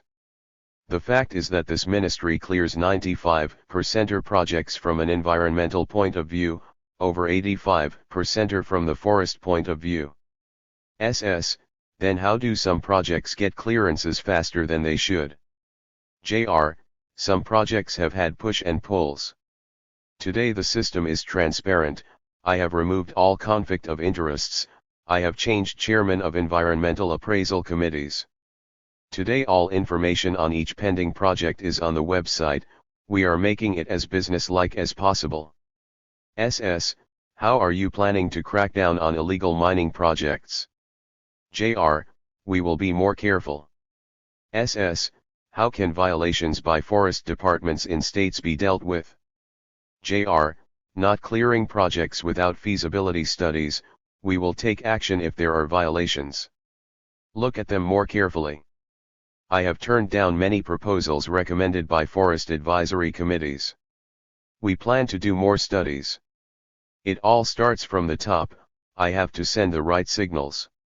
SS, what about sustainable economic development? JR, there's no magic formula. All three have to form part of F-ending the balance, F&D the golden mean. You can't be theological, you need development, you need projects, they create employment. SS, India is looking to increase its forest cover and yet there's rampant mining taking place. How do we reconcile these two? JR, we have identified go and no-go areas, especially in the case of coal mining in 9 major coal fields. Almost 35% of coal blocks are in no-go areas, where there is high tree density and forest cover. We haven't done this for iron ore yet. Coal is serious because we have to double our coal production in the next 7 to 8 years.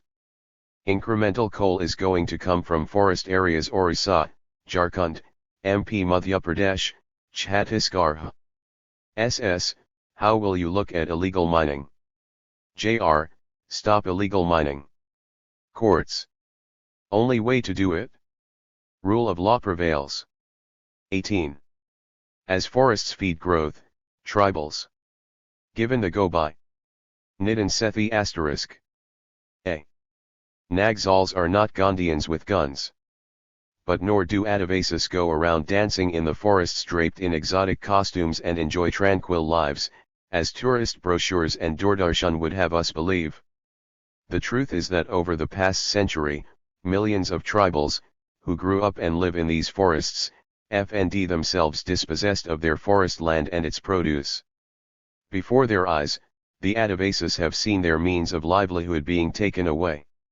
Simultaneously, mines have sprung up on their forest lands, earning thousands of crores every year for everyone else but them. In fact, the forests have fed India's growth story. This isn't an exaggeration. The 3 tribal-dominated states of Orissa, Chhattisgarh, and Jharkhand are the most productive mineral-bearing states in the country. They account for 70% of India's coal reserves, 80% of its high-grade iron ore, 60% of its bauxite and almost 100% of its chromite reserves. Of the top 50 mineral-producing districts in the country, almost half are tribal. There are more startling statistics. The average forest cover in the 50 mineral-producing districts is 28%, or much more than the national average. Chhattisgarh has the highest forest cover, around 43%.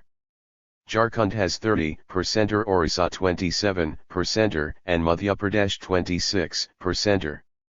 They continue to have this green cover despite years of rampant deforestation. An estimated 1.64 lakh hectares of forest land has already been diverted for mining in the country. The tribals, who are the original inhabitants here, don't own much of these rich forests. They once did. But when the forest laws were brought into force, FRST by the Raj and then by independent India, thousands were evicted and their property converted into state property. Most of the tribals ended up working on their own forest lands, in some cases, as bonded labor.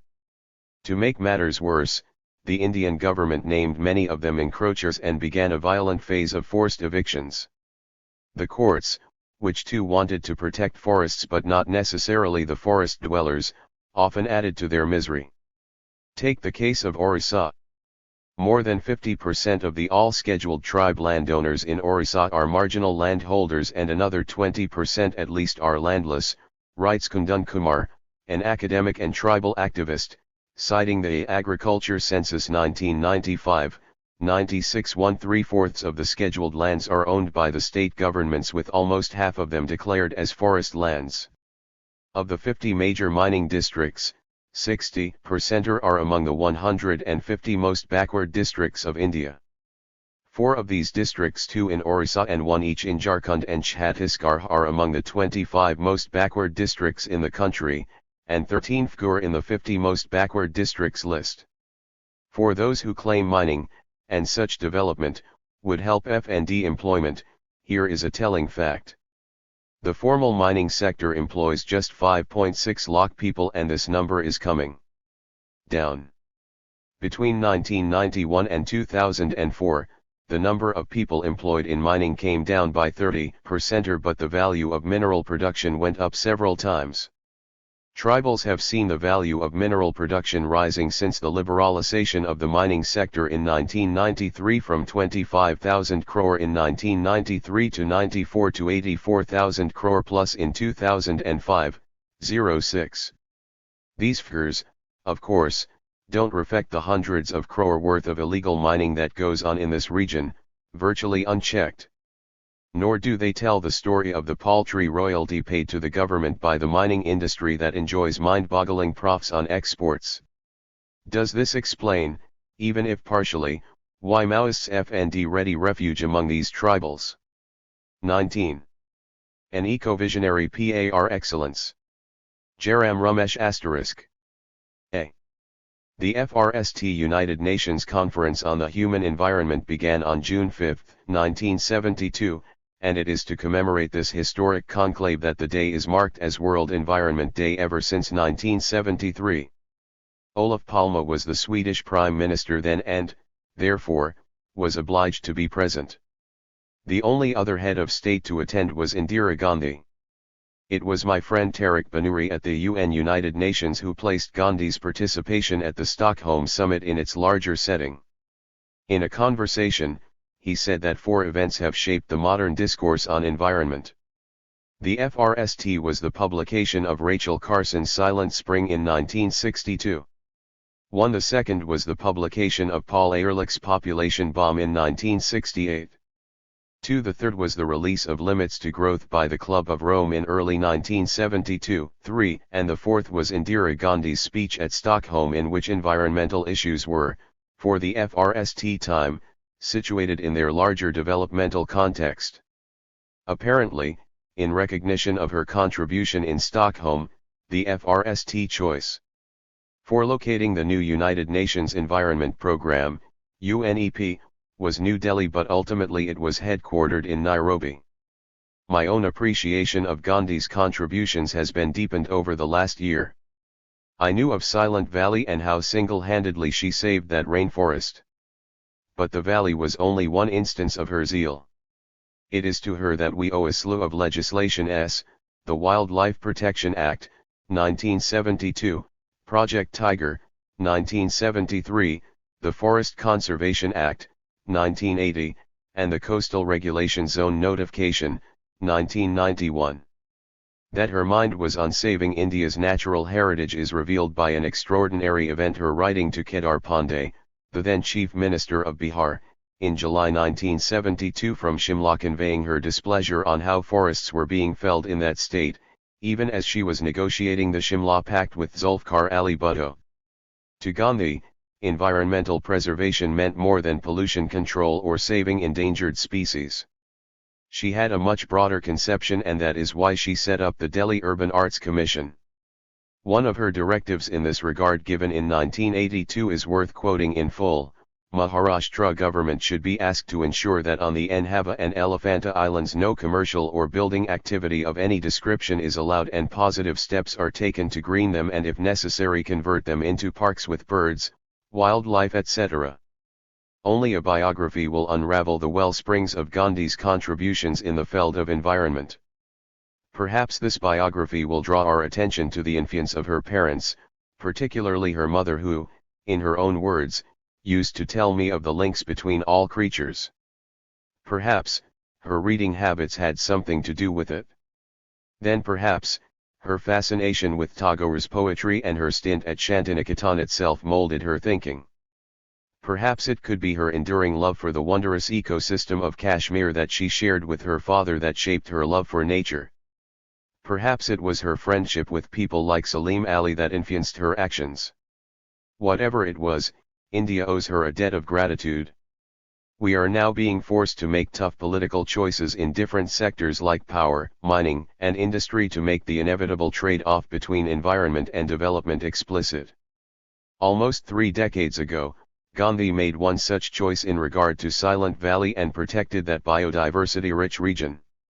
This June 5, we can do no better than to resolve to use her as a talisman as we strive to sustain high economic growth not at the cost of our environment and biodiversity in its myriad forms but while protecting and regenerating them.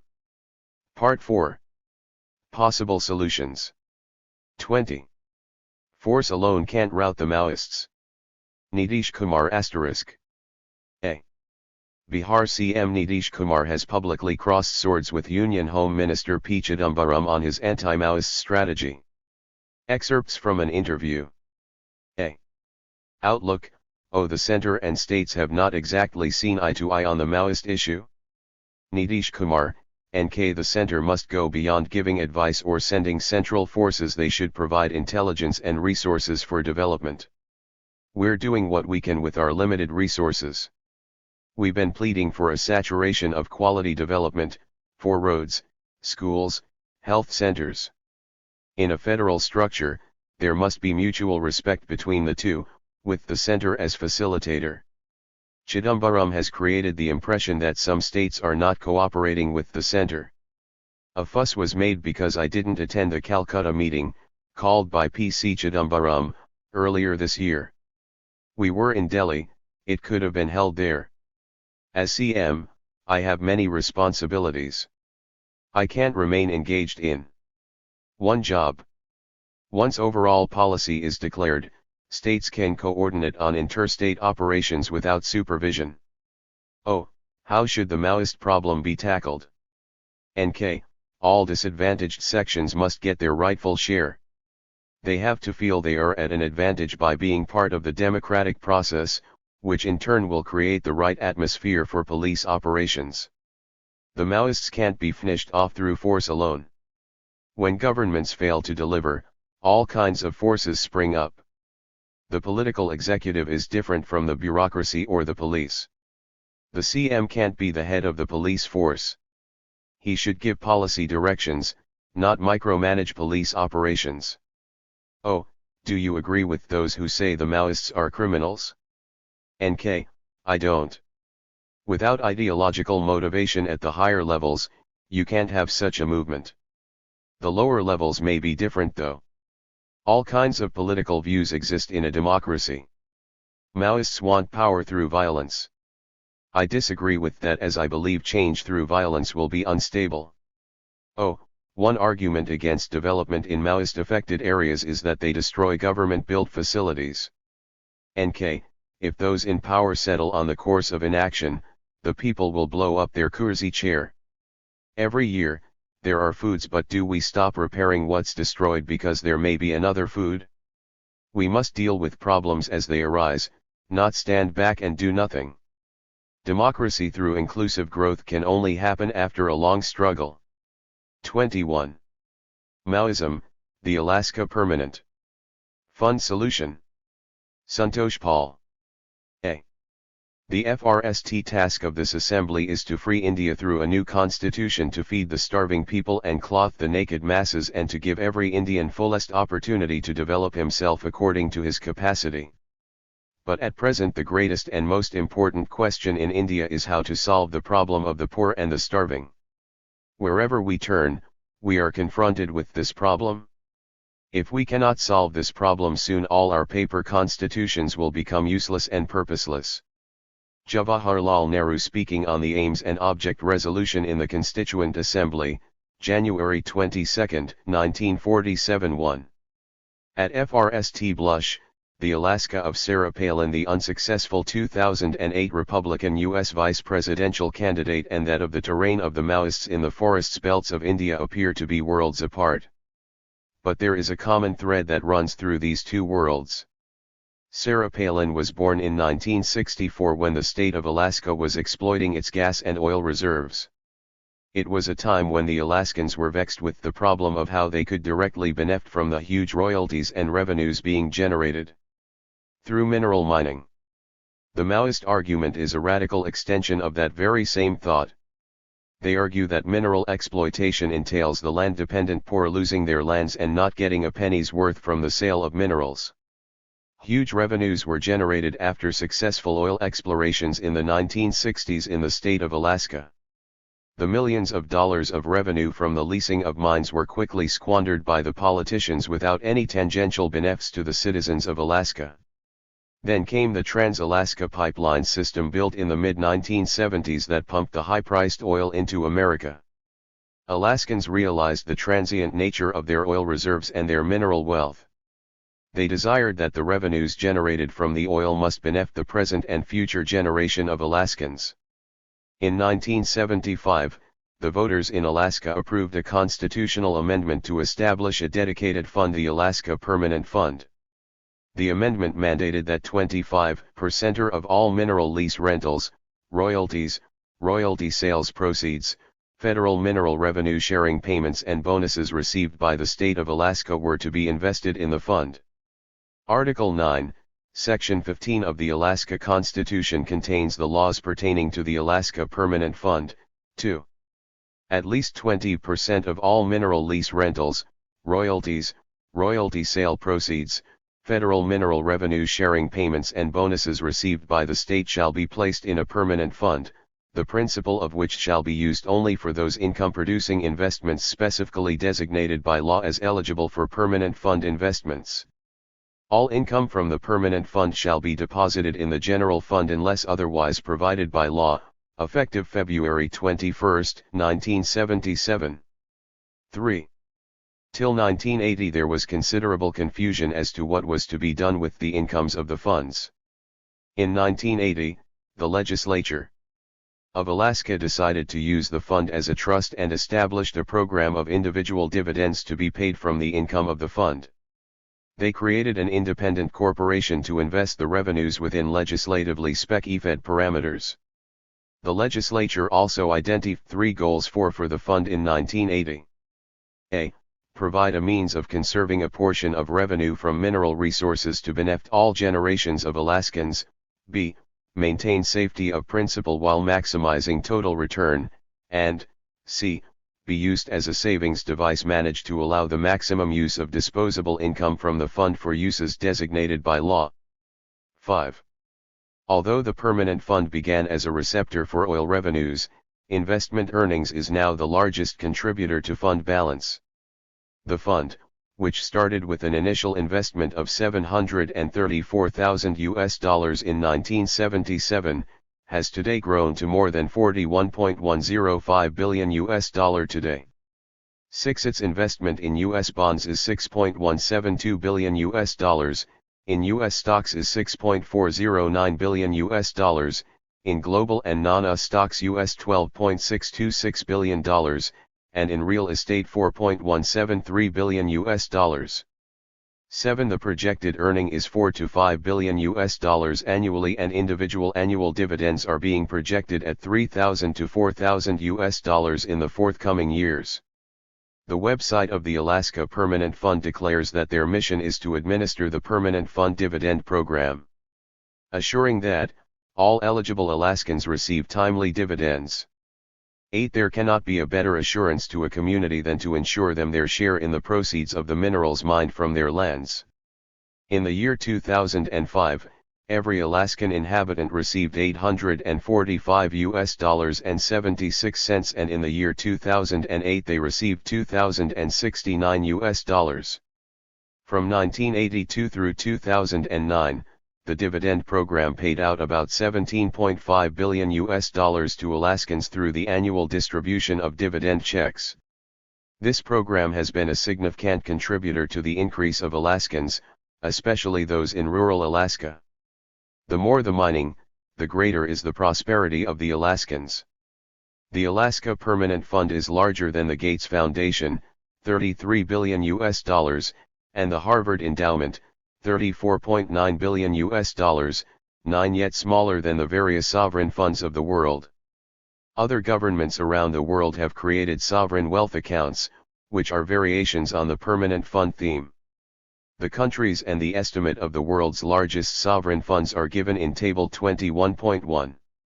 This concept of citizen fund or asset-based egalitarianism is nothing new or novel. It is a concept that originated in Thomas Paine's 1797 work Agrarian Justice, where he said men did not make the earth. It is the value of the improvements only, and not the earth itself, that is individual property. Every proprietor owes to the community a ground rent for the land which he holds. 10. The Alaska Fund is a successful experiment worth emulating the world over. The fact that several countries have created and are administering sovereign wealth funds is an indicator of the new methodology of equitable accountable governance. In 1947, Jawaharlal Nehru had warned the Constituent Assembly that unless the problem of poverty was redressed, all our paper constitutions will become useless and purposeless. 11. More than 6 decades after the working of the Indian Constitution, Nehru's warning has become ever more relevant. The violence apart, about 30 different Naxalites groups are active in about 182 of India's administrative districts. The heart of the problem is the inability of the democratic state to redress poverty. The substantial grievance fueling the Maoist problem is that people dependent on land are displaced and the mineral wealth is exploited without any benefit to them. It is ironic that some of the poorest people of this country live in the parts of India richest in mineral wealth. 12. Maoist insurgency is to a large extent confined to the Red Corridor, which runs across the states of Andhra Pradesh, Orissa, Chhattisgarh, Bihar, Jharkhand, Uttar Pradesh, and West Bengal. It is this region which has 70% of India's coal reserves, 80% of iron ore, 60% of bauxite, and most of India's chromite reserves. 13. The disaffection with the state by those dependent on the land, who find its mineral wealth exploited without any tangible benefits accruing to them, is forceful argument for the Maoists' mounting insurgency against the state. There are now data available showing that the resources of the country are being sold by a small segment of mining interests without compensating the state for its real worth. There is substance in the complaint. Justice Santosh Hegde, who was Karnataka's Lok Ayukta, was outraged to find that iron ore which was being exported was fetching prices ranging from 6,000 to 7,000 per ton in the year 2006, while the government merely got royalty ranging from 16 to 27. 14. This by any standard is an unacceptable situation. India, the world's largest democracy, at the end of 60 years of working a constitutional democracy, has nothing to boast about. On poverty alleviation.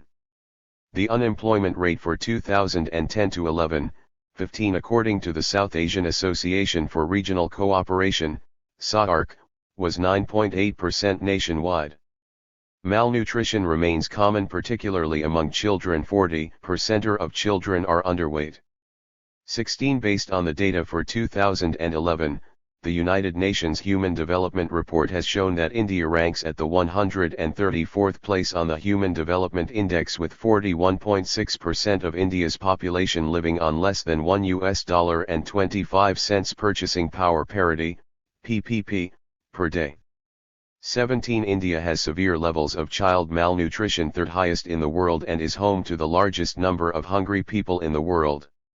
18. If this problem of equitable distribution of revenues from sale of its mineral wealth vexed a state in capitalist America, the grouse of the displaced poor in India appears legitimate. If the mines pull out all the bauxite from their part of the earth, will their lives be any different? This war of the Maoists, unlike the previous ones, is challenging democracy itself. A purposive legislative instrument and prudent executive action on the lines of the Alaska Permanent Fund and the other sovereign funds of the world will go a long way in bringing real development and restoring the faith in democratic governance. Concrete benefits in terms of dividends from revenues of mineral development to the displaced poor is perhaps the first step in the battle for winning over the masses towards democracy. 22. The nation should adopt the Maoists' area. Prakash Jha. Interview by Venkatesan Vembu *. A. Filmmaker Prakash Jha wears his politics on his sleeve, although he'll tell you that his primary dharma is to narrate well-packaged entertaining stories. In Hong Kong for the premiere of his latest FLM Rajaniti 2010 one a few weeks ago, he attended a charity event hosted by Jade Group International to raise money for an NGO he runs in Bihar. Jha sat down with DNA and talked of his fascination with politics, the Maoist insurgency, and the need for all good people to enter politics. A. Venkatesan Vembu, VV. As a director of an intensely political FLM, how difficult was it for you to subject yourself to extra administrative censor authorities, particularly political parties? Prakash Jha, PJ. This is the society I'm making a FLM about. It's a society that still needs to FND its roots.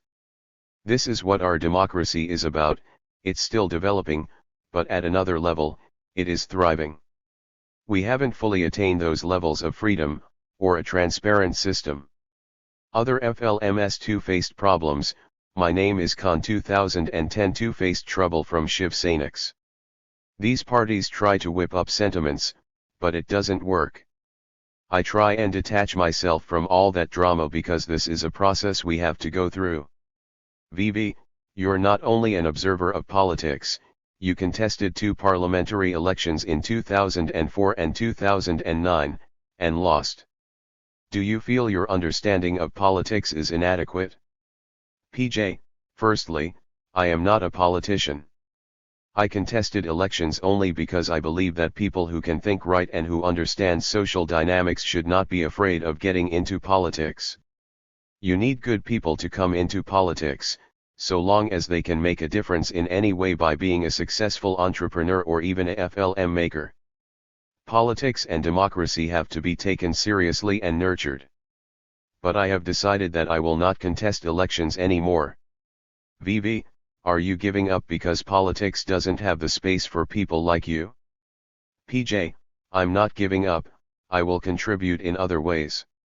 I would like to go to campuses and universities and engage students and young people, and generally raise political awareness.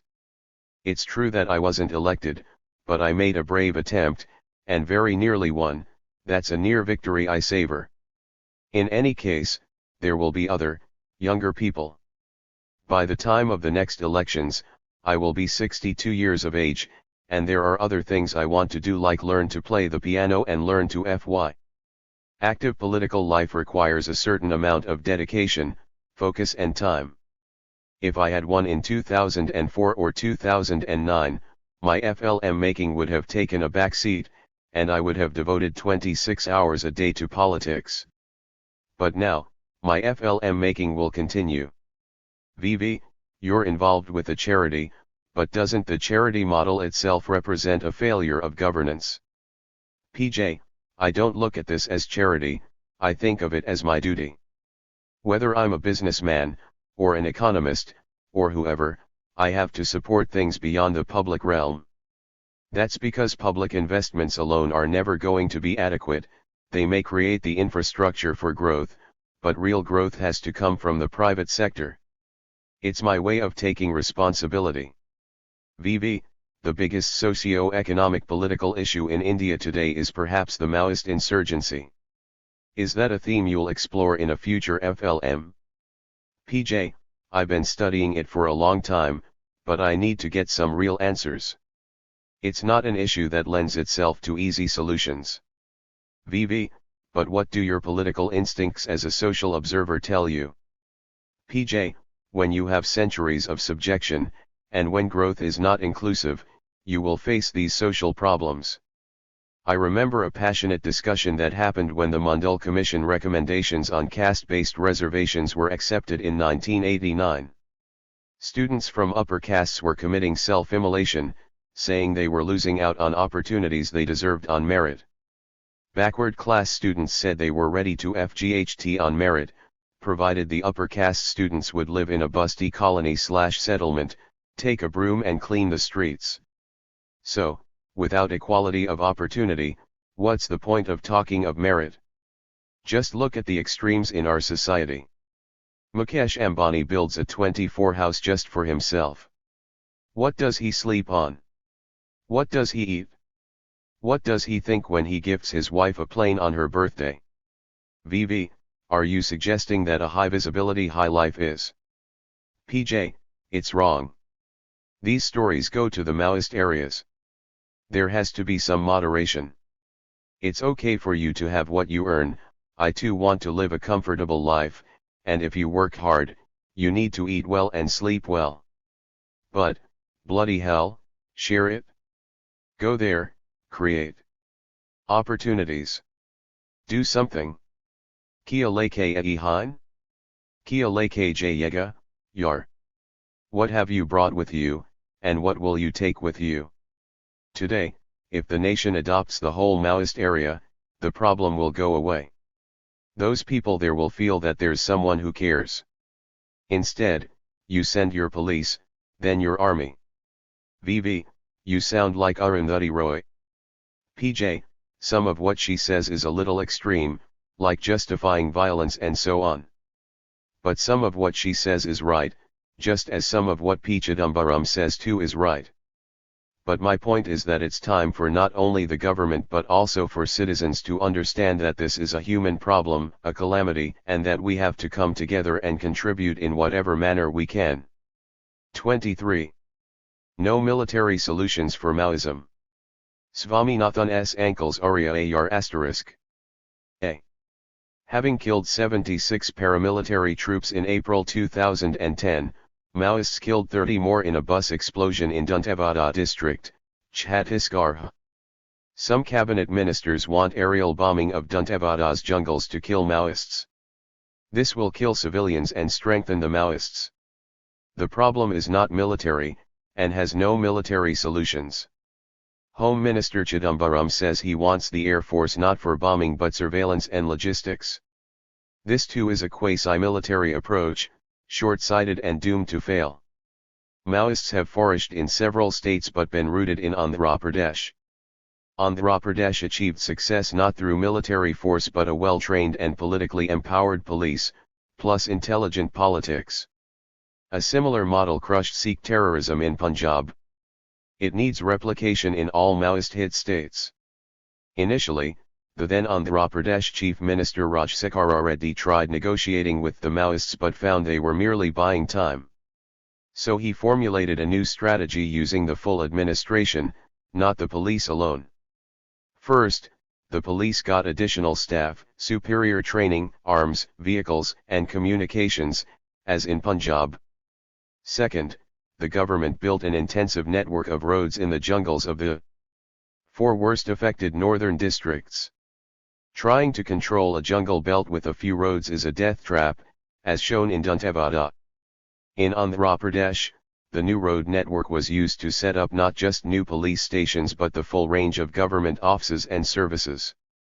This included irrigation, schools and health clinics, and welfare services, cheap rice, employment schemes.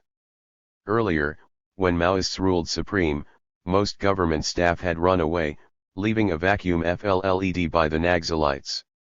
To reoccupy that vacuum, Reddy provided the full range of government services. This gave locals the confidence that the state government was here to FGHT to the finish. Only then could the police recruit informers, infiltrate Maoist groups, and winkle them out. In the 1990s, Malays dared not visit Maoist-hit constituencies for fear of death. But Reddy's strategy reduced Maoist incidents from 576 in 2005 to 62 in 2009, Maoist killings from 211 to 17, and police deaths from 25 to 0. The GDP gross domestic product improved from 8% to 32% per year in Adilabad, Karimnagar, Warangal, and Khammam, the worst affected districts. This disproved activist claims that people were better off under Maoists. Why is this strategy not replicated in Chhattisgarh? The key problem is jurisdictional. The central government controls military and paramilitary forces. The state government controls the police. Since the police have failed in Chhattisgarh, and since another Rajsekhara Reddy cannot be implanted there, Chidambaram has brought in central troops. But this is the wrong solution. 24. Our freedom was born with Hunger, we're still not free. MS Swaminathan. Interview by Sarah Kurup *A. On August 15, 1947, 22-year-old Mankombu Sambas Ivan Swaminathan famously headed for Auroville even as almost everyone else in Madras seemed to be bound for Marina Beach to celebrate the birth of a free India.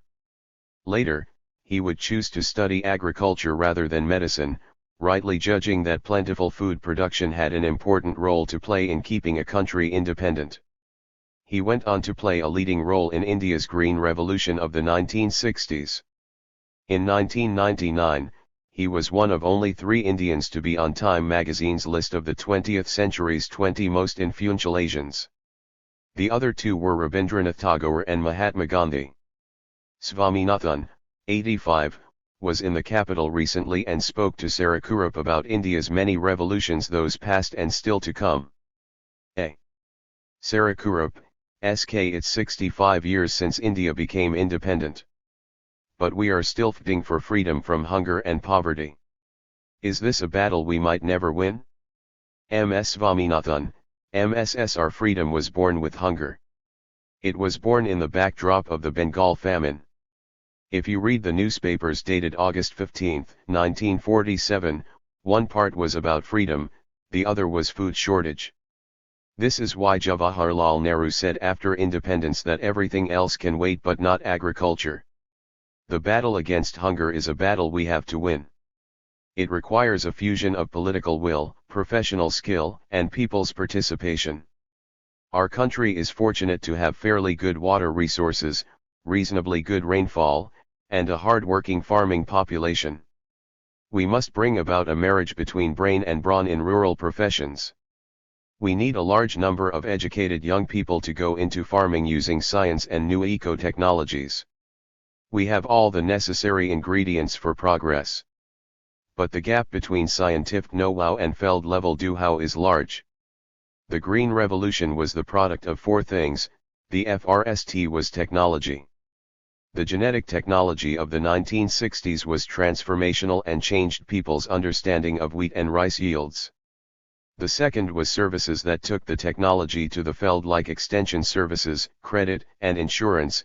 Third was public policies of input, output pricing like the Prices Commission, and lastly, the farmer's enthusiasm. Today, unfortunately, the most important thing is missing: farmers' enthusiasm. A revolution cannot come from a government program. A national sample survey study says 40% of the farmers want to leave farming. It's important to revive that enthusiasm. There's no shortage of food in terms of production. Why are people going hungry then? There are 3 parts to the problem.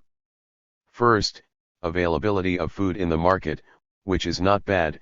Second, access to food or purchasing power. Under the NREGA, a worker gets 100 a day for 100 days, i.e., 10,000 a year. If he has a family of FVE, it means 2,000 a year per person. When dal lentil is selling at 80 to 90 a kilo, how do they buy it? Third, is the absorption of food in the body, which means getting clean drinking water, sanitation. Otherwise, it means a leaky pot. A child would keep getting infections. SK, how do you view the Green Revolution now, when the widespread use of pesticides in Punjab is being linked to increase in cancer rates in some areas? MSS, in 1966, I had said the Green Revolution should be an evergreen revolution, which is enhancement of productivity in perpetuity without ecological harm. I had warned against overuse of pesticides and fertilizers and against converting the Green Revolution into a greed revolution. SK, what can be done to set things right? MSS, there are 2 aspects of the Green Revolution: farm ecology and farm economy. But if farm ecology goes wrong, nothing else will go right. Soil quality must be taken care of, water quality must be ensured. We should also be ready for climate change. I call it a 2-pronged strategy: get the best of a good monsoon or climate, and second, minimize the adverse impact of unfavorable weather. SK, why are you objecting to BT brinjal? MSS, I didn't oppose it. I supported Jairam Ramesh's moratorium. I chaired a committee in 2004 and recommended in a report the setting up of a regulatory authority, which would have its own testing facilities. The Genetic Engineering Approval Committee has no such facility. I advocate safe and responsible use of biotechnology, particularly in the case of human nutrition. Some long-term residual toxicity tests should be done. If you introduce some good-yielding hybrids, farmers will grow only those. So I said, USE the moratorium to collect all the genetic material or germplasm. We also need a literacy program for the public. SK, you have been influenced by the philosophy of the Mahatma and Sri Aurobindo. In an age when technology is the new god, do you think there can be a meeting point for science and spirituality? MSS, there can be no science without spirituality. It gives purpose to science.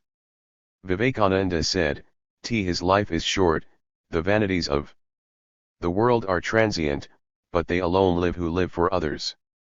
That's my personal philosophy. My father was a doctor. He died when I was 10. My mother wanted me to go into medicine. But the papers were full of Bengal famine and I asked myself how I could serve my country better. I got calls from a medical college and an agricultural college. After I joined, the principal of the agricultural college asked me why I took up agriculture because the subject was not considered as important as medicine. SK, do you have any unfulfilled LED dreams? MSS, my only dream is a hunger-free India. Every fourth child here is born underweight. We are denying our own children opportunities for a fulfilled life. I wanted to see a hunger-free India in 2007 when we celebrated our 50th year of independence. But it has not happened. That's why I accepted nomination to the Rajya Sabha, because in a democratic country much depends on the political system. Fortunately, when I was Farmers Commission chairman, we recommended a Food Guarantee Act. Now I am in the National Advisory Council and am working on the Right to Food Act. It's the last chance to make food a legal right. Gandhiji said in Noakhali in 1946 that the first and foremost duty of independent India is to see that no child, woman, or man should go to bed hungry, because to the hungry, bread is God. 25. The wrong diagnosis. Chetan Bhagat. A. Violent images from Kashmir FLLED television screens last week. So let's look at the tally. 7 Naxal-affected states, disturbances in all 7 northeastern states and, of course, the ever-present strife in Kashmir. 15 of India's 28 states have violent internal conflicts at present. In addition, we also have religious/caste/regionalism-based violence in other parts of the country. If that's not enough, add honor killings to that list. While no one strife dominates, we are probably living in one of the most violent times in independent India. This in 2010, when India is one of the fastest growing economies in the world, when we have a relatively stable government and we see more affluence around us than any other time. 3 questions come to mind: what's going on? Where will all this lead to? Most importantly, what can be done about it? The answer to the first question, what's going on, can be the same cynical response that this is what India is. Blame the politicians, corrupt officials, illiterate voters, and that seems to answer the question. The question can also be answered by a usual who cares, especially for us city dwellers who don't really see the impact of these 15-odd conflicts. The Naxalites haven't attacked our FVE-star hotels, cinemas, and train stations, yet, and the Northeast movements are tucked away too far to be noticed. However, we have to care. Because the next question, where will all this lead to, is simply not being discussed enough. Fact is, despite liberalization, the benefits are not reaching Indians. Yes, they reach the top 10% of Indians. However, they do not reach the other 90%. In fact, these Indians get the worst of badly implemented capitalism. Inflation kills their savings and purchasing power, their land gets stolen by corporates, their politician cares only about the rich guys. They are no advertiser's target group, so the media dismisses them and they don't get a voice. Every now and then, a politician comes and tosses cheap rice or wheat at them, keeps them alive on drip feed, and hopes to swing some votes. Our rural poor never see the benefits of liberalization. Add to this poor education, archaic caste-based social discrimination, poorly implemented welfare policies and a general lack of job opportunities, and it leads to a kind of passive frustration that urban people can never understand. The leaders of these movements apparently do, and that is why a youth with his whole life ahead of him takes up guns against the state and becomes a rebel. So while we might debate endlessly on whether the CRPF is adequate to FGHT the Naxals, and whether the army is doing a good job in Kashmir or not, the fact is that in these discussions we are only addressing the symptoms. We are trying to bring the fever down while the infection is what needs to be cured.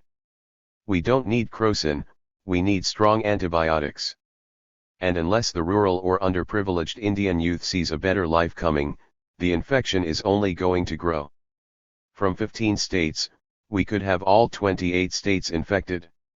Trouble is brewing, and the cities are ignoring it. The final question, what can be done about it, is what we need to spend most of our time on. For one, better politicians who are committed to developing their local areas need to be elected. However, currently they can't. In the interiors, the single most important criteria for voting is caste. No matter how capable a candidate, if you aren't matching the voter's caste, you will not get his vote. In such a scenario, there is no incentive for a candidate to do a good job. Managing his caste alliances is the only real qualification. And since most of our candidates come from the interiors, we end up with a bunch of politicians that give us the India we have today. How will this change?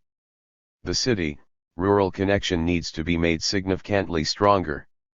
Our most educated and modern-thinking people are in the cities. While still a small proportion of the total population, these educated people can be ambassadors for a new India in the villages. One suggestion is to use the massive youth student population. A radical move such as exchange programs between city and rural colleges where every city student spends time in the villages, and vice versa, will help a lot. This needs to be done on a massive scale. The city students will spend time in the villages and infuse modern values there, and come back home with a better understanding of rural issues. There can be other similar ideas. Incentivizing MNCs to base themselves in smaller towns is another one. Sure, there will be lots of challenges, but, frankly, there is no other way out. Unless we truly reform the core of our country, things will never really change. One insurgency curtailed will turn into another, TV anchors will scream, politicians will offer a crocin, and the infection will continue to spread. Surely, that's not the India we want to leave behind for the next generation. It's time to pop the antibiotics and, most importantly, stay and complete the course. 26. Force should be met with force. Svapandasgupta *. A. Earlier this year, a fashionably progressive essayist lauded India's Maoist terror squads as Gandhians with a gun, a description that is about as persuasive as celibate rapist. Not that either mockery or public anger plays any role in tempering the perversity of those who flaunt democracy only to subvert it. In the wake of the second massacre in Dantewada in 2 months, the experts of terror have raised their sophistry to bizarre heights. Take the justification of the May 17, 2010 blast that killed 44 bus passengers, all local inhabitants and all poor. Since the earlier claim of paramilitary forces being a legitimate target is clearly untenable, it has been suggested that the presence of a few off-duty special police officers in the bus was a direct provocation. If there were indeed civilians in the bus, writer Arundhati Roy told the Times of India, it is irresponsible of the government to expose them to harm in a war zone by allowing police and SPOs to use public transport. The logic is revealing: anyone remotely connected with the state, even an SPO drawing a pathetic 3,000 allowance each month, is an enemy and must face the bloody consequences. It is further implied that by using public transport, these functionaries are inviting collateral damage on fellow passengers. The real Mao once wrote that revolution is not a dinner party. To his disciples have reminded us that there is no place for squeamishness and table manners. How the conduct of these armed Gandhians squares with the Mahatma who called off the non-cooperation movement in 1922 after an angry mob killed 23 policemen in Trishra, is best brushed aside. For the moment, it would be unwise to disregard the menacing overground message from the underground. Those who can conduct military operations with such ruthless efficiency have long lost the right to be called misguided ideologues and treated with benevolent indulgence. What is the difference between Ajmal Kazab and the Maoists who ambushed the CRPF Jawans on April 6 and detonated a deadly explosive under a bus last week? Kazab believed that he was part of God's army and that every Mumbai resident was a legitimate target for murder. The Maoists too believe they are a People's Liberation Army waging war on the state and its F-unkis. The only obvious difference is that while Kazab came from Pakistan, the foot soldiers of the Red Army are Indian by birth. In every other respect, the Islamists and the Maoists are the same, both have transformed grievance and utopia into inhumanity. They may well have had a place in the statecraft of preceding centuries, judged by contemporary norms, they have forfeited all claims to human rights. It is important to stress the mismatch between Maoist insurgency and Indian democracy, if only to drive home the necessity of a unified response from both the state and civil society. The argument that equitable economic development will blunt the anger of those who resent their marginal status is true only up to a point. However, if the benefits of state welfare and the market economy are to reach every corner of India, it is necessary for the state to be in physical control of territory. The Maoist approach is not to present the wretched of the earth with a revolutionary alternative that can compete with bourgeois politics on equal terms. It aims to exercise a military stranglehold over a region and either intimidate or eliminate dissent. Maoists don't believe in choice, they are committed to total control. It's literally a chicken and egg situation.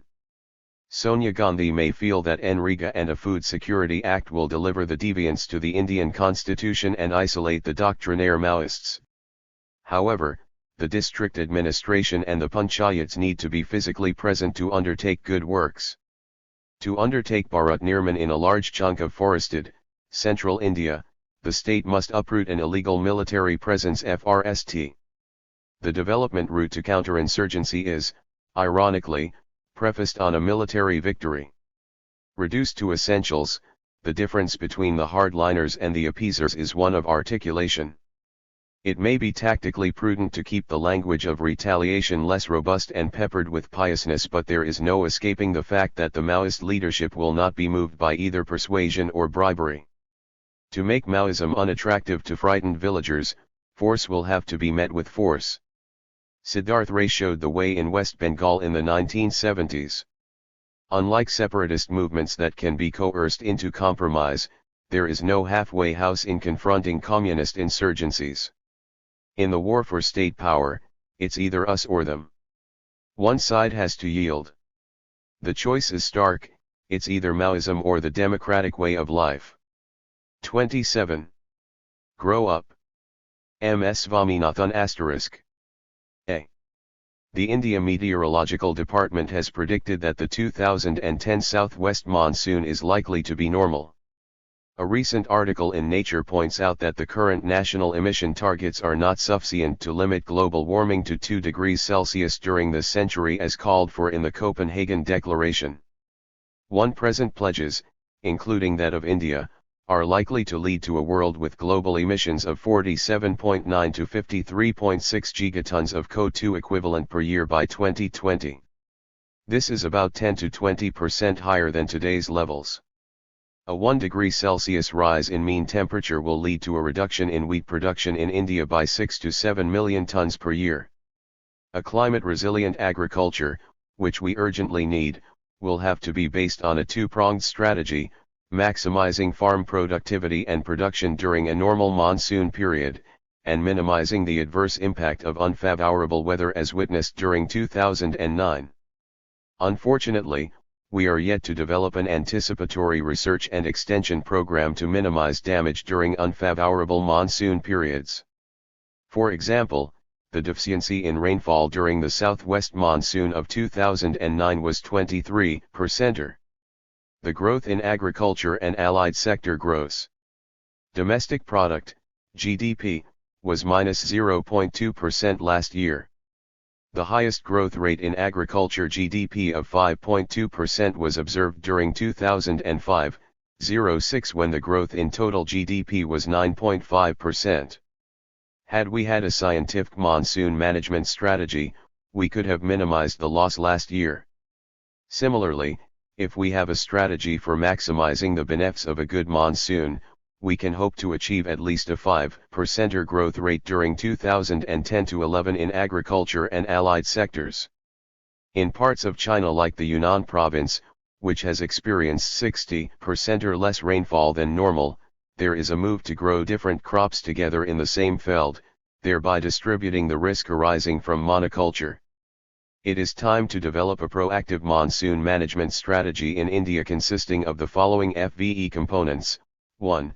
We must improve soil health and help farmers to benefit from the nutrient-based subsidy regime that was introduced on April 1, 2010.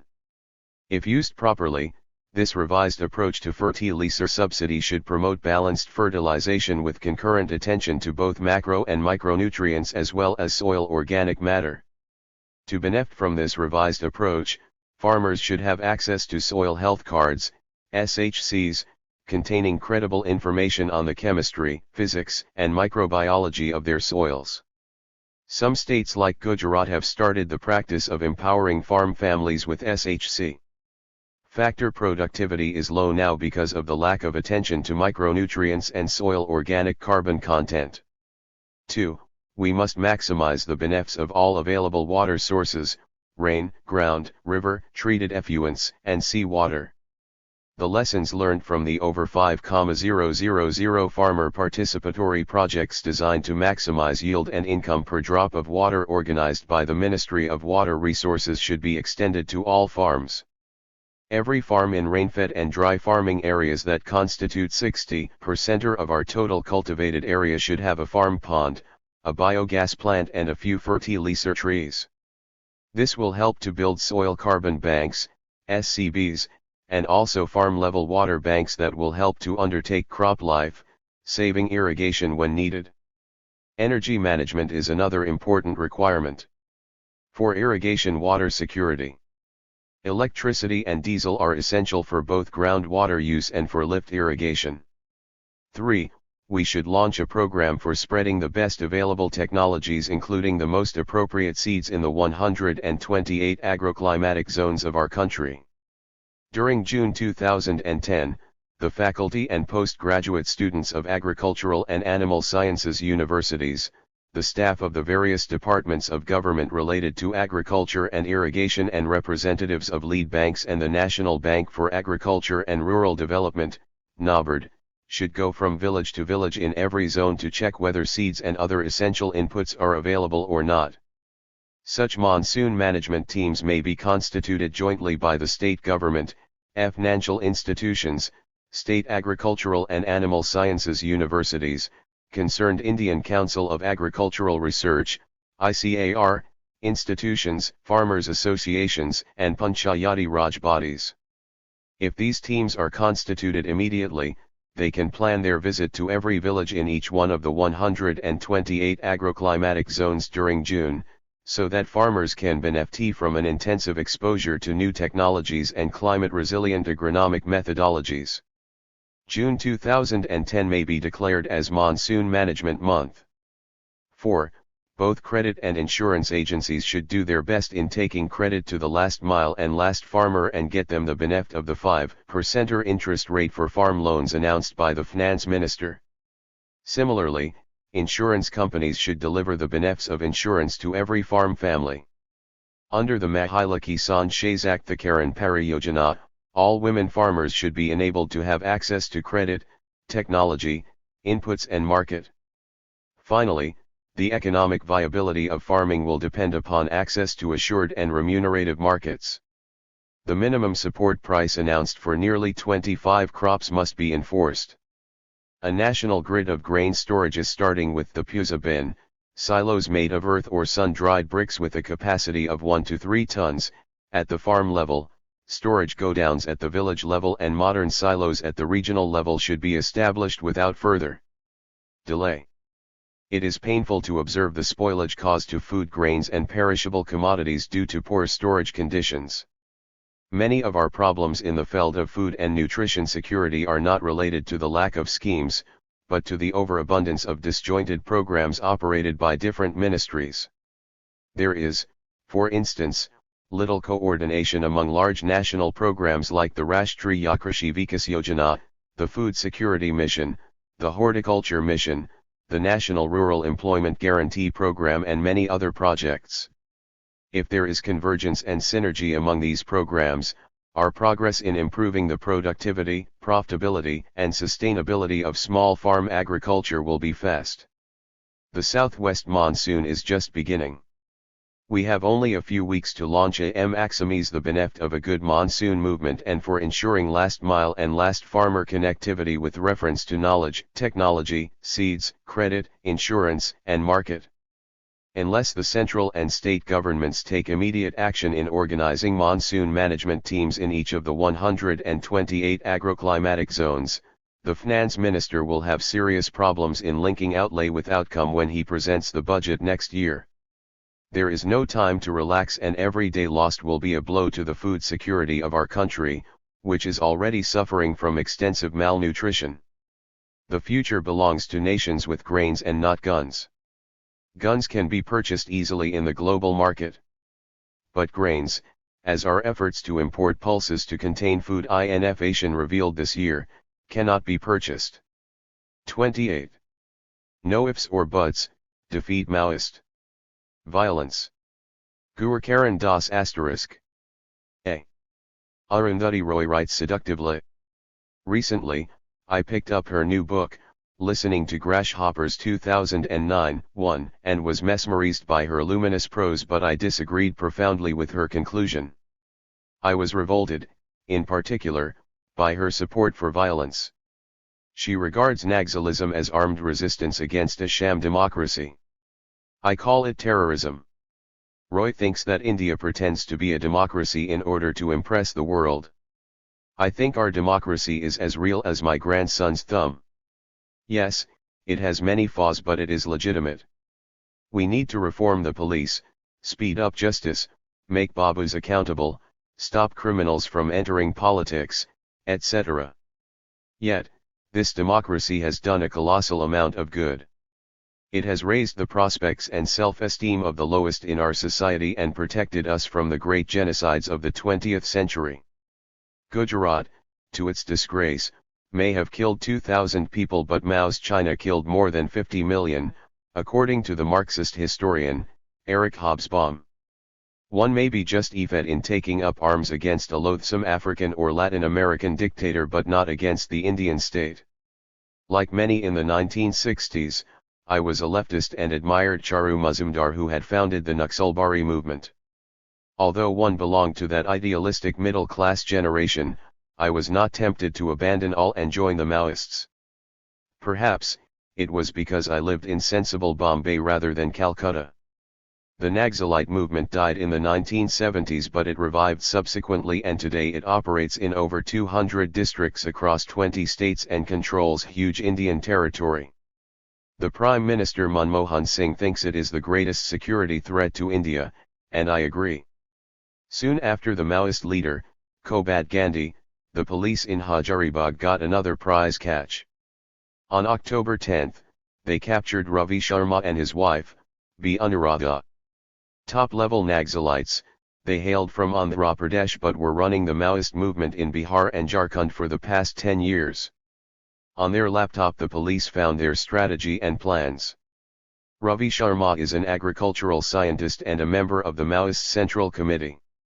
As he was being led by the police to the court in Hazaribagh, Sharma told reporters that he did not regret killing thousands of people.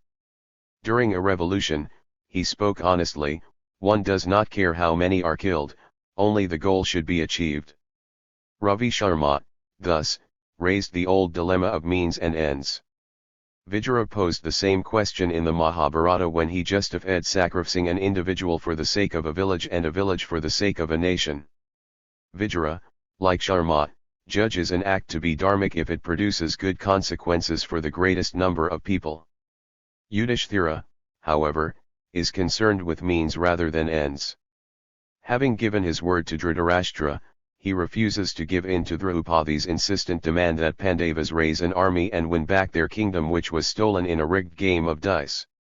No matter how great the goal, Yudhishthira would not condone the Maoists' use of violence.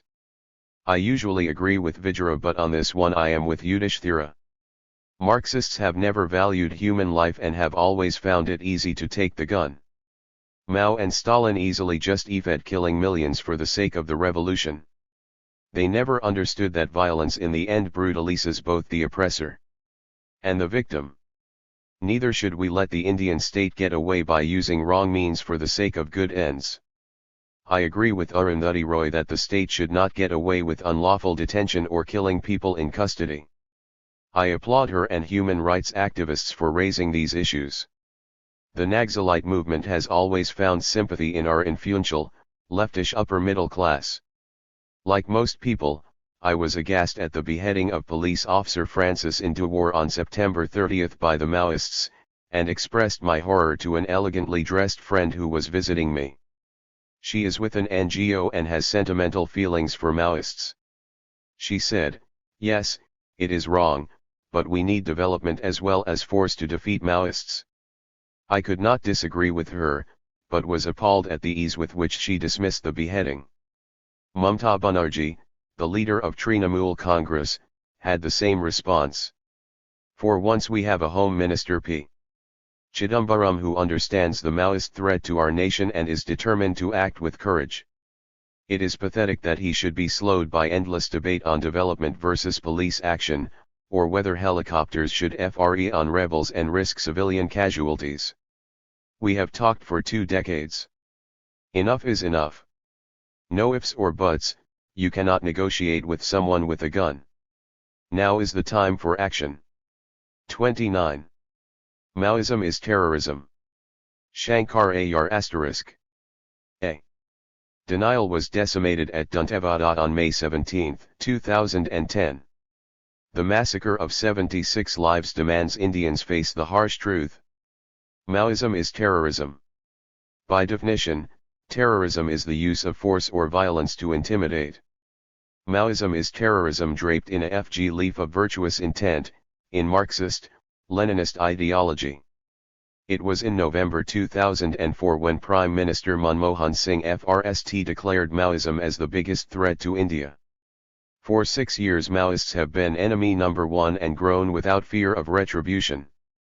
The Maoists are thriving because India has been hostage to romantic notions of a band of do-gooders chased by evil in uniform. Make no mistake, Maoists are extortionists and terrorists masquerading as modern-day Robin Hoods aided by a thick fog of sentiments. Yes. Every third person in India, or nearly 400 million people, lives below the poverty line. It is deplorable and a reflection of failed politics and stalled governance. Maoism has flourished because the vote has become a 4-letter word that impales decisions, a disincentive for political parties from doing the right thing. Poor road connectivity, the fading writ of law, and abject poverty are all allies of Maoism. Circumstance of poverty though cannot be an alibi for violence, nor a justification for terror. Not in a democracy which affords citizens many avenues to seek justice. Like fashion victims some. 3.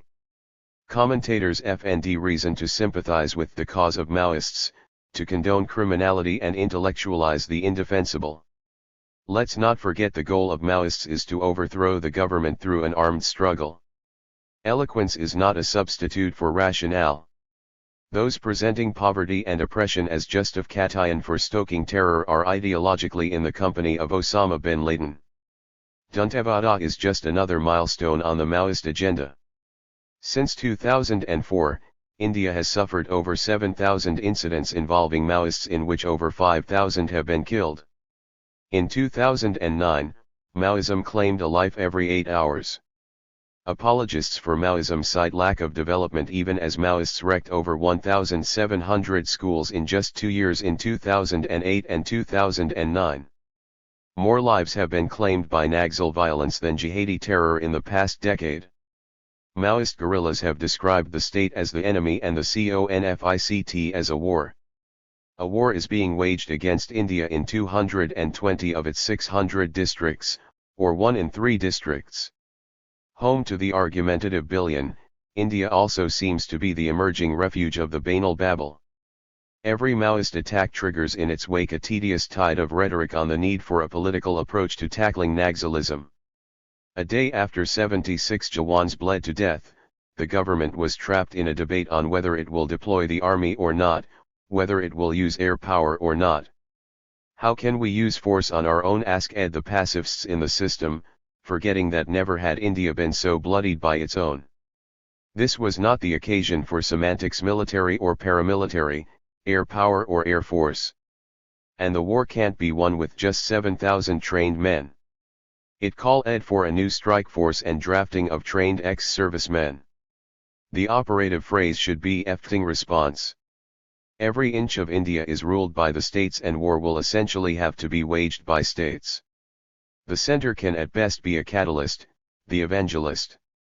If state governments are not delivering, they should be named and shamed. Yes, the war will not be won by bullets alone. If India truly aspires to be a superpower, then it needs to reclaim both the landscape and the mind space. It could be a public-private partnership. Corporates could be invited to adopt the 100 worst districts under the social responsibility banner to help deliver social infrastructure. On its part, the government could create a special mechanism to ensure implementation of programs like NREGA and Bharat Nirman under the supervision of senior bureaucrats and young ministers of state. As Home Minister P. Chidambaram has said, we need a strong head, a stronger heart and staying power to win. 1. The massacre has forged a political consensus across the political spectrum. It is a rare moment that must be leveraged. India must respond. India must declare a war, on the conditions which foment Maoism and Maoists. 30. Arms over people, Maoists in Bastar. Nirmalangshu Mukherjee *. A.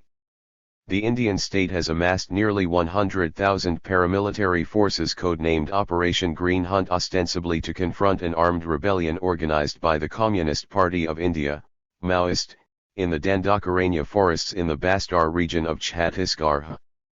As the forces raise their guns at each other, massive and protracted violence is breaking out in these hills and jungles, affecting the lives of several million tribals inhabiting the area.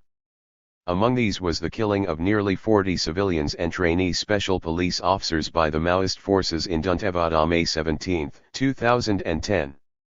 After exploding a civilian bus carrying 50 to 60 persons, they opened fire on those who survived the blast. This atrocity was preceded by a series of other atrocities, the most notable being the killing of 76 CRPF personnel on April 6 while they were walking back to their camp. The attack on the civilian bus shows that the Maoists have escalated the scale of revolutionary violence in response to Operation Green Hunt to the point that they are prepared to inflict massive collateral damage to innocent civilians. This is clearly a warning to the government of the shape of things to come if Operation Green Hunt continues. While the Cabinet Committee on Security, the Army Chiefs, the Home Ministry, and counterinsurgency experts prepare for even more aggression with an expanded mandate for the Home Minister, a crucial factor is systematically missed in the raging debates on this issue in the mainstream media. There is some discussion in the alternative media, especially the internet. There is overwhelming evidence that the Maoist forces at the front line, the militias and the guerrilla army, consist entirely of tribal youth. While the orders for a specific action could be emanating from the essentially non-tribal leadership hiding safely in their secured bases, it is the tribals on the ground that carry out the explosions and the killings. According to reports examined further in the chapter, there are about 50,000 armed militias and 10,000 guerrillas operating basically in the Bastar area. All these people are young tribals. The Maoists have been able to raise this huge force because a vast majority of tribals in Bastar have sided with the Maoists for reasons that will be discussed later in the chapter. The massive presence of tribals in the Maoist scheme of things has led commentators such as Arundhati Roy I to conclude that there is no difference between the tribals and the Maoists. I will evaluate the factuality of this conclusion. For now, it is evident yet systematically overlooked that any armed operation to flush out the Maoist leadership will have tribals, armed or unarmed, as the direct target.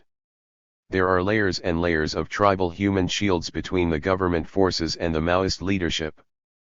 Further, as the ill-fated and murderous THIRD-WORLDISM campaign showed, any attack on tribals not only results in immense calamity for the tribals, it in fact helps increase Maoist base of support, including expansion of guerrilla forces.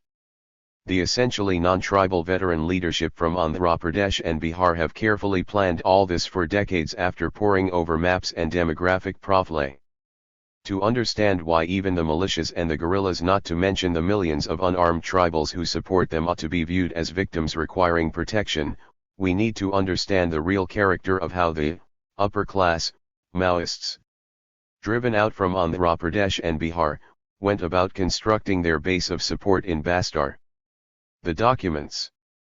We have 4 important documents in the public domain to study this issue.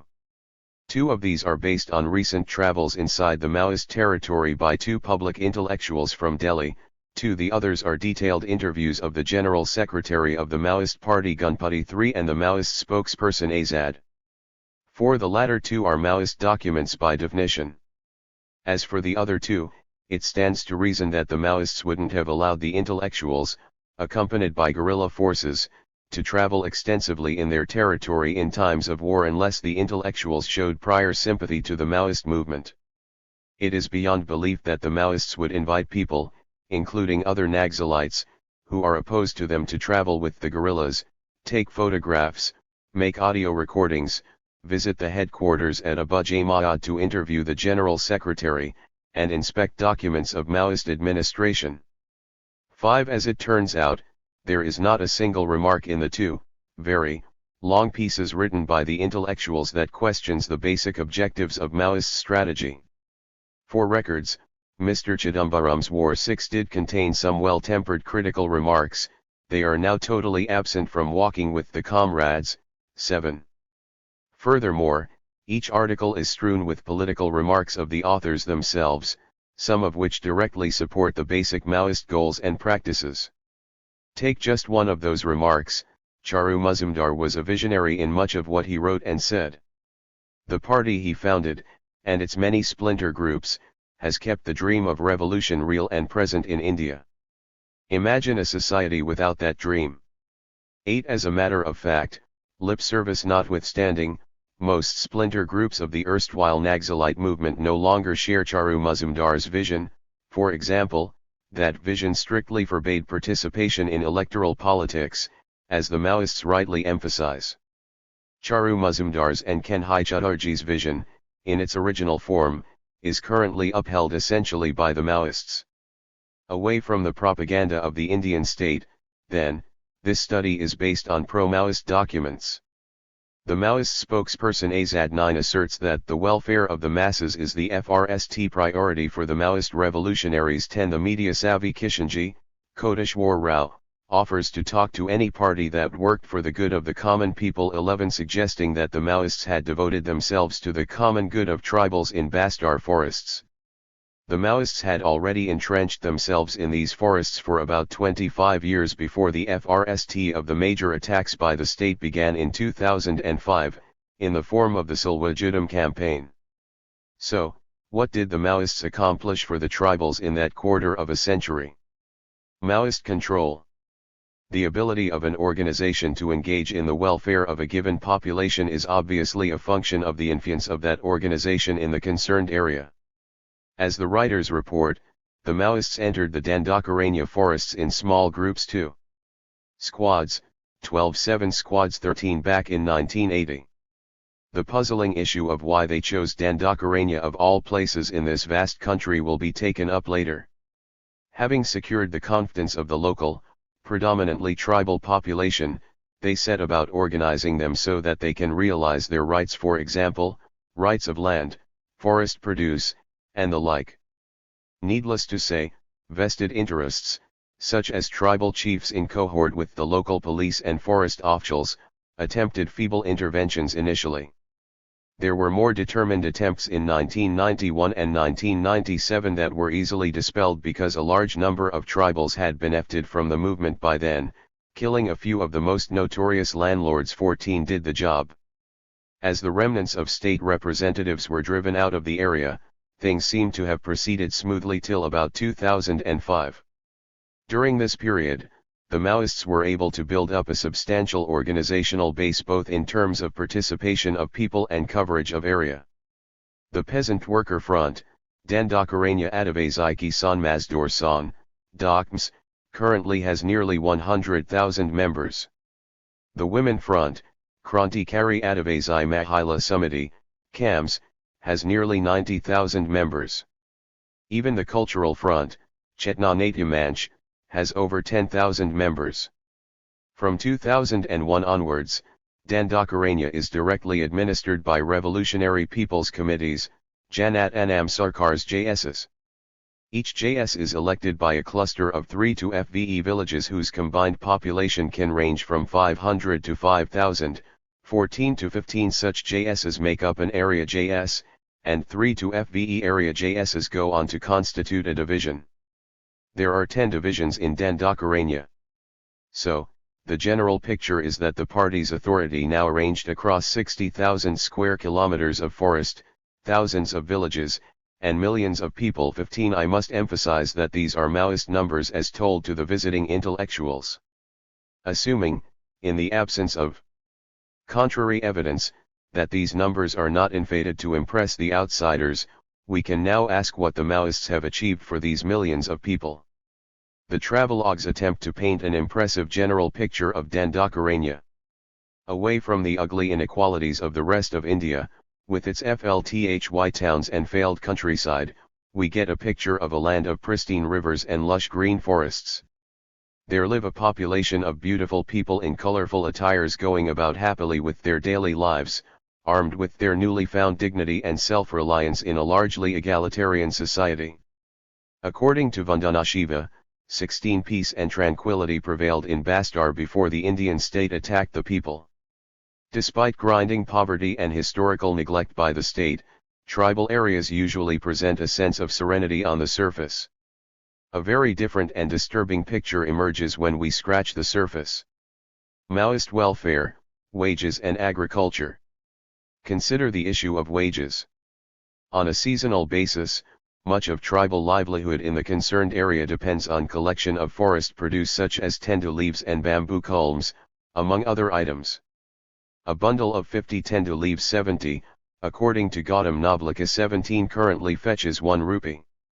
To earn about 30 rupees, then, a tribal has to collect and bundle nearly 2,000 tendu leaves per day. No doubt this is a substantial increase from a meager 3 paise per bundle in 1981. 18 Similarly, the wage for a bundle of 20 bamboo culms has been raised from 10 paise in 1981 to 7 rupees now. So, a tribal has to cut, collect, and bundle 100 bamboo culms to earn 35 rupees a day. These figures are roughly corroborated by Kobad Gandhi, who reported that daily wages have been raised to 3 to 4 times the 10 rupees that it had been some years ago. 19. It is difficult to compare wages on an absolute scale since they vary widely with respect to nature of work, location, caste, gender, etc. It is well known that tribals occupy the bottom of economic ladder. Given their atrocious exploitation in the past by the state and private operators, the wages sketched above signal huge achievements for tribal people. 20 The impoverished tribals never knew anything better. The documents report, without furnishing data, that these wages negotiated by the Maoists with private contractors are higher than those announced by the Chhattisgarh government. The Maoists were also able to eliminate traditional social evils such as free FRST day labor for tilling the land of the village chief. These measures explain why tribals feel indebted to the Maoists. but the mere surpassing of highly exploitative wages announced by a particular state government to satisfy the greed of private contractors does not by itself qualify as an alternative development model that others allegedly preach but the Maoists have been practicing for last 30 years among millions of Indians. 21 Even if absolute comparisons are difficult, it is evident that these wages are much lower than the minimum wages enforced across the nation. The tribals in Bastar make just enough to stay alive until the next season. 22 For agricultural labor, minimum wages typically vary between 60 to 80 rupees a day in the rest of the country. In a high-wage state like Kerala, perhaps one model the Maoists would wish to compete with wages under the Rural Employment Guarantee Scheme range up to 150 rupees a day. 23 The other side of this problematic picture is that, having negotiated what I consider to be merely subsistence wages for the tribals, the Maoists themselves collect 120 rupees per bag of tendu leaves from the contractors. Each bag contains 1,000 bundles. The contractors are allowed to collect up to 5,000 bags per season per contractor. This means that for a big contractor with 5,000 bags, the party makes about 600,000 rupees. Arundhati Roy reports that, at a conservative estimate, such a contractor makes about 5,500,000 rupees per season. 24 The documents do not state how many contractors operate in the Dandakaranya area. In general, it is said that the tendu leaf business itself runs into hundreds of crores of rupees. A similar story obtains for bamboo culms, tamarind, and other forest produce that generate royalties for the party, and huge profits for contractors. As for agriculture, the Maoists did encourage the tribals to grab about 300,000 acres of forest land which they had been cultivating illegally in any case for generations. The task was relatively easy since there were no landlords from the outside and tribal societies have insignificant class structure. As the Maoists realized, the issue was basically to grab forest land of the state at will since there was no real intervention of vested interests. In fact, something like a class structure developed as tribal chiefs and other elements with muscle power grabbed disproportionate portions of land. The problem was subsequently solved by killing a few of the more notorious landlords, as noted. The net picture, it is claimed, is that there are no landless peasants in Dandakaranya. The Maoists also organized the tribals to construct some harvesting structures such as ponds and wells, and encouraged the nomadic tribals to learn proper cultivation techniques. There's an attempt to introduce multi-crop and shifting cultivation. Gautam Navlika presents some details about the grain and vegetable items cultivated, and their yields, as recorded in a given JS. 25 There's some mention of using tractors and buffaloes for plowing in some areas in recent times. None of this sounds anything more than routine and compared to other regions of the country primitive agricultural practices. It is difficult to form a picture of the extent of these efforts and their role in improving the quality of life of the tribals. Recall that we are talking about an area of 60,000 square kilometers and a time span of a quarter of a century. In general terms, Roy writes, only 2% of the land is irrigated. In Abu Hamad, plowing was unheard of until 10 years ago. In Gadchiroli on the other hand, hybrid seeds and chemical pesticides are edging their way in. Gadchiroli is in adjacent Maharashtra. We need urgent help in the agriculture department, Comrade Vinod says. We need people who know about seeds, organic pesticides, permaculture. 26 Why is Comrade Vinod asking for these absolutely basic things now? What have the Maoists been doing for close to 3 decades? Maoist welfare, health and education. A more concrete picture of the food situation emerges when we look at the health sector. There is no mention of even a single health center initiated by the Maoists in that vast area. All we are told repeatedly is that people have been advised to drink boiled water. Apparently, this method reduced infant mortality by 50%. 27 Navlika reports that lately the JSs have initiated a scheme of barefoot doctors in which some tribals are trained to apply some medicines, distinguished by their color, for afflictions such as malaria, cholera, and elephantitis, the 3 most dreaded illnesses. 28 Again, we do not know the extent of these efforts. However, Roy reports a doctor she met. A doctor was visiting that area after many years. The doctor said that most of the people he has seen, including those in the guerrilla army, have a hemoglobin count between FVE and 6, when the standard for Indian women is 11.29. There is extensive tuberculosis caused by more than 2 years of chronic anemia. Young children are suffering from protein energy malnutrition grade 2. Apart from this, there is malaria, osteoporosis, tapeworm, severe ear and tooth infections, and primary amenorrhea, which is when malnutrition during puberty causing a woman's menstrual cycle to disappear, or never appear in the first place. 30. It's an epidemic here, like in Biafra, the doctor said. There are no clinics in this forest apart from 1 or 2 in Gachiroli. No doctors. No medicines. 31. Notice that most of the severe conditions are caused by acute malnutrition, especially in women and children, suggesting what the alternative model of agriculture and other efforts at Maoist development has done to the people of Dandakaranya. Words like famine and sub-Saharan condition are frequently used in the documents under study. 32. The words are of course polemically directed at the state. Look, what the Indian state has done to the tribals. Any index on quality of life certainly brings out what the Indian state has done to its people, not just the tribals. But the area at issue concerns essentially the Maoists, with a history of more than 2 decades where the party has been able to create an alternative structure, virtually uncontested. 33. As with the almost complete absence of health centers, the documents do not provide any evidence for any new and regular school for the tribal children in the vast area. The rare schools that exist are all provided for by the state. By now, a large number of these impoverished schools have either been occupied by the security forces or blown up by the Maoists to prevent the security forces from doing so. Lately, the JSs under the Maoists have initiated a mobile school program. There's also a mention of some evening schools operating in some areas. The mobile schools are in nature of camps where children attend schools for anywhere between 15 to 30 days, depending upon how tense the situation is in a particular area. Classes last for 90 minutes for each subject, with 4 subjects taught in a day. There are between 25 to 30 students and 3 teachers.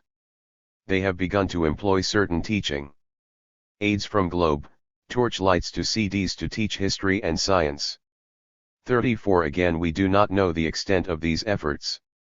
In any case, beyond these rather primitive and grossly inadequate efforts, the documents do not explain why the Maoists failed to introduce thousands of regular schools in the 10 divisions under their control during at least 2 decades of non-tense situation. Alternative model. Insofar as tribal welfare is concerned, could the Maoists have done better on wages, agriculture, health, and education? Given their vast command area with visible support from millions of tribals, it is not difficult to conceive of real alternatives to the measly development programs they initiated. With thousands of villages under their control, they could have dominated thousands of gram sabas and hundreds of panchayats in the Bastar area. Under the auspices of these tribal-controlled panchayats, they could have formed hundreds of democratically constituted cooperatives to administer the livelihood of tribals. For example, cooperatives devoted to forest produce such as tendu leaf could have competed with massive popular support for the tenders voted by the state each year. This way the system of greedy contractors would have been eliminated from the scene, and the entire profits after paying Kerala-type wages would have remained with the tribals. Similar efforts could have been directed at other forest produce and agricultural land. Add to this the state funding that would have been allocated to these panchayats, and the ability to draw rural credit from local banks. One can only imagine what good could have been done for the tribals with the funds so available: schools, colleges, technical institutes, health centers, tractors, buffaloes, tube wells, irrigation canals from rivers, safe source of drinking water. In time, these people's organizations could have made full use of the National Rural Employment Guarantee Scheme, the Forest Rights Act, the Right to Information, the Education Act, and other schemes of the state. There are other advantages with strong and legal people's bodies. For example, it is mandatory for corporations to secure consent of the local people before they can start operations. To that end, Tata Steel authorities organized a public hearing for their planned steel plant on October 12, 2007. The corporation secured the required consent by hiring an audience of about 50 people in a meeting far away from the concerned area. It is doubtful if they would have dared to do so if vigilant people's committees, under the auspices of panchayats, were in place. In fact, Roy reports on a wonderful initiative by the Women's Mass Organization, CAMS, in which members of CAMS immediately surround a police station after someone is falsely arrested, and get the person released before the police is able to FLE charges. 35 One wonders if such initiatives can be expanded with legal people's institutions in place. None of this of course was going to be easy. The alternative just sketched would have required creative economic initiatives backed by democratic movements. It would have also involved legal battles with the state and the contractors, as every people's movement in the rest of the country knows. Nonetheless, in Dandakaranya, the Maoists enjoyed unprecedented advantages, as noted, to pursue these democratic goals. There is no evidence that the Maoists even contemplated these obvious steps. Why not? Primacy of warfare. A disturbing answer begins to emerge when we look at what else the Maoists have done in the area during the same period. The basic idea, as the General Secretary Gunputty told his visitors, is that it is important to guard against getting bogged down in legalism and economism and forget that masses have to be prepared for seizure of power. 36 So, seizure of power, and not the welfare of the tribals, was the central goal. In this light, it is seriously questionable if the Maoists entered the forests of Dandakaranya 3 decades ago with tribal welfare in mind at all. The documents suggest the following story. After considerable setbacks to their armed struggle in Andhra, the Maoists decided to enter these forests way back in 1980, as noted. The basic goal was to build a standing army, for which it would need a base. Dandakaranya was to be that base, and those FRST squads were sent in to reconnoitre the area and begin the process of building guerrilla zones. 37 Dandakaranya offered a variety of advantages. It was a vast densely forested area spanning across several provinces such that people can cross state boundaries through the forest itself. After the refugees from the erstwhile East Bengal left the area, it was inhabited almost entirely by the tribal population who have been there for ages. The state had only a rudimentary presence in some areas, while it was almost totally absent in others. Also, as noted, there was a class society here, but due to the tribal traditions, unlike plains the Mukhya/Manjis exploitation did not appear sharp. 38 Finally, due to their historical isolation and exploitation from the outsiders, tribal traditions have been compelled to acquire some degree of militancy to defend themselves. Much before the Maoists entered the scene, tribals in Bastar had a history of resistance against the British, landlords and money lenders. Dandakaranya was virtually a blank slate on which the Maoists decided to inscribe Charu Mazumdar's and, later, Kanhai Chatterjee's vision. The FRST task was to create enough guerrilla zones, and the second was to secure guerrilla bases in the zones so created. Navlika explains the distinction. Guerrilla zone is a wide area in the sense that there is contention for control and the state is not entirely absent, even if it be in shape of its police or armed force. However, there are spots in these guerrilla zones which are demarcated to ensure that some work can carry on relatively uninterrupted. These are bases which are not easily penetrable or accessible. 39. The current plan is to intensify and expand guerrilla war. We have to utilize cleverly the tactics of hit and run basically. 40 Ultimately, however, we have to develop guerrilla war into mobile war and guerrilla army into a regular army. 41 That's the goal. The tribals are essentially cannon fodder in this elaborate military strategy.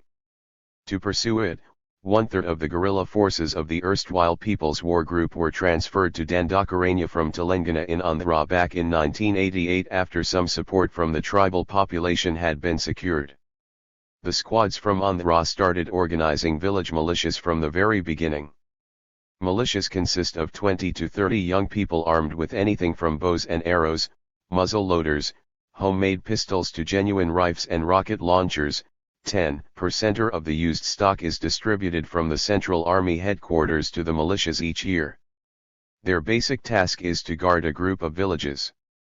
Apparently, the best of the fighters from the militias are incorporated into more professional guerrilla squads whose members sport combat uniform and carry serious weapons such as INSA's RIV-ES, AK series rifles, self-loading rifles, pistols, revolvers, hand grenades, and other forms of explosives. Some carry light machine guns, mortars, and rocket launchers. In December 2001, the People's Liberation Guerrilla Army, PLGA, was formally constituted. By now, the PLGA has moved from platoons to companies, and are now moving towards battalion formation. 42. The writers report that there are about 50,000 members of militias and 10,000 in PLGA. Once guerrilla zones expanded and covered much of the area, the task of constructing guerrilla bases started in earnest in 2001. 2 or 3 spots were selected for guerrilla bases in each division, and in this shape 10 to 12 spots were concentrated upon to form the guerrilla bases. Abu Ahmad forms the central guerrilla base.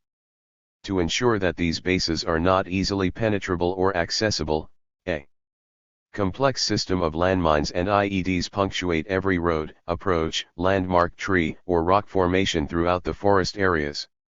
Needless to say, all of this requires an elaborate structure of informers, lookouts, technical experts, technical equipment for secure wireless communication, laptop computers, solar-charged batteries, electronic and other devices for triggering IEDs, vehicles such as hundreds of motorcycles, well-concealed factories and workshops for manufacture, repair, and refuting of weapons, and so on.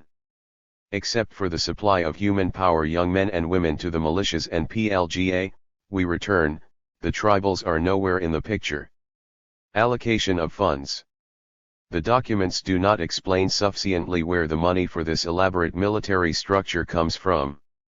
Some weapons and related ammunition have been seized/stolen from police stations and armories, some have been removed from the corpses of security personnel after ambushes. It is unclear if the total amount of these seizures explains almost battalion-level weaponry. Noblika does report, in general terms, the source of money, party membership fee, levy, and the contributions of the people, confiscation of the wealth and the income sources of the enemy, and taxes collected in the guerrilla zones and base areas. 43. Presuming that most members are famine-stricken tribals themselves, party membership fees are not likely to amount to much. Later in the essay, Noblika informs that revenue accruing from looting of bank or confiscation of wealth are far less than the money collected from royalties on forest produce such as 10 to leave 44. So, it is really the royalties/levies from forest produce and taxes on contractors and companies that constitute the bulk of the funds. What is contributions of the people? Are there remittances from abroad from wealthy sympathizers as with LTTE? Liberation Tigers of Tamil Eelam and similar organizations. It is anybody's guess how much money is so collected and how it is divided between military work and mass work. An apparently disjointed bit of information throws some light on the issue. Noblika reports on the budget for 2009 of one area RPC Revolutionary People's Committee. Recall that there are about 50 area RPCs in Dandakaranya. 45. The income side showed about 11 lakh rupees. It is interesting that, although the income includes about 360,000 rupees from taxes on contractors, it does not directly mention the royalties, the real money. About half of the income comes from allocation by the JS, it is unclear what it means. Does it mean that some of the other income, including royalties, is partly distributed by the divisional RPCs to area RPCs? Or, does it mean that most of the real money remains with the party itself for military work? An indirect evidence for the latter conclusion emerges when we look at the expenditure side of the budget. It is reasonable to expect that the income of a given RPC is primarily meant for development work in the concerned area. It turns out though that over 50% of the meager income is allocated to defense, about 12% for agriculture, 9% for health, and 0.9% for education. It is important to note that defense means providing just the kits for the militias and PLGA, 3 pairs of uniform, oil, soap, toothpaste, washing soap, comb, gunpowder, bows and arrows, and food. The RPC budget does not pay for the weapons and related military needs, so, the astronomical money needed for that purpose must be controlled directly by the party itself. Is that where rest of the money including the royalties goes? The answer is likely to be in the positive since most of the development money is diverted to military preparations. Now that we have some idea of where the money from the taxes, royalties, and contributions from people basically go, it is clear why the system of greedy and rich contractors and similar characters must continue to operate freely even in the liberated zones, while the tribals continue to toil at subsistence wages to survive until the next season. In other words, these contractors and other concealed characters are allowed to cheat the tribals all the way. The slippery arithmetic and the sly system of measurement that converts bundles into Manakbora's standard bags into kilos is controlled by the contractors, and leaves plenty of room for manipulation of the worst kind in a business running into several hundred crore 46 because they basically fund the war against the state for seizure of power. One wonders if the rapacious plunder by the tiny parasitic class of blood-sucking leeches 47 includes these contractors who fund the war of liberation. The preceding perspective also explains why the Maoists never even contemplated alternative and genuine development plans based on panchayats, cooperatives, etc. For one, as noted, those plans would have driven the system of private contractors out of Dandakaranya, resulting into a massive loss of revenue for the party. For another, those plans would have raised the condition of the tribals from mere subsistence to the threshold of decent living.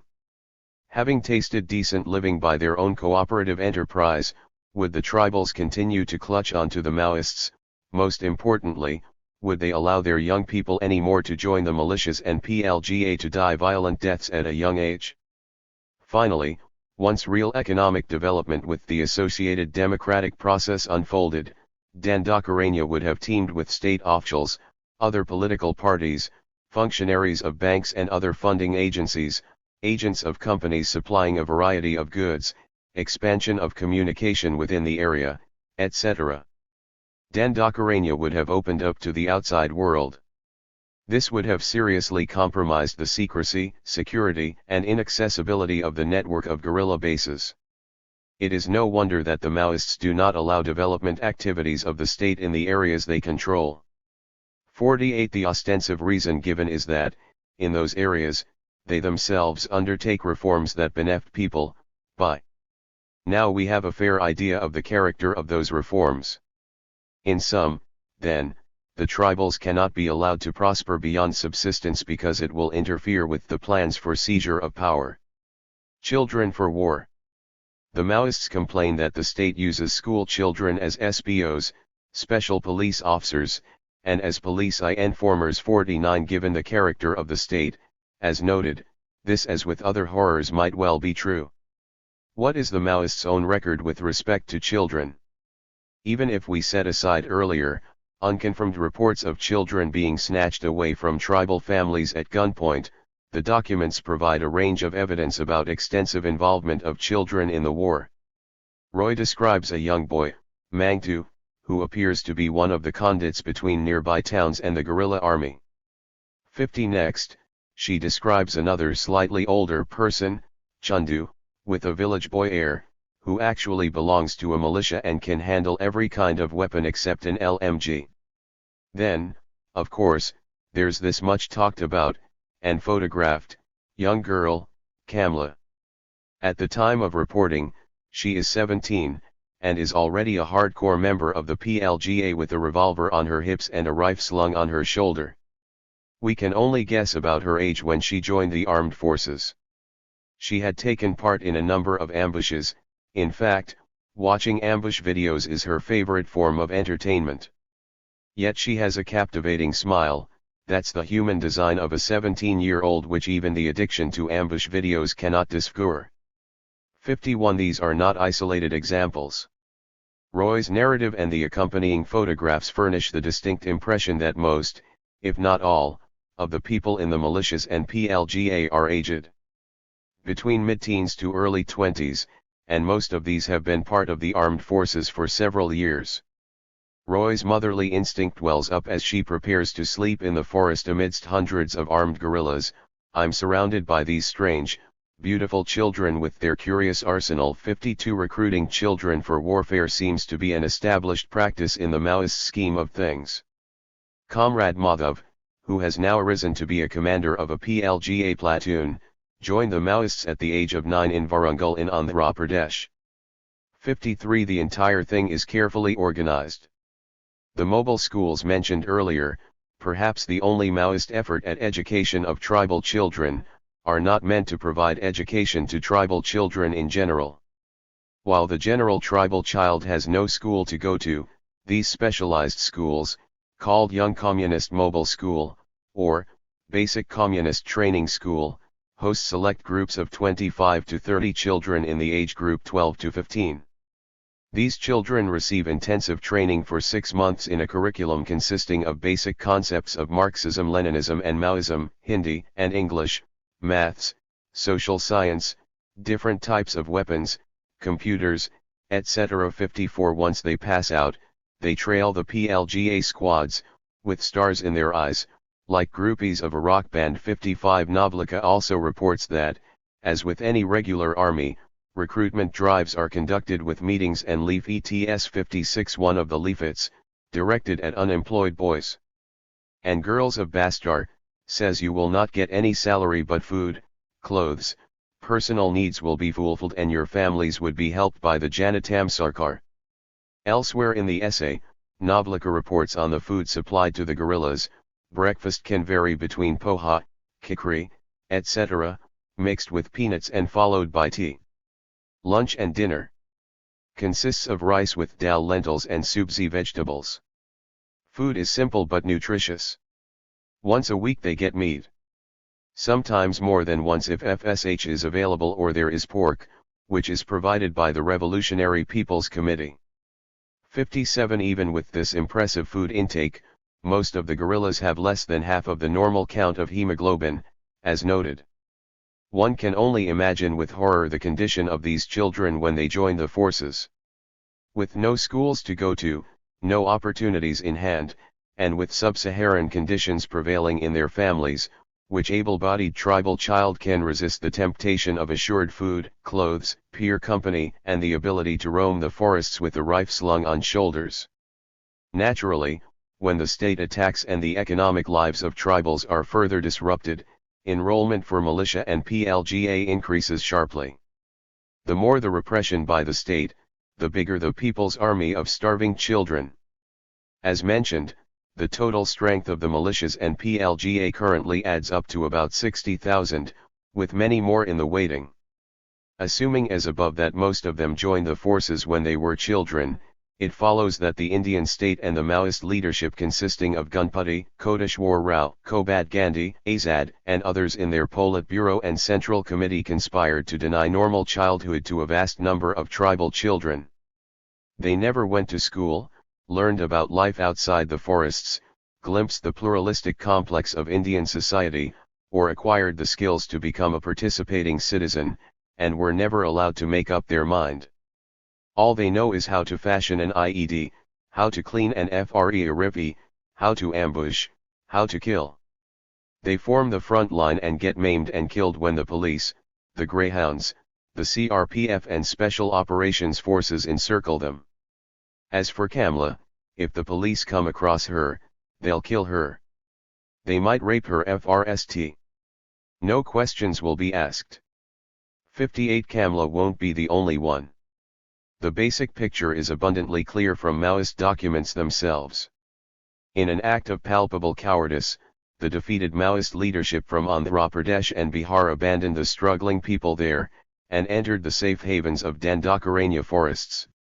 Taking advantage of the historical neglect and exploitation of the tribals by the state, the root cause, the Maoist leadership ensured the support of hapless tribals with token welfare measures while directing most of the attention secretly to construct guerrilla bases. In the process, they lured a large number of tribal children with assurances of food and clothing. These children have now grown into formidable militia and guerrilla forces.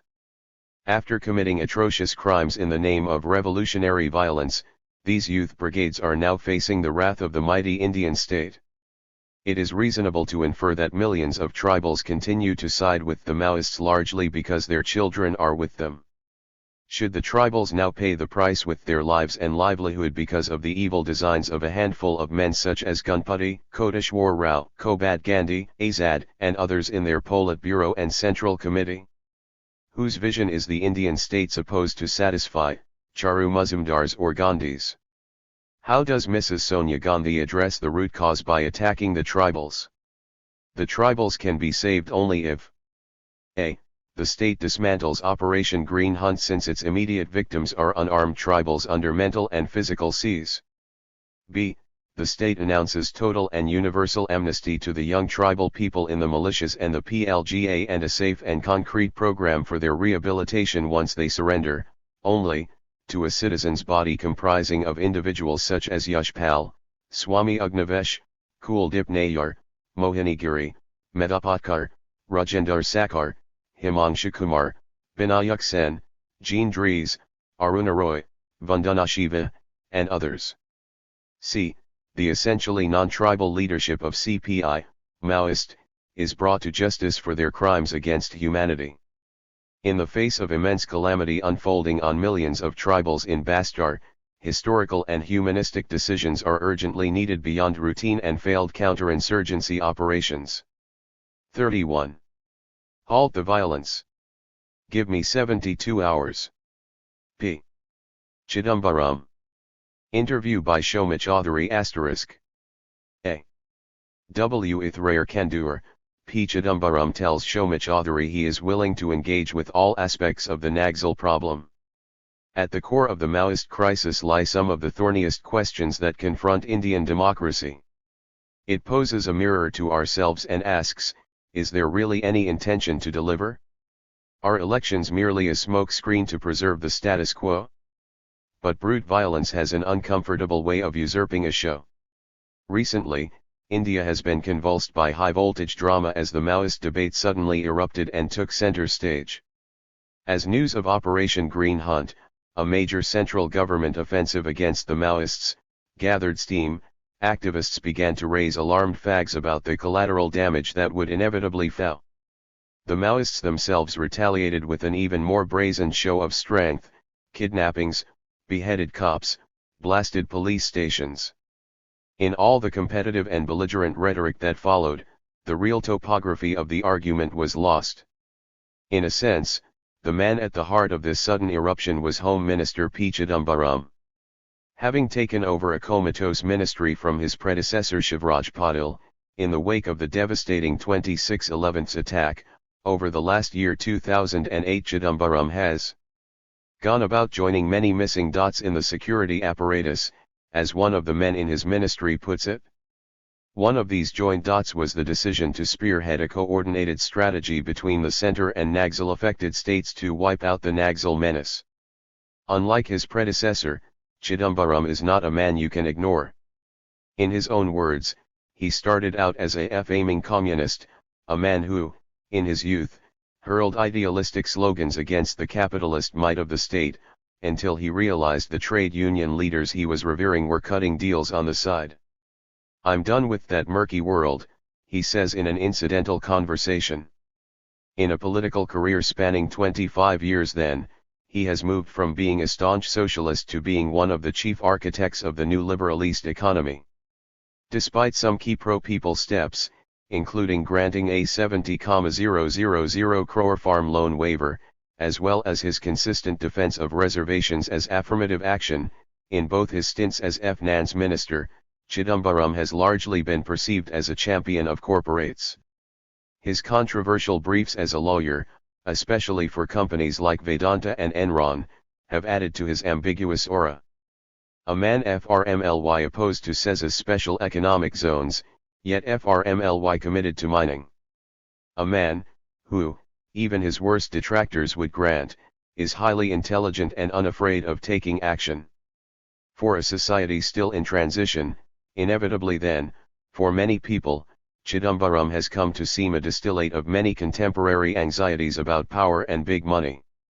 To find him at the center of a coordinated strategy therefore seemed hugely reassuring to some, hugely dismaying to others. About 2 weeks ago, however, Chidambaram replaced the threat of an all-out war with an offer for peace talks. Abjure violence, he appealed to the Maoists, and the government was willing to discuss all the key issues: land acquisition, forest rights, industrialization, and local forms of governance. In a line, how the state should relate to its people. As it stands, this offer is unimpeachably worded. What's more, it lowers the temperature enough for one to examine what really is at stake. Physical violence is the simplest part of the argument. Of course physical violence is heinous. Whether it's Francis Indewar beheaded by the Maoists or the 19 tribals shot by the police in Singaram, or the 14 in Nandigram, or in Kalinganagar. What's much more difficult to grapple with is the ideological violence that underpins all of this. On the one hand, there is the deep, embedded structural violence of the Indian state. What this means is that though in an inspired move our founding fathers granted universal adult suffrage to every Indian citizen at the moment of independence, the Indian state itself has remained intensely feudal and oppressive in many ways. On the other hand, though the Maoists seem to champion the cause of the people and are indeed creating a crucial awareness amongst the poor about their rights, they are not interested in reform or resolution. Their political ideal is to overthrow Indian parliamentary democracy and replace it with a dictatorship of the people, catalyzed by armed struggle. Unfortunately, the history of Stalinist Russia and Maoist China is not a pretty sight. Nor are they visions of the utopian equal society anyone would want to live in. The Maoists' rejection of Chidambaram's plea to abjure violence as an absurd and irrational demand and a betrayal of the people is of a piece with this ideology. In its coverage of the Naxal riddle, Tehelka has consistently tried to angle the spotlight at the dispossessed and be a watchdog against state excesses. That is part of its commitment to the constitution and the idea of the Indian state.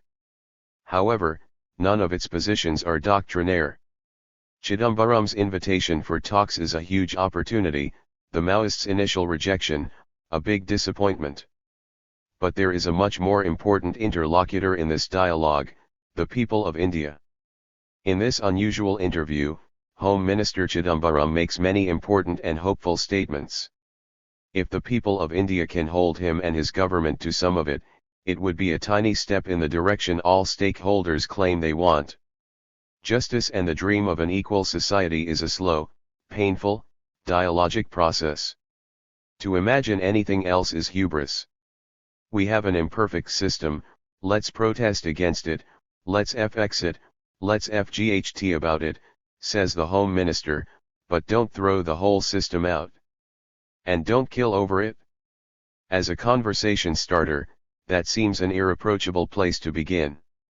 I am ready to review all the corporate Mao's Home Minister P. Chidambaram tells Shoma Chaudhary everything he is willing to do to de-escalate violence. Shoma Chaudhary, SC in the past few months there's been an escalated rhetoric from the state about Operation Green Hunt and an all-out war against Maoists.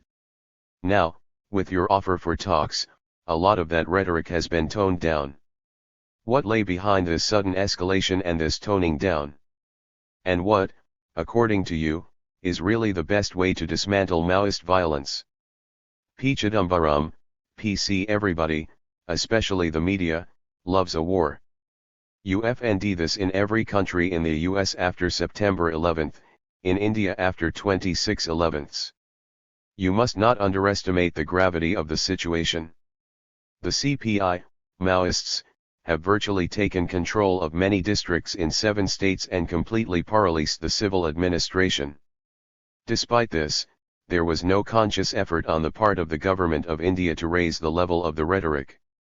We went about it in the only manner that we have to address a problem, namely, consulting the states. We consulted the states in January, we consulted the states in August and, necessarily, we put out a statement on what the consensus was. The consensus was that there should be coordinated action to take on the CPI, Maoists, which I think is perfectly right. So the central government offered paramilitary forces, real-time intelligence inputs, training, technical equipment, and technology to the states. Show me one statement on the part of the central government, or me specifically, where I have raised the rhetoric against the CPI, Maoists. So I don't agree that the rhetoric was raised and then toned down. The toning down, in fact, is again a perception. When we were asked if we will talk to the Maoists, I said yes, if they abjure violence we will talk to the Maoists. That's been our stand from day one. The Prime Minister has said this, I've said it. So the so-called escalated rhetoric happened after the consultation with the Chief Ministers, and the so-called lowering is after we said we'll talk to the Maoists. Each event is simply how the media perceives it. SC, there's been a key shift in phrase from asking Maoists to lay down arms to merely asking them to abjure violence. PC, I never asked the Maoists to lay down arms because I know they will not. It is against their ideology.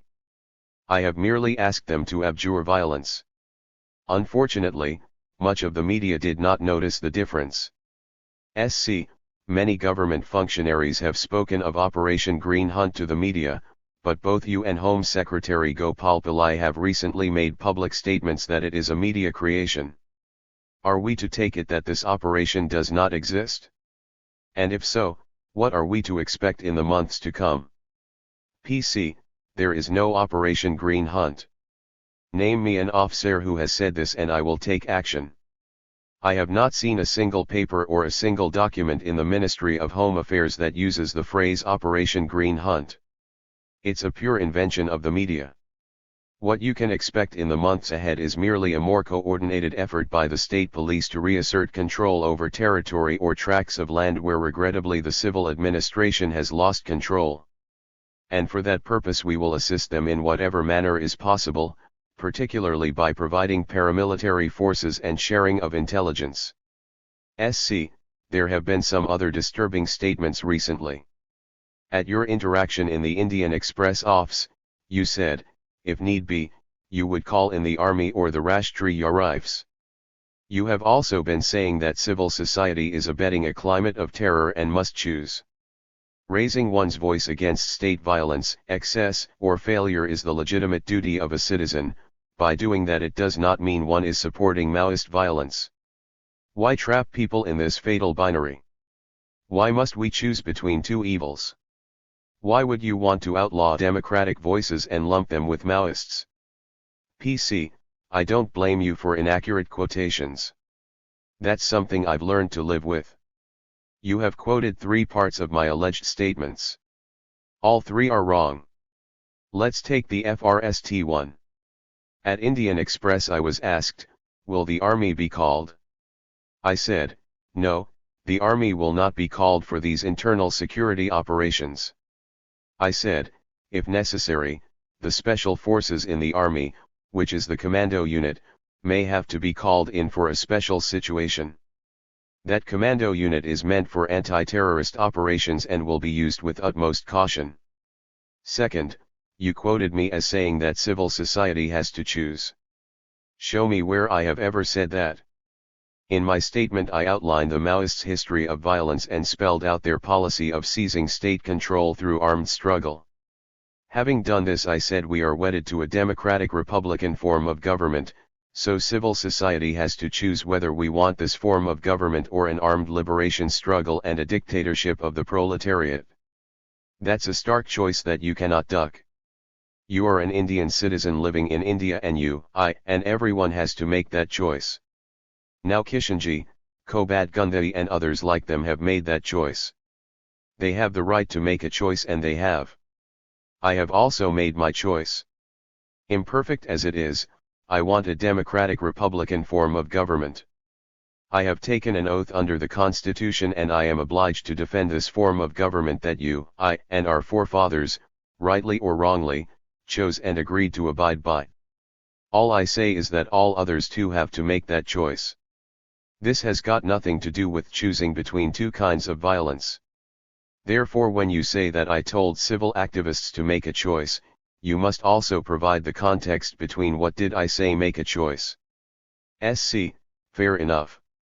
Few would argue with targeted operations against Maoist leaders who, per se, do not believe in parliamentary democracy and want to overthrow it through armed struggle. As you say, we have made a choice about living in a democratic republic. But that cannot stop us arguing over its imperfect nature. When we point to state oppression or collateral damage or structural violence, as Home Minister, can't you engender a greater climate of justice? Insofar as moral rhetoric drives action, can you not send out a message that violation by either the police or paramilitary will not be tolerated? PC, I entirely agree. We are an imperfect democracy, in fact our imperfections are growing every day. And we must debate, struggle and strive to keep perfecting the system. All I am saying is that no matter how frustrated we feel, no matter how slow the process is, let's not throw out the system itself. I cannot make our democracy perfect overnight. There are other institutions which are required by the Constitution to see that the structures of governance work. There are the courts. There are the human rights commissions at central and state level. There are commissions for minorities, scheduled castes, and scheduled tribes. There is the RTI Right to Information Act and the Information Commissioners and Election Commissioners. There's a CAG Controller and Auditor General and an Accountant General to ensure money is correctly spent. If many of these institutions work reasonably well, we'd have a system that works. The frustrating thing is many of these institutions are either faltering or paralyzed. This is why our imperfections are growing. Still, within my authority and power, there are certainly some rules I can ensure. For example, since I took over this ministry, I have made it very clear that anyone who is arrested by the police state or center must be produced before a magistrate within 24 hours. I am totally opposed to staged encounters. It's possible that in a gun battle between the police and those who take to the gun, people could get killed, but that's unfortunately a battle. But if you arrest a person, he must be produced before a magistrate. There's no question of tolerating an encounter, and I can say with complete confidence that since December 1, 2008, no one who has been arrested by the police has died in an encounter. Likewise, I can ensure that certain norms are observed. For example, there's talk of torture chambers. I have made a thorough investigation and, to my knowledge, there is not a single torture chamber under the control of the central agencies. If you think there is one, if you suspect there is one, let me know where it is, and I know how to locate it and dismantle it. In the same way, in our coordinated strategy against the Maoists, I have given instructions that there should be no fring unless we are afraid at, there should only be intelligence-based operations, not broad sweeping cordon and search operations that could alienate local populations. I have been in Punjab, I understand the pitfalls. My point is every organ of government in this country, and I use government with a capital G, must discharge its responsibilities. If you had a strong district judge and a set of very strong, fearless magistrates, very little would go wrong in the criminal justice system. SC, the problem is things are going wrong. In Manipur apparently there have been 285 false encounters this year alone. Tehelka itself exposed one shocking one in July. In the offensive against Naxals too, civil activists like Himanshu Kumar have been trying to highlight the fact that Salwajudam SPO's special police officers have been burning down tribal homes, stealing hens and goats, raping women. There is a complete breakdown of trust because tribals can't even get their first information reports fled. Civil rights groups are saying that for the peace talks to have any meaning, we have to restore people's faith in the justice system. Can't you send out a message to the administration that just because this is a conflict zone, excesses will not be tolerated? Arrest some of the SPOs against whom there are complaints. PC, I'm glad you think I have so much power and authority. Law and order is a state subject. All that you have spoken about in the last couple of minutes falls under the jurisdiction of the state governments, the Chief Minister and Home Minister of the state. You must take up cudgels with them. If I interfere too much, they are likely to throw List 2 of the Constitution at me. SC, you are washing your hands of it. PC, no, I am saying raise your voice and take up cudgels with the relevant authority. Nevertheless, to answer your question, when I took over, one of the FRST issues that came up was the THIRD-WORLDISm, and I made myself very clear, publicly as well as privately, to the Chief Minister, I do not approve of non-state actors taking things into their own hands. That's a function of the police. And to my knowledge, over time the activities of the THIRD-WORLDISm have virtually wound down. SC, no, the SPOs are still armed. The Supreme Court has directed that the villages that were evacuated under the THIRD-WORLDISm must be rehabilitated, but the SPOs are apparently interfering with this. PC, quite possible, but the SPO is an agent of the state government. We have them in Jammu and Kashmir, we had them in Punjab. In a sense, they are employees of the state government, so the state must bear responsibility for what the SPO does. If the SPO exceeds his authority or indulges in gratuitous violence, he should be punished. But law and order is a state subject, and when there are duly elected governments, beyond prevailing upon the states to change their attitude towards law enforcement, beyond urging them, nudging them, prevailing upon them, there is not much I can do. It falls entirely within the jurisdiction of the state chief ministers to meet the requirements of the Constitution, justice, and fair play. SC, to focus on your offer for peace talks. As it stands, your offer is unimpeachably worded.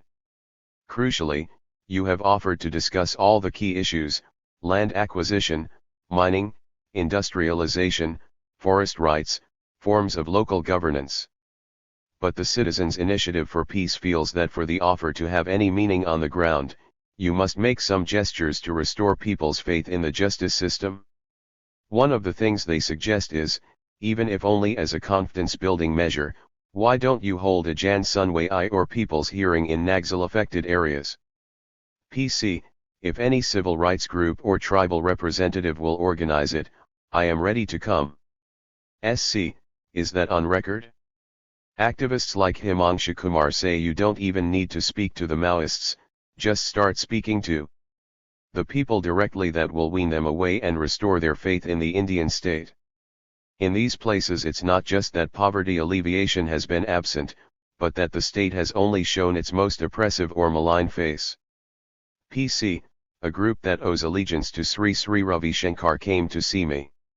Even though I may not adhere to their politics, I told them if you want to work in these areas and convince tribals to invest faith in the state and eschew support to violence, I will extend all the support I can give. I will ask the states to support and, if necessary, I will come myself to speak to them. But I have not heard from them since. SC, in another context, you've mentioned that because there's president's rule in Jharkhand, you've been able to achieve a lot, even though it's a Naxal-affected region. So if you had a free hand in Chhattisgarh and Orissa and Bengal, or if there were Congress governments in these states, what are some of the remedial measures you would take? PC, while we can argue about this, I'm very clear in my mind, the FRST step is to ensure that there is no violence in an area. In a climate of violence, no one will listen to anyone else, no one will trust anyone else, and nothing can be done. Maybe it's out of context to say this, but this is a land where Gandhiji was born, and he said violence has no place in civil society. I'm not a saint like him, but I firmly believe there's no place for violence in our democracy. Therefore everyone, including the Indian state, must abjure violence. Then we must agree that the civil administration, however imperfect it may be, will be given the space and the time to do certain things. This is what we got in Jharkhand. Once we got the space and the time to do certain things, in just 2.5 months, we achieved a lot. If you don't believe me, just go back to the very same people who were complaining and ask them. A year ago, they were saying that the state has failed. Today you have a functioning PDS in the hands of women's groups, old age pension is being paid, free rations are being distributed to everyone. Below the poverty line, schools have opened, teachers have been appointed. Just the day before polls were announced, I ensured that over 1,000 doctors and paramedics were appointed, boys and girls in the 10th standard were given cycles, thousands of petty cases for violation of forest rights were cast out. All this was possible in 2.5 months because we had broadly asserted control over these areas and, for reasons that I do not know, while the Maoists were indulging in acts of violence here and there, they did not interfere with what we were doing on the ground. At least in these districts. SC, that's exactly the point many concerned citizens are making. You have not had a big military operation in Jharkhand. You did not need it. You just took the initiative to reactivate civil administration on the ground. The Maoists have not had the temerity to harm that because they know if they attack anything that is bringing genuine well-being to the people, local populations will get alienated. Why not take the same initiative in Chhattisgarh or elsewhere? PC, this is not to say Maoists have not been violent in Jharkhand. They have been particularly violent in instances like the Francis Indu war case. And now they have called for a boycott of the elections and put out a statement saying they will target and punish Congress and JMM Jharkhand Mukti Morcha in particular. The point here is, instead of arguing over who is responsible for the violence or who should stop the violence, why don't the CPI, Maoists, heed my appeal and say, yes, we will halt the violence and let us hear the Home Minister's response.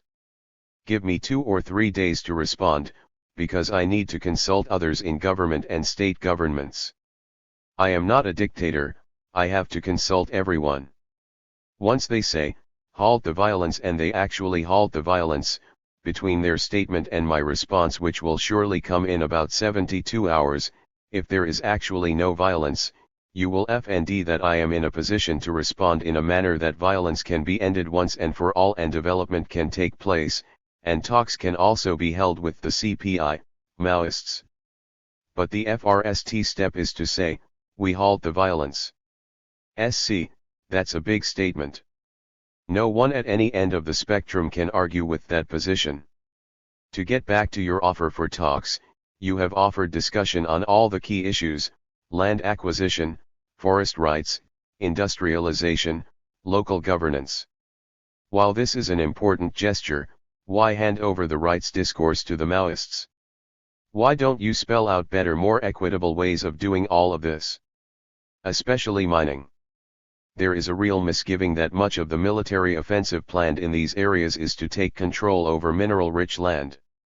Companies like Tatas and ESA have signed MOUs with the state. Do you believe these MOUs directed the Salwajudum or the urgency with which the state now wants to regain control of this land? PC, I think you are looking for a sinister design that does not exist. I think these MOUs have been signed over a period of time with different governments, long before Maoist violence escalated to this level.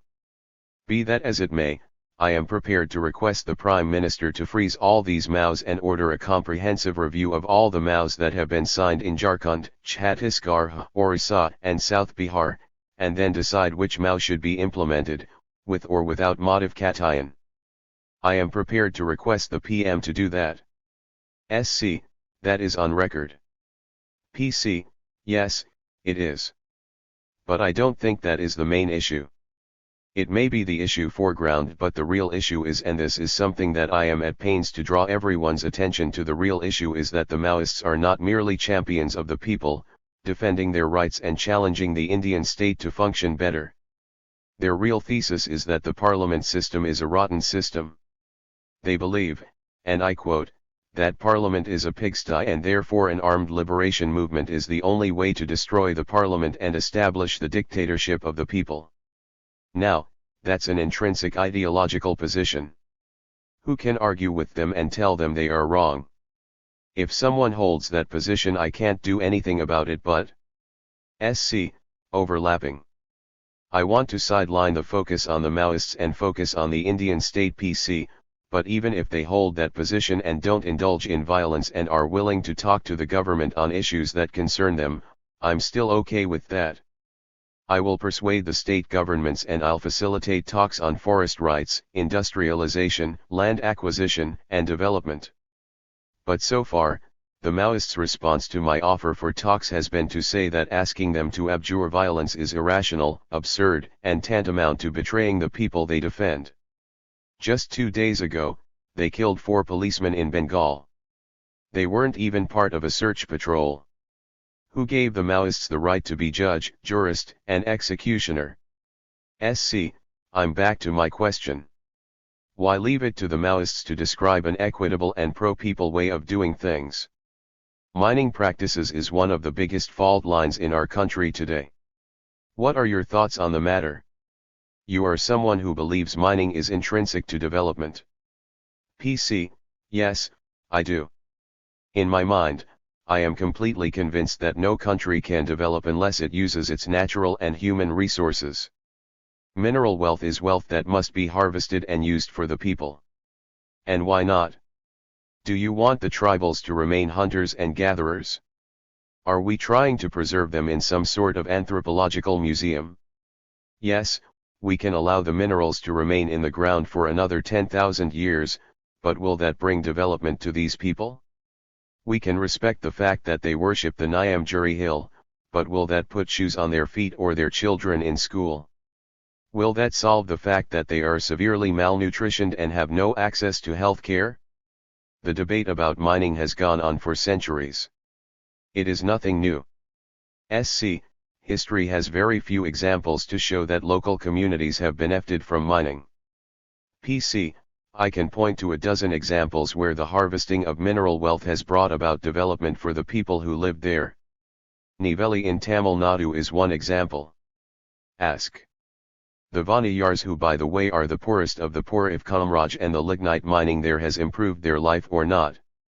Jamshedpur is another example. There are double the number of bad examples. Jamshedpur is a turn-of-the-century example. Since then, a lot has changed. Today, private companies, both Indian and international, are literally bleeding the land for private gain. PC, yes, there are bad examples. These are issues that have to be discussed, and we have to find a model where mineral wealth can be exploited without detriment to the environment and without affecting the livelihood of the people. We think, and let me say this with a certain amount of caution, we think we have a good land acquisition and rehabilitation policy. Now private companies have to access 70% of land directly, and only then can the state intervene to take over the remaining 30%. If that requires improvement, we can again talk about it. In fact, Mamta Banerjee has already raised flags. She says the state should not acquire land for private companies under any circumstances. We are discussing that. We also think we have a good compensation policy that assures jobs, houses, and resettlement. But if that requires improvement, we can talk about it. I think the Prime Minister has made it very clear that he is open to any suggestions to improve the system. Let's go back to where we started. We have an imperfect system. Imperfect systems throw up imperfect solutions. So we can talk about how to make both the system and the solution more perfect. But surely we don't need to kill each other because of this. I am again stating this. I don't know the content of these MOUs, but I have no hesitation in saying if somebody wants these MOUs comprehensively reviewed, we can review them. All of you know that I have a critical view on CESAs. Many of these CESAs are falling by the wayside now thanks to the global recession. In a sense, I am happy. So if you want a comprehensive review of the CESAs that have been licensed, I am prepared for that too. But the starting point of that dialogue has to be that violence must stop. Otherwise that dialogue just gets derailed. I agree with you, and it's very heartening to hear you say all this. But the Land Acquisition Act was only sent for amendment after the Nandigram resistance. Ditto for the CES Act. Ditto for the Rehabilitation Bill. Until these flashpoints are engendered by frustrated people, the state doesn't spend time thinking these things through. This is why some people have begun to feel that until you pick up a gun or cut roads or protest violently, the government of India is not willing to listen. As journalists, at a pinch, we can access ministers, the common man can't. So why don't legislators spend time thinking through the most fair laws in the first place? PC, elect better legislators. SC, that's a bad argument. PC, that's not a bad argument. Why don't the people elect someone worthy? I can understand they elect him the first time, why do they elect him the second time if he's corrupt or a knave? SC, the UPA has been entrusted with a second mandate. PC, yes, but the people have not trusted us with a complete majority, which is okay. They require us to work with others. When we work with others who are elected legislators, we have to accommodate their points of view. Take the Forest Dwellers' Rights Bill. I know the long hours and agonizing arguments the Prime Minister personally chaired with various stakeholders before that bill took shape. Despite that, it was again amended in the floor of the House to accommodate Brenda Carrott's concerns, who was then an ally. Now if you tell me that law is still imperfect, we have no choice but to debate it again. This is the way laws are made in our country. If the method is imperfect, the result will be somewhat imperfect. We can keep debating and improving upon the law, but to say we are callous or heartless or deaf to the pleas of civil society or affected people, I don't think that is right. SC, let's return to mining. The Bellari brothers, Madhukota, Jagan Reddy, Vedanta are just a few obvious examples of the corruption. Then there are problems with effluents, health hazards and pricing. We are also handing over national wealth to private companies who can mine and move on with no concern about national interest. Our mining is not need-based, it's market-based. Tribals are being evacuated from ancestral land without being made stakeholders in these projects. No CSR corporate social responsibility clauses are being worked into mining leases. Leave the Maoists aside, what do you think is the blueprint for more equitable and sustainable mining? PC, when you say you, I suppose you are meaning the government, because the government functions through ministries and ministers. The point is, every single concern you have mentioned is already accommodated under the present law. No one can mine unless a mining plan is approved by a competent authority.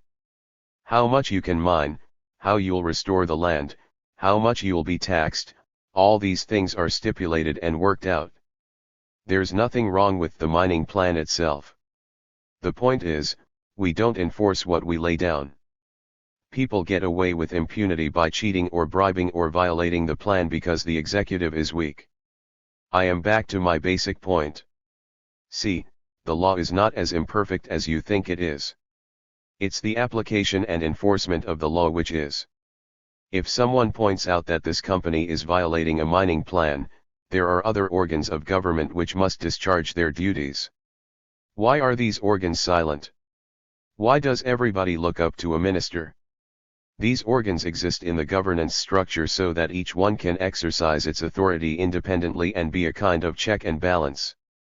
The Vigilance Commission, the Information Commission, the Consumer Court, the Environment Court, the Court of Law, the CAG, the legislature. More than anyone else, the legislature. Why don't they exercise their powers?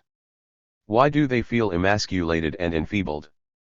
SC, unfortunately, we all know graft is driving everything in this country. PC, I agree.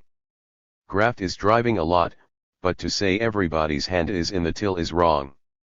SC, many activists feel concerned about the fact that you have represented many mining companies as a lawyer. In some cases, you have even argued against the state levying cess on them. There's also discomfort that you were once both lawyer for, and non-executive director of, a company like Vedanta. PC, so what? I have also appeared as a lawyer for many teachers, doctors, government servants, and civil rights causes. What's wrong with that? There is utter confusion amongst liberals about this issue.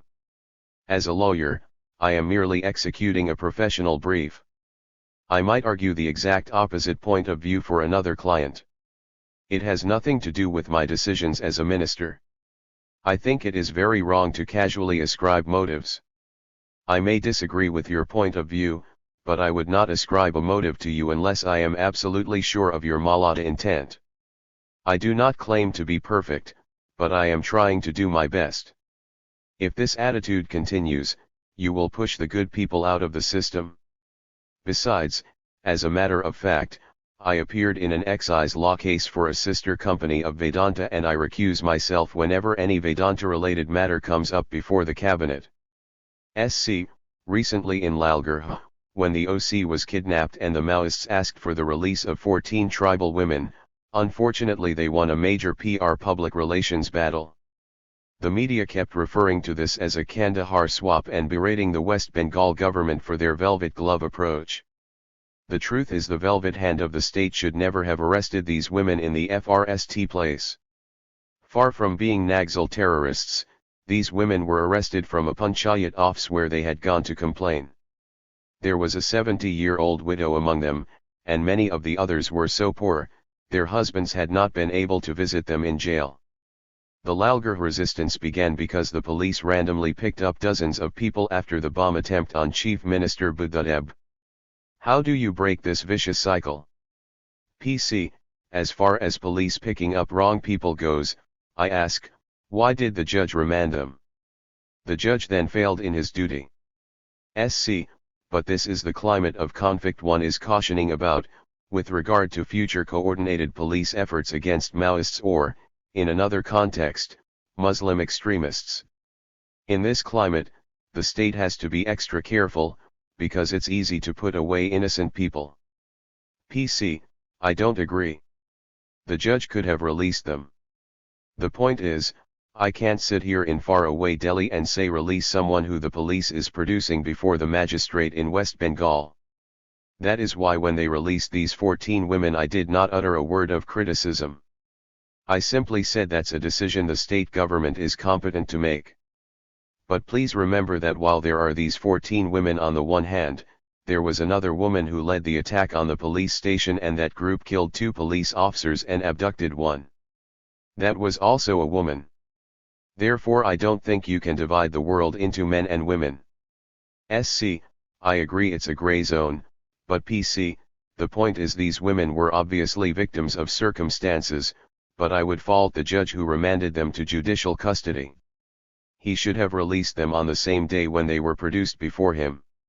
It underscores my point that organs of government in this country are not functioning. There's too much stasis, too much incompetence. The theoretical construct is not wrong, the practice is. SC, a key problem about conflict zones are draconian laws like AFSPA, Armed Forces Special Powers Act, Mkoka Maharashtra Control of Organized Crime Act, the Chhattisgarh Public Security Act. The reason why someone like Binayak Sen could be arrested and kept in jail for 2 years is that even courts get influenced by the climate of conflict. In the tightrope between security and justice, these laws allow the police or forces to become lazy. Instead of being patient and doing rigorous investigative work that will put away actual perpetrators, they just catch anybody they like. The state is not enjoined to be careful. Such laws increase the cycle of hatred and violence. Manipur is a great example of this. PC, I agree. We have some tough laws but none tougher than what was passed by the British Parliament last year, or by the US after September 11th. There, confession before a police officer is admissible. Since I took over, I have made it clear that a confession before a police officer will not be admissible. Tough laws are required under certain circumstances, but we have also made it clear that we are willing to repeal these laws once the crisis passes. We repealed THIRD, Terrorist and Disruptive Activities Prevention Act, we repealed POTA Prevention of Terrorist Activities Act.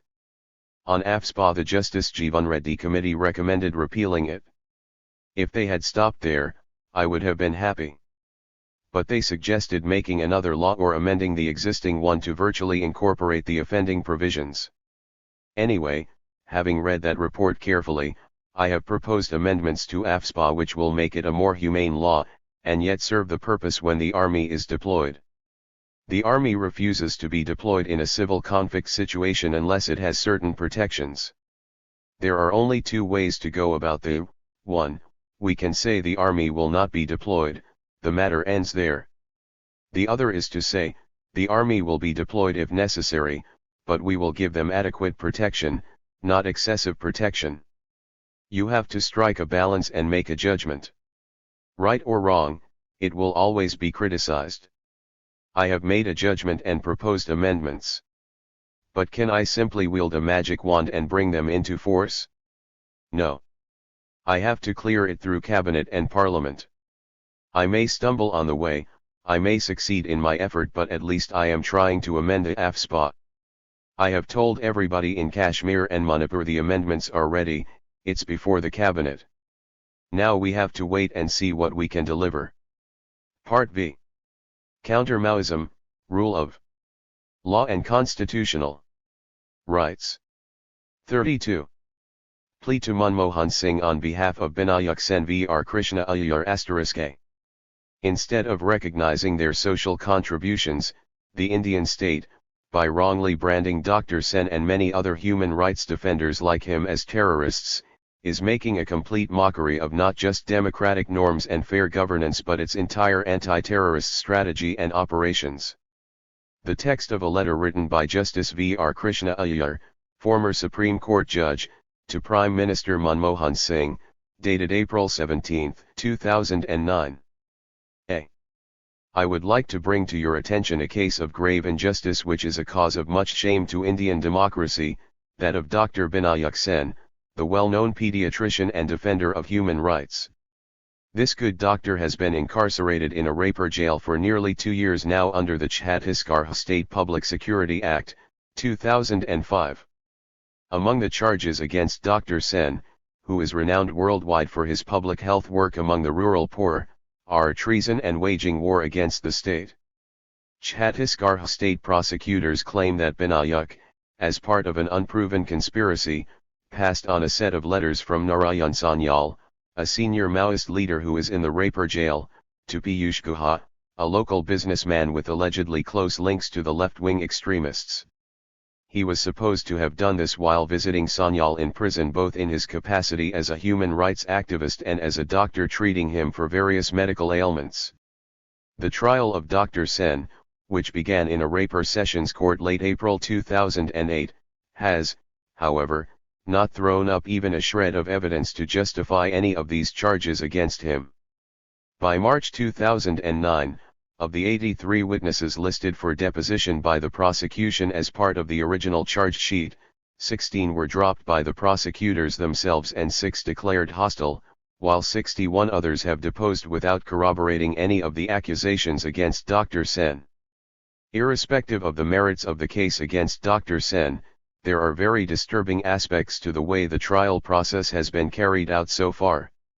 As if all this were not enough, Dr. Sen has also been repeatedly denied bail by the Bilaspur High Court, in September 2007 and December 2008. And the Supreme Court of India rejected his special leave petition to have the bail application heard before it, in December 2007.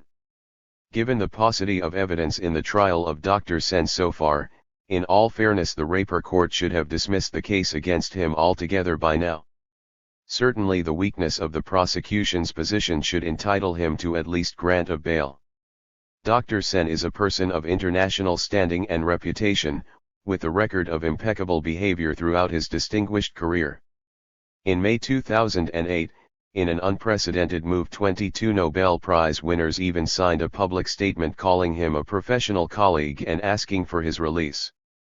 Normally bail is refused only in cases where courts believe an accused can tamper with evidence, prejudice witnesses, or run away. In Dr. Sen's case none of these apply, as shown by the simple fact that at the time of his arrest he chose to come to the Chhattisgarh police voluntarily and made no attempt to abscond despite knowing about his possible detention. Today Dr. Sen, a diabetic who is also hypertensive, is himself in urgent need of medical treatment for his deteriorating heart condition. In recent weeks his health has worsened and a doctor appointed by the court to examine him recommended that he be transferred to Vellore for an angiography and perhaps, if needed, an angioplasty or coronary artery bypass graft without further delay. Instead of recognizing their social contributions, the Indian state, by wrongly branding Dr. Sen and many other human rights defenders like him as terrorists, is making a complete mockery of not just democratic norms and fair governance but its entire anti-terrorist strategy and operations. The repeated denial of bail which results in punishment by trial constitutes an even graver threat to Indian society. The sheer injustice involved will only breed cynicism among ordinary citizens about the credibility and efficacy of Indian democracy itself. 33. How many deaths? Before too many die. Shoma Chaudhary *. A. We can physically exterminate the Maoists, but what are we going to do with the big, rebuking questions they have unleashed around us? A few weeks after he was released from 2 years in jail, Binayak Sen, the gentle and now famous doctor from Chhattisgarh, was asked what he thought of the Maoist crisis and the government's response to it. It's like watching two locomotives hurtling towards each other, he replied.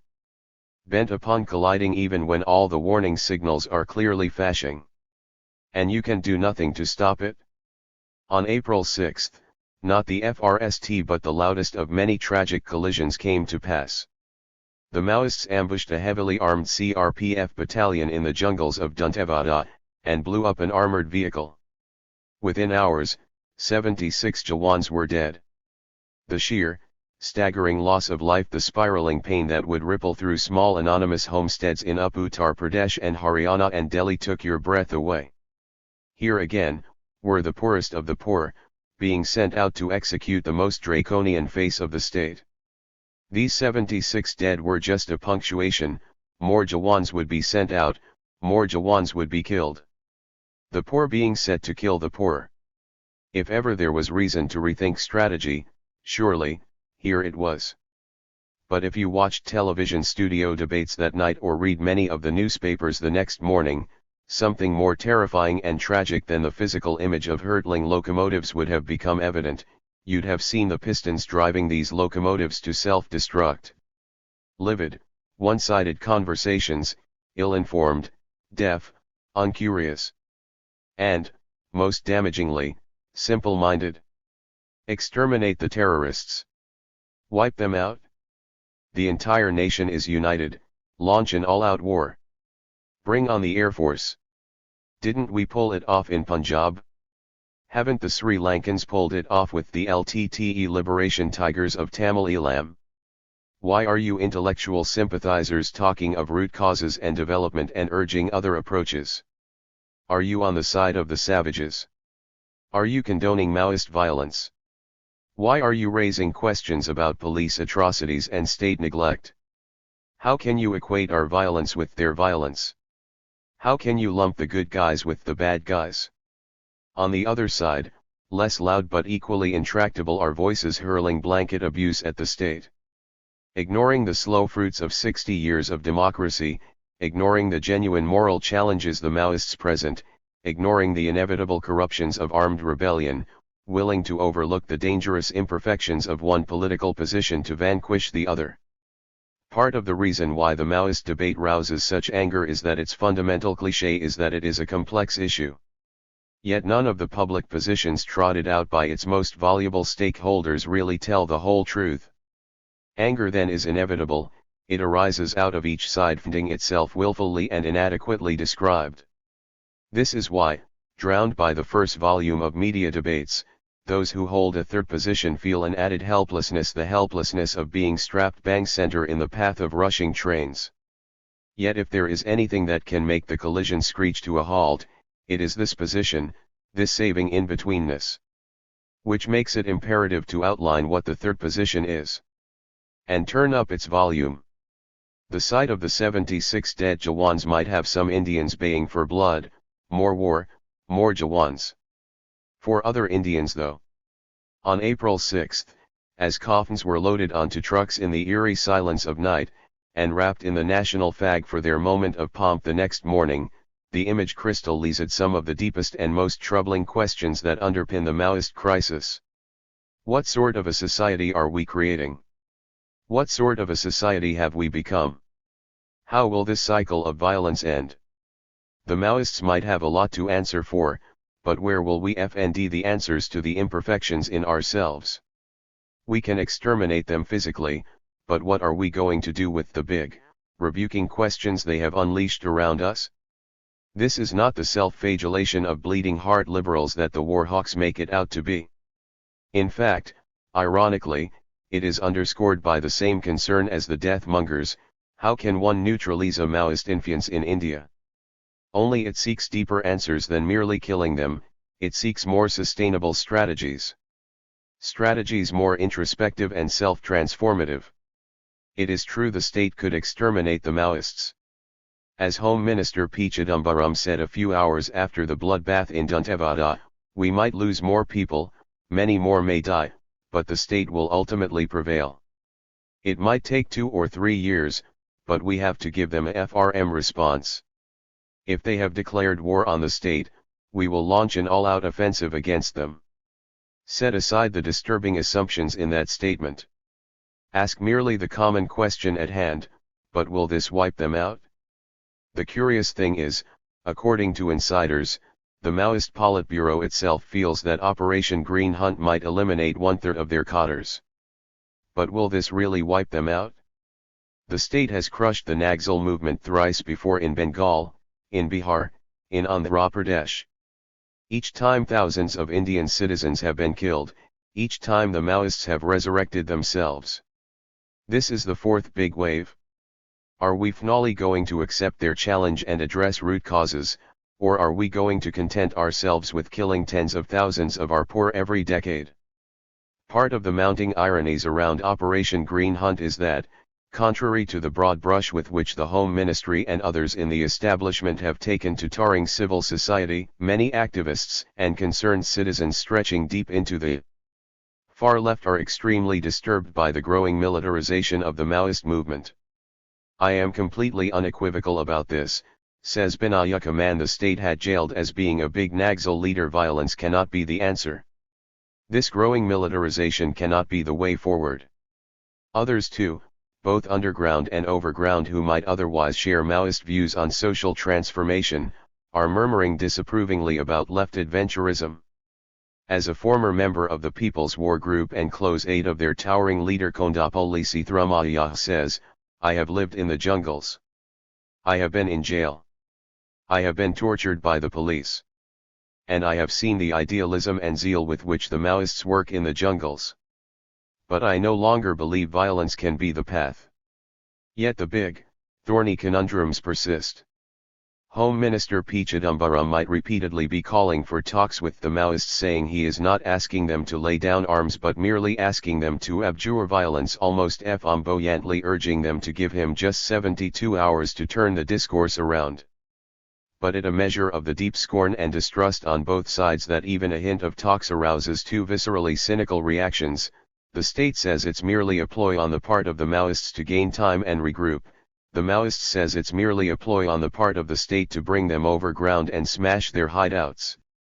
The shadow of the failed talks and its bloody aftermath in Andhra Pradesh in 2005 looms large. At a deeper level, the possibility of talks with the Maoists breaks down prima facie on 2 genuinely sticky points. How can a state committed to parliamentary democracy, no matter how flawed, broker peace with an armed group whose stated resolve is to overthrow it and seize state power by 2050? Are events in Nepal a possible roadmap for the way forward? Will the Maoists privilege their ideals of social justice over their ambition to seize state power through protracted war? Will they somehow function as a pressure lobby within the framework of Indian democracy, slowly changing the political system from within? As the late and highly respected human rights activist K. Balagopal said, this might contravene the very basis of their ideology, but are the Maoists right to hostage current generations of tribals to some promise of a future utopia that may never come? On the other hand, equally, the Maoists might ask, why should we lay down arms and join Indian democracy? Has the Indian state ever demonstrated that it speaks to peaceful people's movements? The only reason tribal welfare has even entered contemporary national discourse even as mere lip service is because of the power of the gun. Many civil society and people's movements leaders have been urging Chidambaram to sidestep the Maoists and talk to them on the same issues of social justice that the Maoists are raising. They challenge that if they are allowed to work in those areas, they will be able to reduce Maoist influence. But he steadfastly refuses. He is bent on area domination through force. It seems only nuisance value can trigger offers for talks, not ethical consciousness. In fact, one of the most disturbing trends triggered by Operation Green Hunt is the way civil rights activists are increasingly being outlawed by the state, mocked, arrested, sidelined, pigeonholed merely for seeking answers beyond easy binaries. So it is that Gandhian activist Himanshu Kumar has been hounded out of Chhattisgarh, his ashram demolished by the state in Dantewada, and a diktat put out that no one should rent their home out to him, and a home ministry dossier on him grows by the day. So it is that in Bengal, just a few days ago, activist Kirti Roy was arrested for organizing a people's tribunal on police torture. The police had led a case against him for attempting to impersonate the judiciary. This taunting question about the nature of the Indian state then is one we might well ask of ourselves. If the tribals lay down arms, will the state keep its promises, or will it ride like a storm over them, seizing their lands and stealing their resources as it has done elsewhere? And why does the Indian state have such a dismal record of speaking to people's movements espousing just demands? The Bhopal gas victims have never taken to arms. For 25 years they have walked the 800 miles to Delhi again and again, camping in Yantar Mandar and asking for justice. Have they got it? Far from it. Instead, Dow Chemical was invited to set up shop in Nyachar in West Bengal. Worse, the Indian government is in the process of signing a nuclear agreement that will excuse foreign investors from paying damages in the event of a leak. And protesters are no longer allowed to camp overnight in Yantar Mandar, Indian democracy's designated site for people's protest. Unfortunately, the epic list of questions doesn't stop here. Were the people of Nandigram and Singur made stakeholders in the projects that would displace them from their emerald land? Why was the Draconian Land Acquisition Act and Malata Says Act not thought through in equitable ways, on the sheer basis of the state's benevolent intention? Why was the state ramming its projects through? Why did it take violent people's resistance for these acts to go back to the drawing board? Why are workers in Delhi being uprooted from colonies they have lived in for 30 years and being pitchforked into far-flung wastelands where there are no schools, no health centers, no toilets, no roads, no public transport, merely to beautify the city for 12 days of Commonwealth Games? Why do the people of Sahanbhadra in Up have to walk miles through arsenic sludge and breathe fly ash from thermal plants? Why is it that almost every industrial project in India turns into a human rights violation, either in terms of land or labor or environmental violation or human health? The truth is, as long as the poor suffer silently, Indian democracy chugs along, doing little. If people protest peacefully, no one cares, not the media, not the government. If they organize themselves in outrage, they are berated for being disruptive and crushed.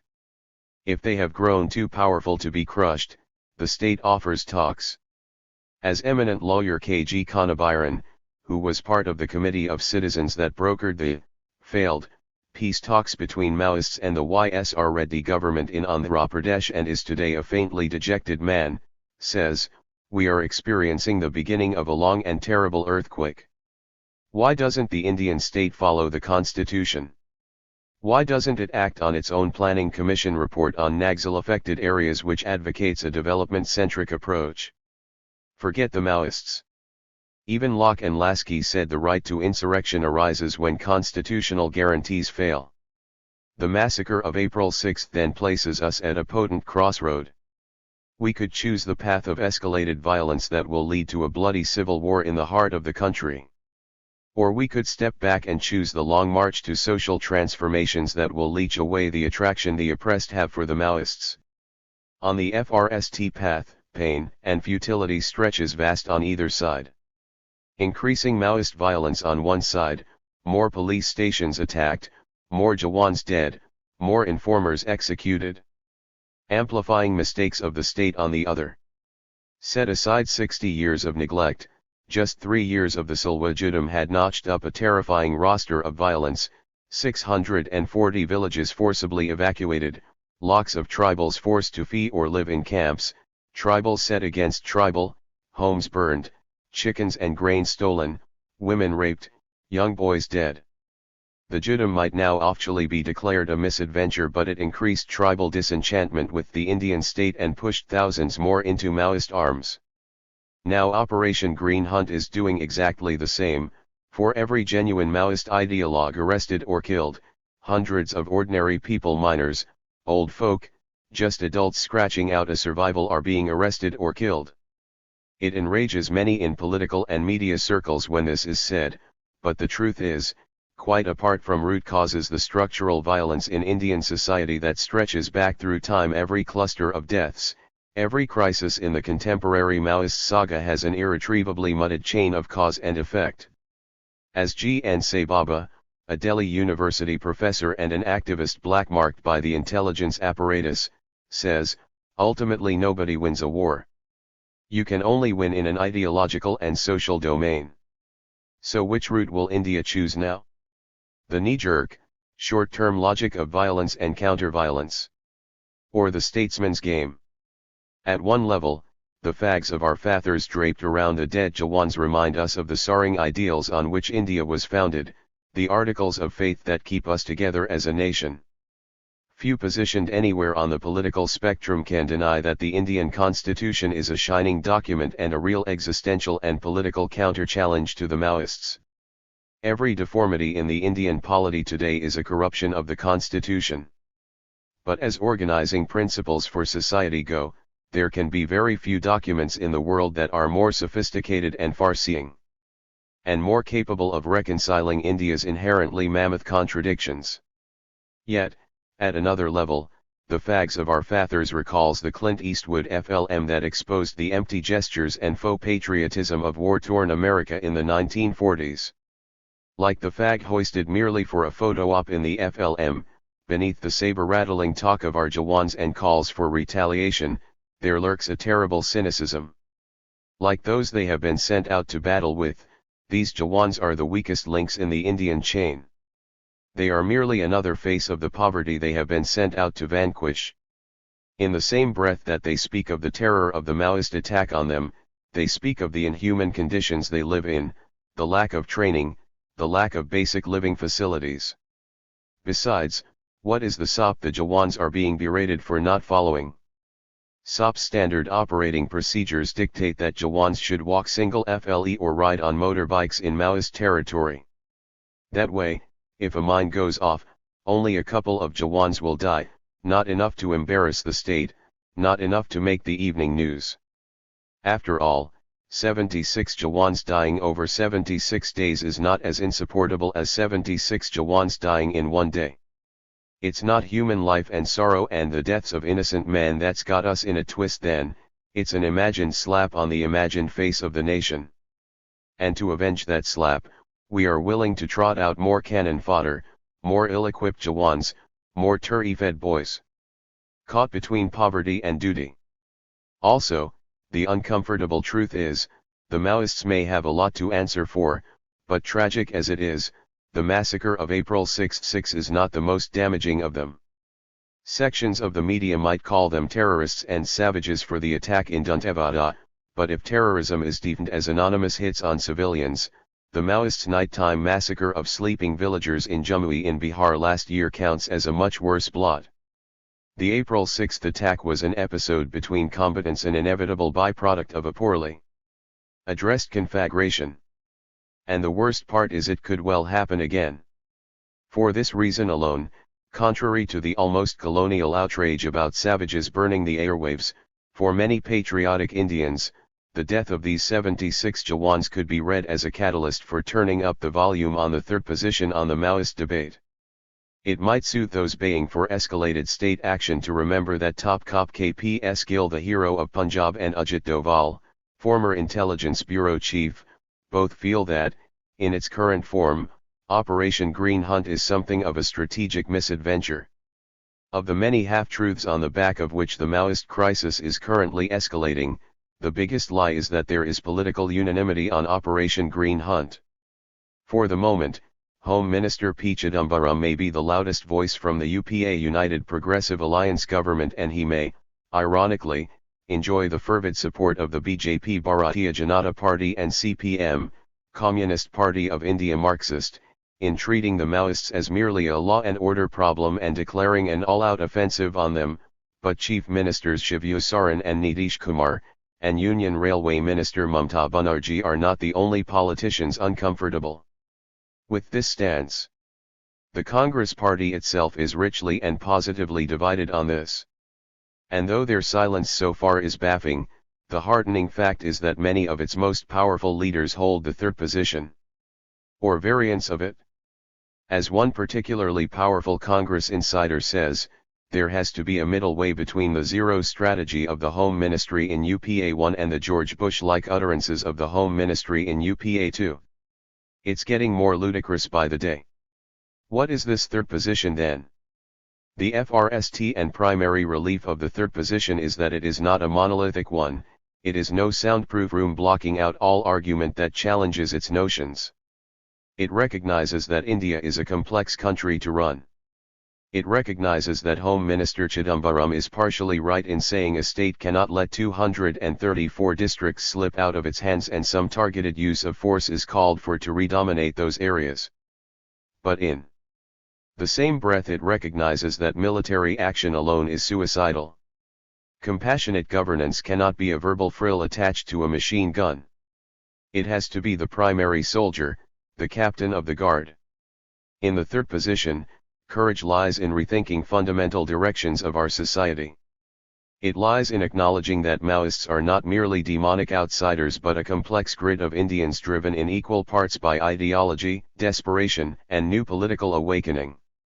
As veteran Congress leader Mani Shankar Ayar says, it is ridiculous to attack everyone just because they have a view on the Maoist issue as anything more than just a menace. While there's no alternative to a state defending itself to a challenge by insurgents, we have to ask ourselves why this insurgency is confined to fifth schedule areas, i.e., tribal areas. And as long as our ideas of development is restricted to gains for people like Vedanta and POSCO and Tata and ESA and the Mittals, and we allow them to exploit tribal resources, the tribals are bound to see this development not as desired but disruptive. The point is, we have to define the difference between participatory development and digressive development. For those who find the prospect daunting, AR has an inspiring list of simple measures, constitutional provisions, and visionary legislations that can begin to effect change. Read the 73rd Amendment along with Article 243G and 243ZD of the Constitution, he urges. Let all states' governments implement PESA provisions of the Panchayat, Extension to Scheduled Areas, 1996 on the ground. Invoke the provisions of the Forest Act to give full ownership of forest produce to tribals. And watch the miracles start to FL. For middle-class audiences, PESA is probably the least known piece of legislation, yet it is sheer genius in its simplicity. It prescribes that no proposal of a Panchayat, no dispersal of funds, and no use of common property resources can be sanctioned without the permission of the Gram Sabha. Unlike the Panchayat, which has elected members, the Gram Sabha includes every adult member of a village community. This consultative process is the most elemental step of a democracy, and it effectively ensures that tribals can take full control of their lives, finances, and functionaries, cutting out the corruptions of an alien bureaucracy. AR is not alone in these views. Congress veteran Digvijay Singh has written pieces in the media on the same lines. Rural Minister C.P. Joshi, who was handpicked by Rahul Gandhi, and whose ministry report on state agrarian relations spoke of Operation Green Hunt as the biggest land grab in the history of India, also has similar views. There is a failure of governance, a real crisis of credibility among the lower-level functionaries. The whole judicial system, for instance, relies on the Patwari and Thaindar. If they tamper with infer or land paper, how can the system work? We have to think of alternative forms of governance. We have 32 states, let there be 10,000 forms of local government in them. We have to take the traditions of each community and work within that to implement democratic ideals. At a press conference in Chhattisgarh, asked about the Maoist crisis, Rahul Gandhi himself said, "When governance fails to reach people, such movements are bound to gain strength." These ideas, however, cannot be postponed to some future utopia, a time when 234 districts have been recovered from Maoist control. It is misleading to suggest all these areas have slipped out of government control, says Ayar. Even in Naxal-affected areas, only some thanas are under their control. The rest are all under state control. We should immediately implement full-fledged Panchayati Raj and PESA in these thanas. We can win this only if we construct a real and shining alternative to the Maoist-led government. For that to happen, at the very least, in a sort of FRST sign of good intention, Prime Minister Manmohan Singh needs to retrieve the Ministry of Tribal Affairs and Panchayati Raj from the ciphers that now control it and give it to someone at PAR with the incumbent Home Minister. In fact, in the sort of neat ironies life sometimes offers, Home Secretary Gopal Pillai, who is seen as an able lieutenant to Chidambaram's security-driven hard line, is married to Sudha Pillai, one of the country's top civil servants. On Panchayati Raj. Since, so far, governance has been promised at the heel of security with disastrous consequences, for a while, perhaps, the wife should be foregrounded over the husband. There are other urgent areas of redressal. As Ayar says, if the Tatas and Ambanis can own vast tracts of land and the government deems private property as sacred, how is it that we think of community property as something that the government can take over? The tribals have owned these forests since time immemorial. This tradition was only disrupted when the British entered the forests of Dandakaranya. Can't democratic India restore the rights over this forest back to its own people? Finally, if middle-class Indians can have shares in corporate projects, why can't tribals be made stakeholders in projects that usurp their land? So before the memory of the 76 Jawans fades, here's the question again, what route is India going to take now? When you ask the Home Minister or Chief Ministers of Naxal-affected states to seize the high moral ground and send out a message to their police and paramilitary forces that no excesses will be tolerated, they snap back, "Why are you pointing fingers at the state? What about the 55 CPM cadres the Maoists have killed in Bengal this year?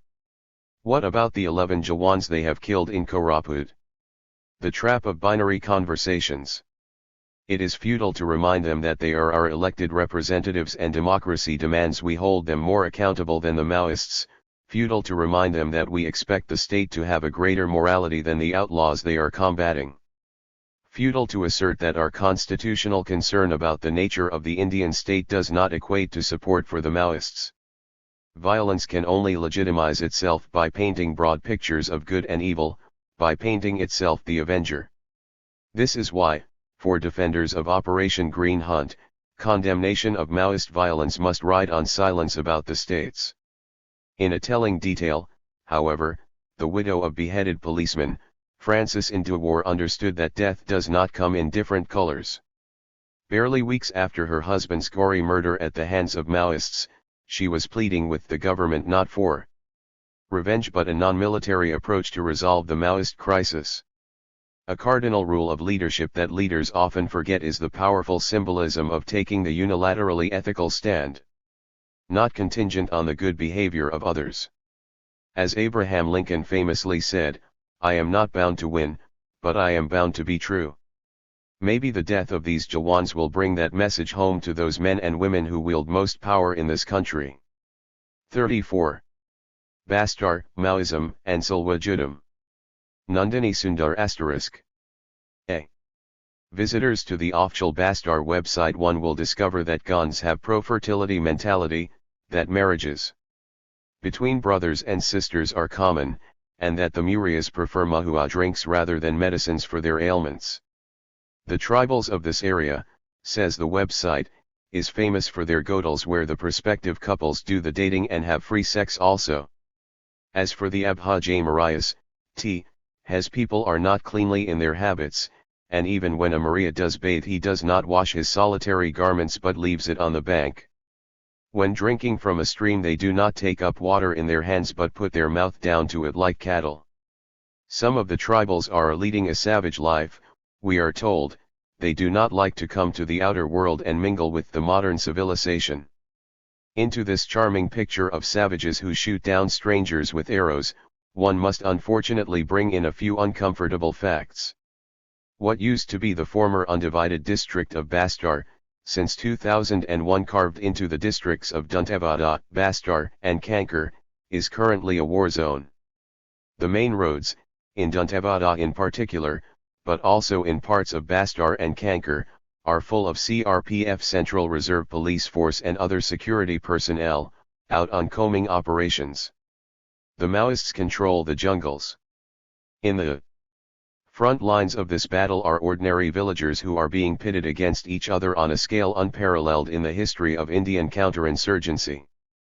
The officially year-old THIRD-WORLDISm is touted by the government as a spontaneous people's movement and a peace mission. Villagers go in procession to other villages and convince them to join. However, as a wireless message from the former SP Superintendent of Police of Bijapur, recorded by the Maoists and released to the press shows, the Janjagaran people are telling very clearly to villagers, you come with us first time, or second time. If you do not come third time, we will burn your village. At least FVE different investigative teams have confirmed that of the nearly 46,000 people living in camps strung along the main road, the majority have come to preempt attacks or been forcibly brought in by the THIRD-WORLDISm and the security forces.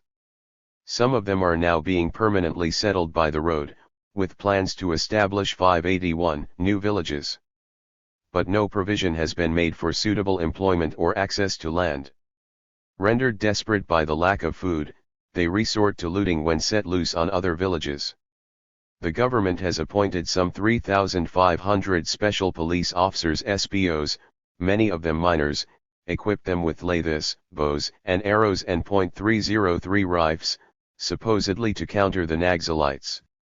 Many were attracted by the promise of 1,500 a month, the machismo of weapons, and the hope of getting permanent employment in the police force. However, several now regret joining, feeling immensely vulnerable to retaliatory action by the Maoists. Those not in camps are hiding out with the Maoists in the jungles, while an equally large number is said to have fled to neighboring states. Fields lie abandoned, taken over by feral cattle. Entire villages are divided, each side resentful of the other for the choices they are being forced to make. Deaths have become so commonplace that nobody bothers to talk about them anymore, and nobody knows what the real figures are. Government figures list 268 civilians killed, including some 50 SPOs, and 706 injured by the Maoists since June 2005. The Maoists have released a partial list of 116 civilians killed by the THIRD-WORLDISm till March 2006. In addition, 72 police personnel and 30 Naxalites have died. The killings by the THIRD-WORLDISm are simply not recognized either by the government or the media. What the newspapers report is only a total count of deaths and violent attacks, mostly by the Maoists of civilians and police personnel, and some by the police/CRPF of Maoist guerrillas, creating the impression of endless one-sided violence. What they don't report at all is the scale of state terror on civilians.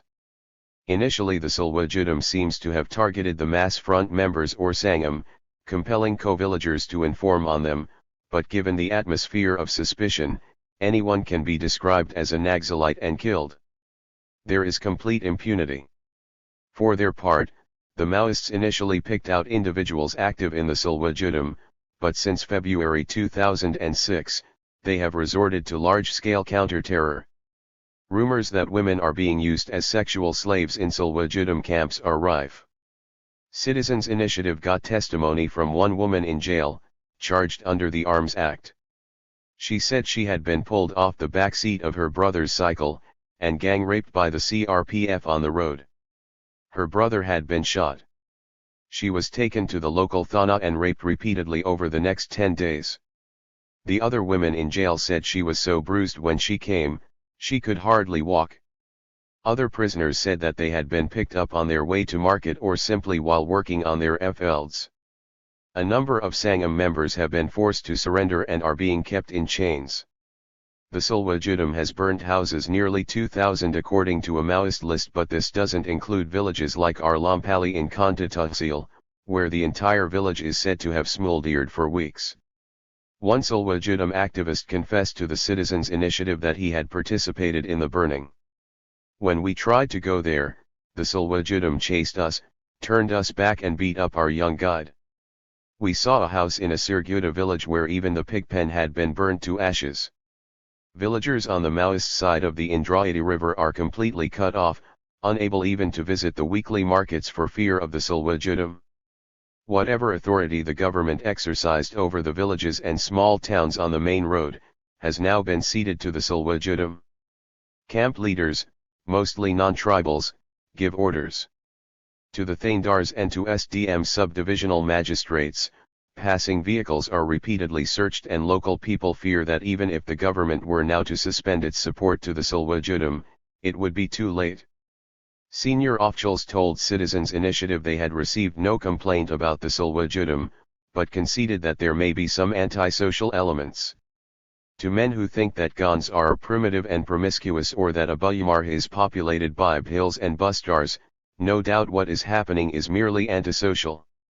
As the pioneer so helpfully exhorts us, why worry about the constitution and some dead Adivasas when the Naxalites have to be finished off? Competing for the legacy of the Bumkal. The leader of the THIRD-WORLDISM, Mahendra Karma, Congress MLA member of the Legislative Assembly from Dantewada, and leader of the opposition, told Citizens Initiative in an interview that the Maoists had opposed modern development. Since there was a limit to how long Adivasas could live under terror, they had now chosen to rebel in a repeat of the 1910 rebellion against the British known as the Bumkal. The Maoists have also laid claim to the Bumkal. On February 10, 2004, they held what they claimed was their biggest rally ever to commemorate the event, with 10,000 people in attendance. Footage of the rally shown on Sahara Samay television channel certainly indicates massive attendance, not all of it possible under the shadow of the gun, and all of it completely unknown to the authorities.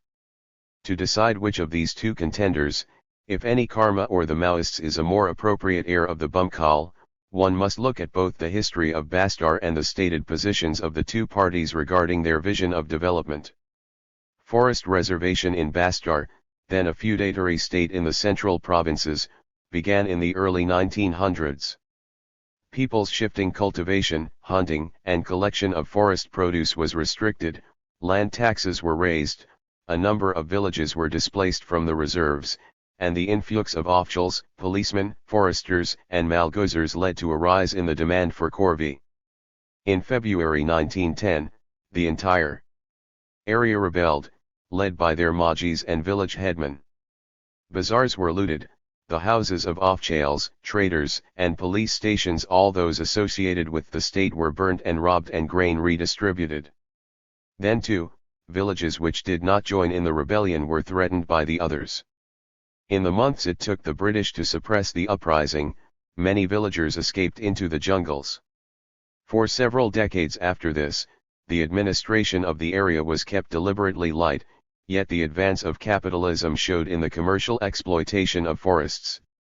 The two major projects post-independence, the Dandakaranya resettlement project and the Baladaya iron ore mines, which started exporting to Japan in 1966, provided neither land nor employment to the locals.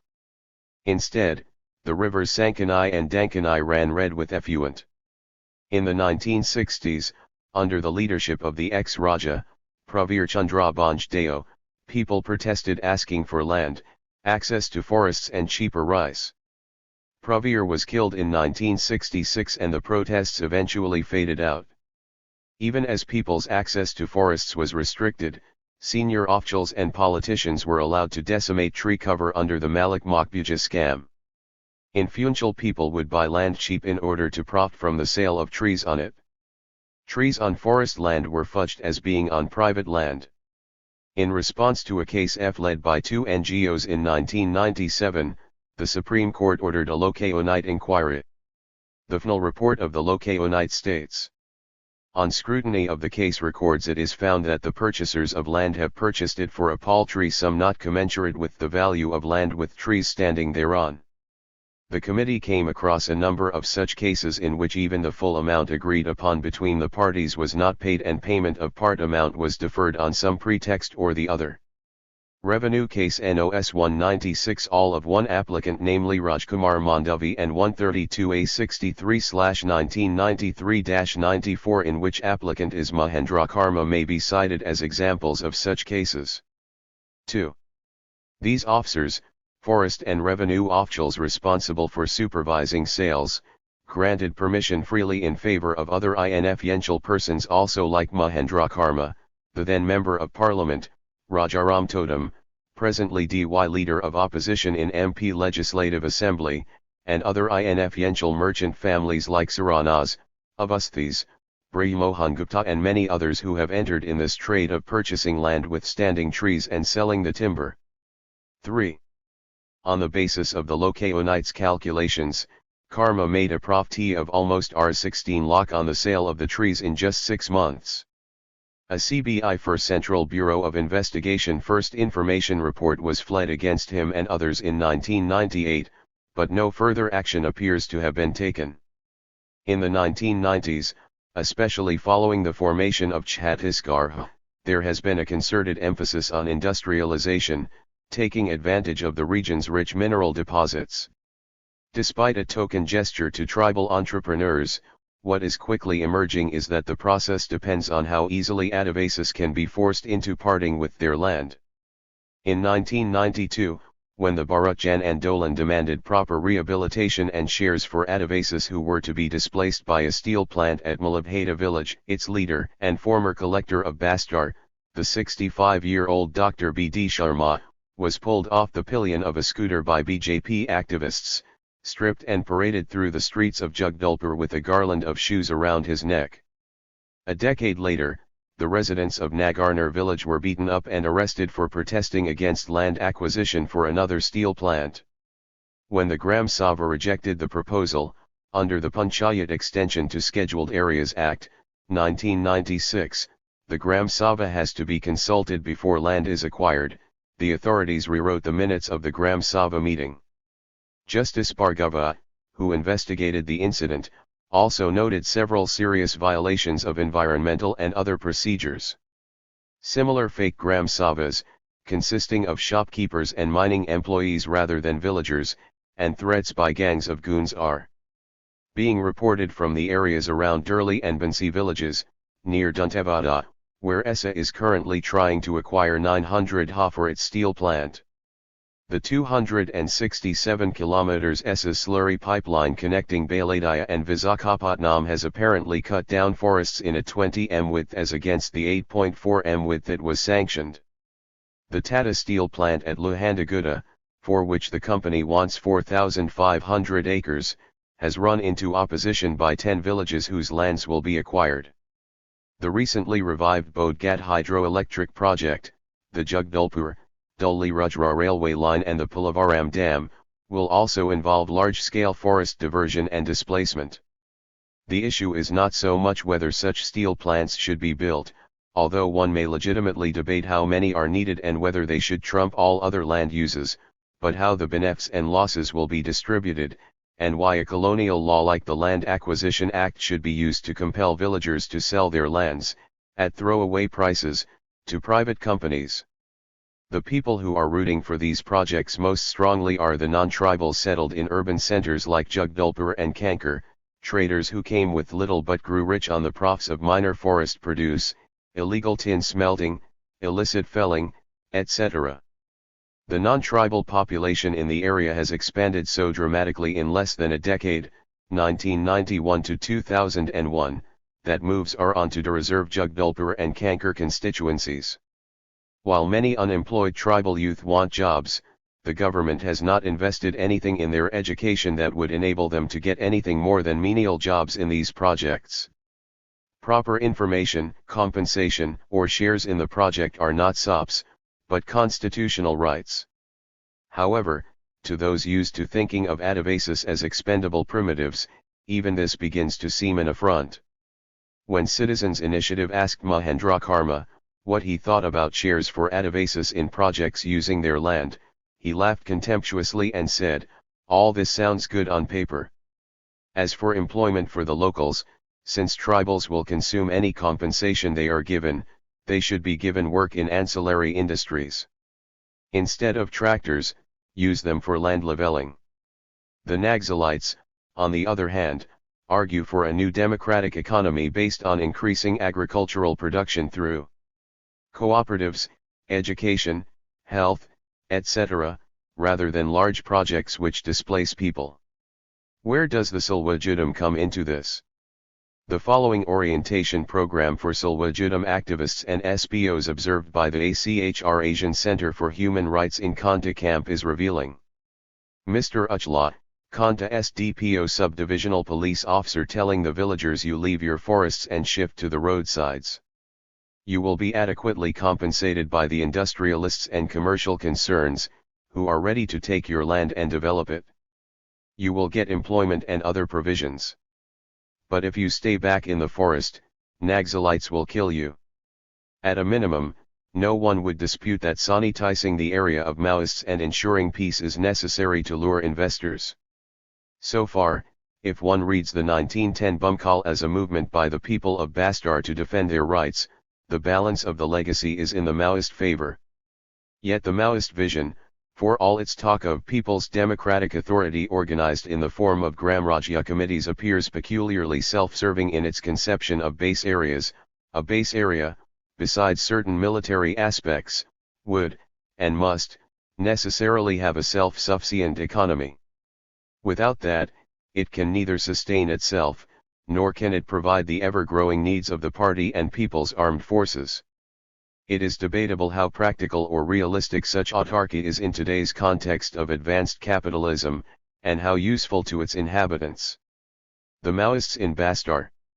The Maoists claim to include 60 lakh people in the organizational sweep of their Dandakaranya guerrilla zone, comprising Gadchiroli, Bundara, Balaghat, Rajnandagaon, Undivided Bastar, and Mulkungiri, which is headed by a special zonal committee. Their mass organizations, the most prominent among which are the Dandakaranya Adivasi Kisan Mazdoor Sanghatan, DOCMS, and the Krantikari Adivasi Mahila Sanghatan, CAMS, are colloquially called Sanghams. In 1995, after the Sanghams had practically overthrown the traditional village leadership, the party set up Gram Rajya committees elected by the Gram Sabha, which settle disputes and delegate developmental work to other subcommittees. From 1993 onwards, the People's War Group began to form special guerrilla squads, and in 2000, the People's Liberation Guerrilla Army was formed. Militias have been formed on a large scale in villages. Indeed, after the THIRD-WORLDISm started, there appears to have been a spurt in recruitment to these militias. The degree of weaponization, however, seems no match for the government, with about 7,300 weapons for 10,500 armed cadre. Maoist literature claims that they have engaged in considerable development work over the last 20 years. For instance, in South Bastar and Gadchiroli they say they have established 135 people's clinics, started 6 primary schools, 10 night schools, built 25 huts for government teachers to persuade them to come, set up 10 village libraries, etc. The maximum work has been in the field of agricultural and livelihood improvement. 81 tanks in Dantewada district, 400,000 FSH seedlings distributed in the Kanta squad area, 16,200 saplings distributed, of which, like any government document, they note that only 30% survived because the people did not take sufficient care. Bullock carts built in 10 villages, diesel pump sets introduced in 9, 268 cattle detention yards built, FVE rice mills introduced, people trained in forest protection, cooperative paddy banks set up, and agricultural cooperatives created in 220 villages. While these figures, assuming them to be true, do not match what the state could achieve, it shows more commitment to people's development than the government. Doctors willing to work in rural areas may be difficult to find, but surely the government could do better than 112 primary healthcare centers, PHCs, in this vast area. To blame the lack of basic facilities and the starvation deaths on the Naxalites simply echoes the excuse that many staff, including teachers, employ to shirk work. To argue, as some officials do, that regrouping people on the roadside is actually meant to benefit them by making it easier to provide services is an even worse insult to intelligence. If this logic held, how come government schools in urban slums are so badly provisioned? However, in the drive to establish their own Janata Sarkar, the Maoists have resisted even genuine government initiatives. While recognizing that traders cheat Adivasas over minor forest produce, they have defended them against government attempts to introduce cooperatives to buy tamarind and Tendidios pyros melanoxylon. The grounds given are that the government is more impervious to price struggles, they offer lower rates than private contractors, and these cooperatives engender corruption. This logic may work in areas where the Maoists are strong and they keep prices up, which has been a genuine help to people, but elsewhere, as soon as the cooperatives stop, the traders drop their prices and resume cheating. If made to work, the cooperatives can offer much needed employment to village youth or women. The dependence on immigrant traders also has other negative spin-off effects. They are the very constituency that has been responsible for support to Hindutva, displacement and Salwajudum.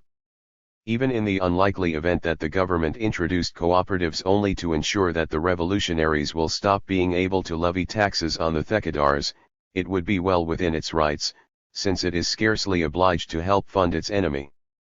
While extortion is not the appropriate word, the relationship between big Thekadars and the party is unhealthy, based on mutual and simultaneous mistrust and dependence.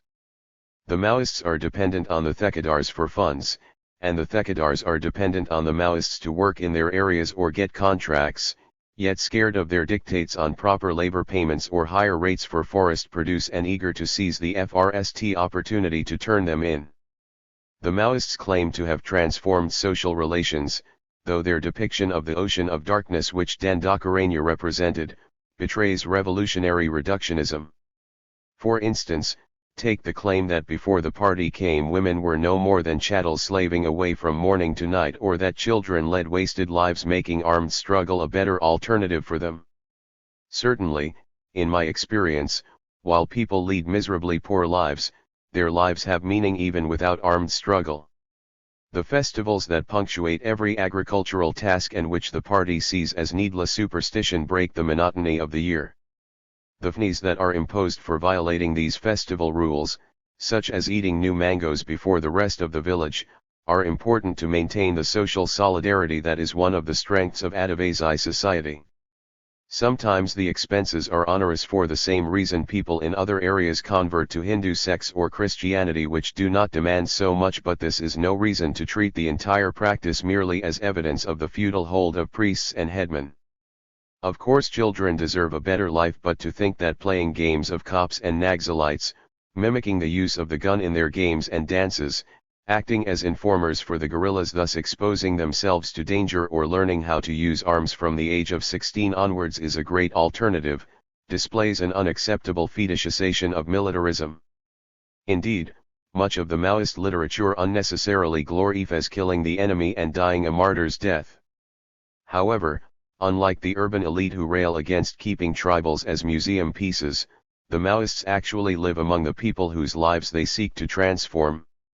The Krantikari Adivasi Mahila Sangam, CAMS, is said to take up issues of bigamy, forced marriages, and the involvement of women in social and political decision-making in the village. They appear to draw huge crowds to their demonstrations, and to performances of their cultural troupe, Chetna Natyamanch. Unlike the RSS Rashtriya Swayamsevak Sangh, which is heavily penetrating these areas and which has contempt for Adivasi language and religion, the Maoists consciously promote Gandhi language and literature. These achievements, however, have coexisted with brute force. In establishing their Gramrajya committees, the Maoists have killed village headmen, sarpanchs, and others who have opposed them. One account lists at least 17 people who have died a dog's death at the hands of people.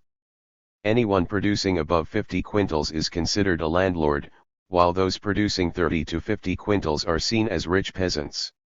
We are told that only the most notorious landlords have been killed for resisting land distribution, while others have been allowed to live on their smaller plots. As for the rich peasants, only the excess forest land they grabbed during the FRST phase of forest occupation has been distributed. It is not surprising that this has engendered some support for the THIRD-WORLDISm. However, it would require intensive field work to assess how much the Maoist movement has built on existing structures of solidarity and authority and how much it has overthrown them.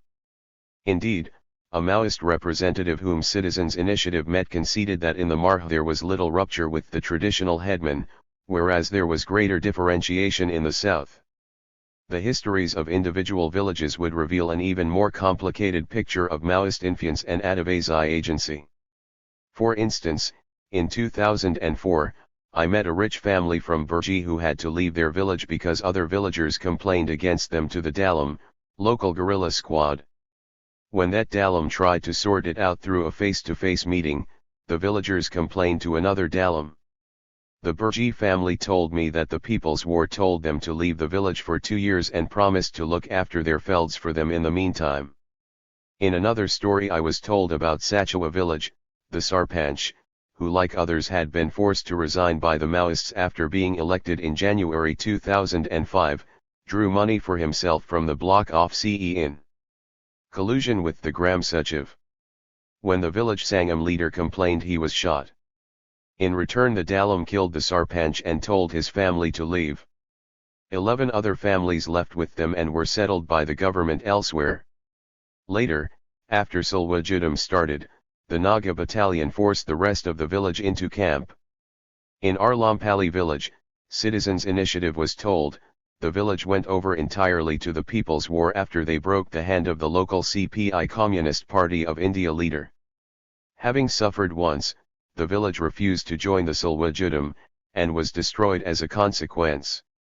In keeping with their emphasis on militarism, the Maoists proudly list attacks on police stations, especially during Retaliation Week, the annihilation of CRPF personnel, attacks on the NMDC National Mineral Development Corporation Explosives Depot, and the killing of THIRD-WORLDISm goons.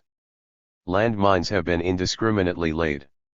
The police also see killing Maoists as an occasion for rewards. For both sides to consider each other fair game leads nowhere politically, especially when unemployment or desperation drives recruits on both sides. While the Maoists promote election boycotts as a way of showing up an electoral system relying on big money, it is not clear what purpose these boycotts ultimately serve, since people end up with representatives like karma. A visit to Khanta Tahsil during the Lok Sabha elections of 2004 revealed deserted villages and shut polling booths. Yet votes were cast from them in the Vidhan Sabha elections, for the then ruling Congress, and in the Lok Sabha, for the ruling BJP. To summarize, the considerable local support for the Maoists, which as K. Balagopal points out demands a political response, has also come with some violence. Their supporters need to debate whether armed struggle was necessary to their positive work, and whether peaceful mass mobilization would not work better. Certainly, the attempt to defend their guerrilla zone seems now to have overtaken people's needs, including the desperate desire for peace. THIRD-WORLDISm, shifting violence onto civil society. The THIRD-WORLDISm is perhaps the most egregious example of an increasingly common phenomenon, viz. the use of civil society groups to FGHT others. The formal structure of government participatory policies and the political reality in which they operate means that for every advocacy movement opposing a project there is often a counter-advocacy movement propped up by the ruling party. If violence ensues, the government can claim it is helpless, and even better, point to the differences as evidence that the movement in question does not enjoy a mass base. There have been previous Janjagran Abhiyans led by Mahendra Karma, and THIRD-WORLDISm too seems to have originated as another such abhiyan.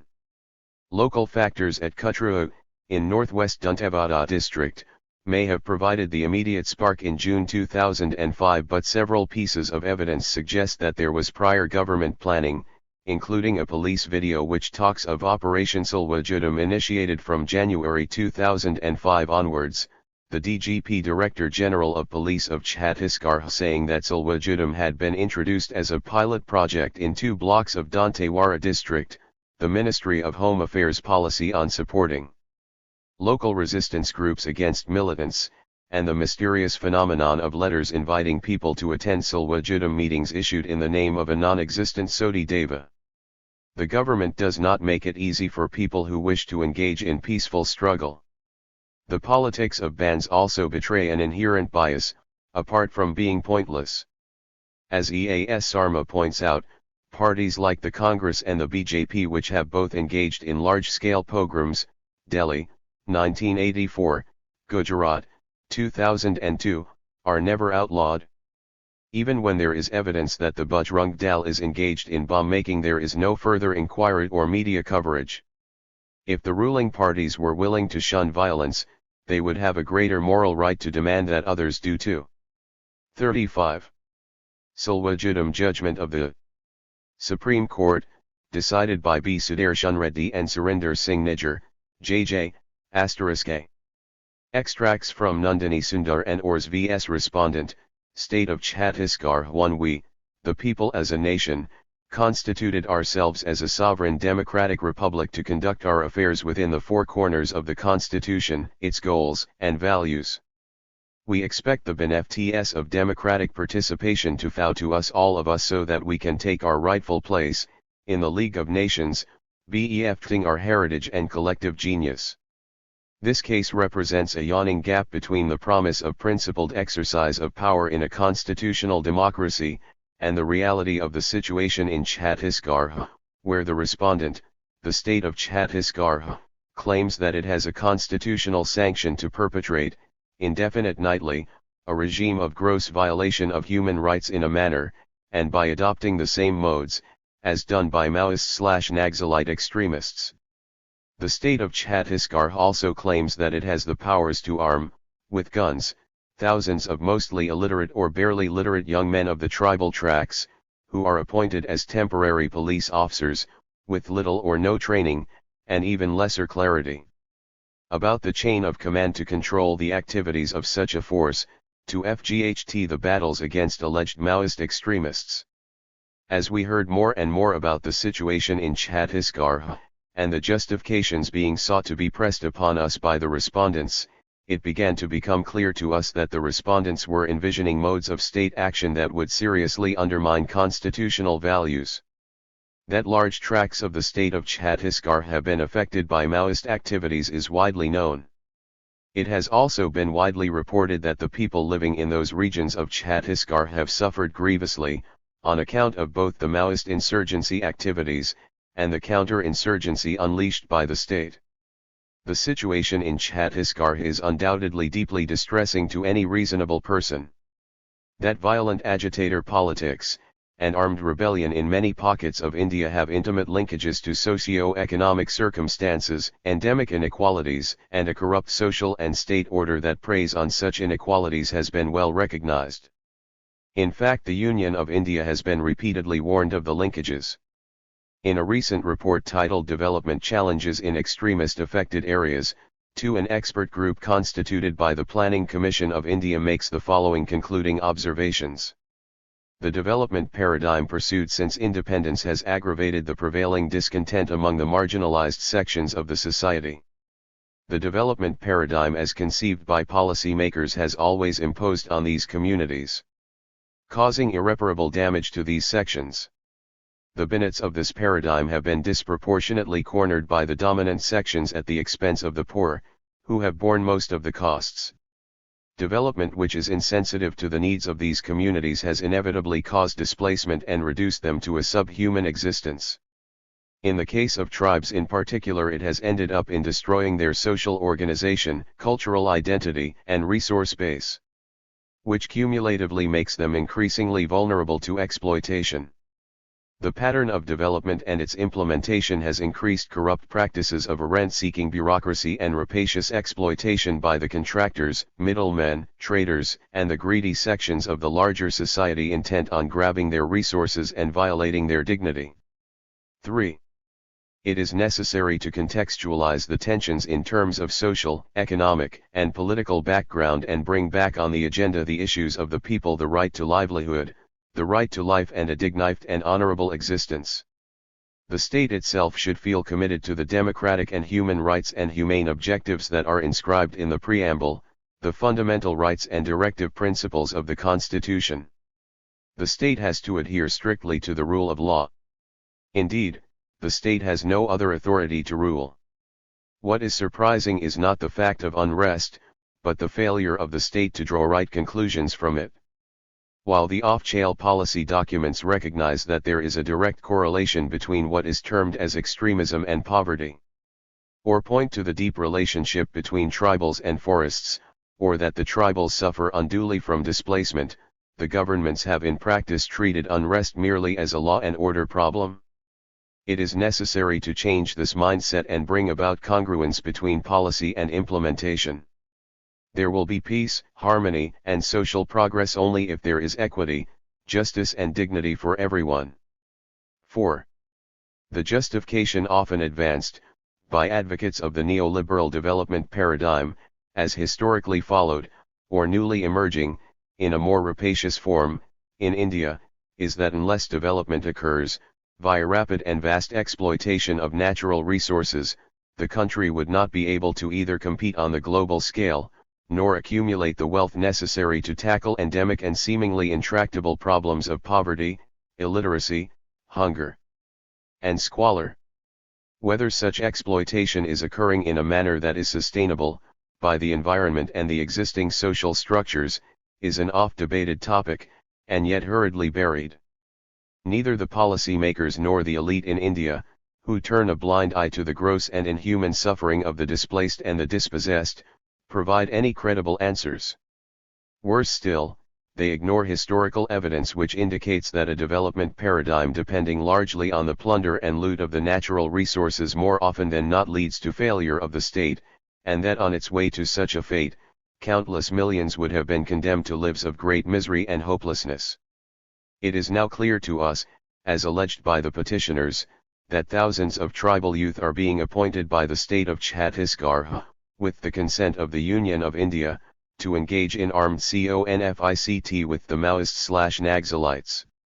The facts as stated in the affidavits of the state of Chhattisgarh, and Union of India themselves reveal that, contrary to the assertions that the tribal SPOs are recruited only to engage in non-combatant roles such as those of spotters, guides, intelligence gatherers, and for maintenance of local law and order, they are actually involved in combat with the Maoists/Naxalites.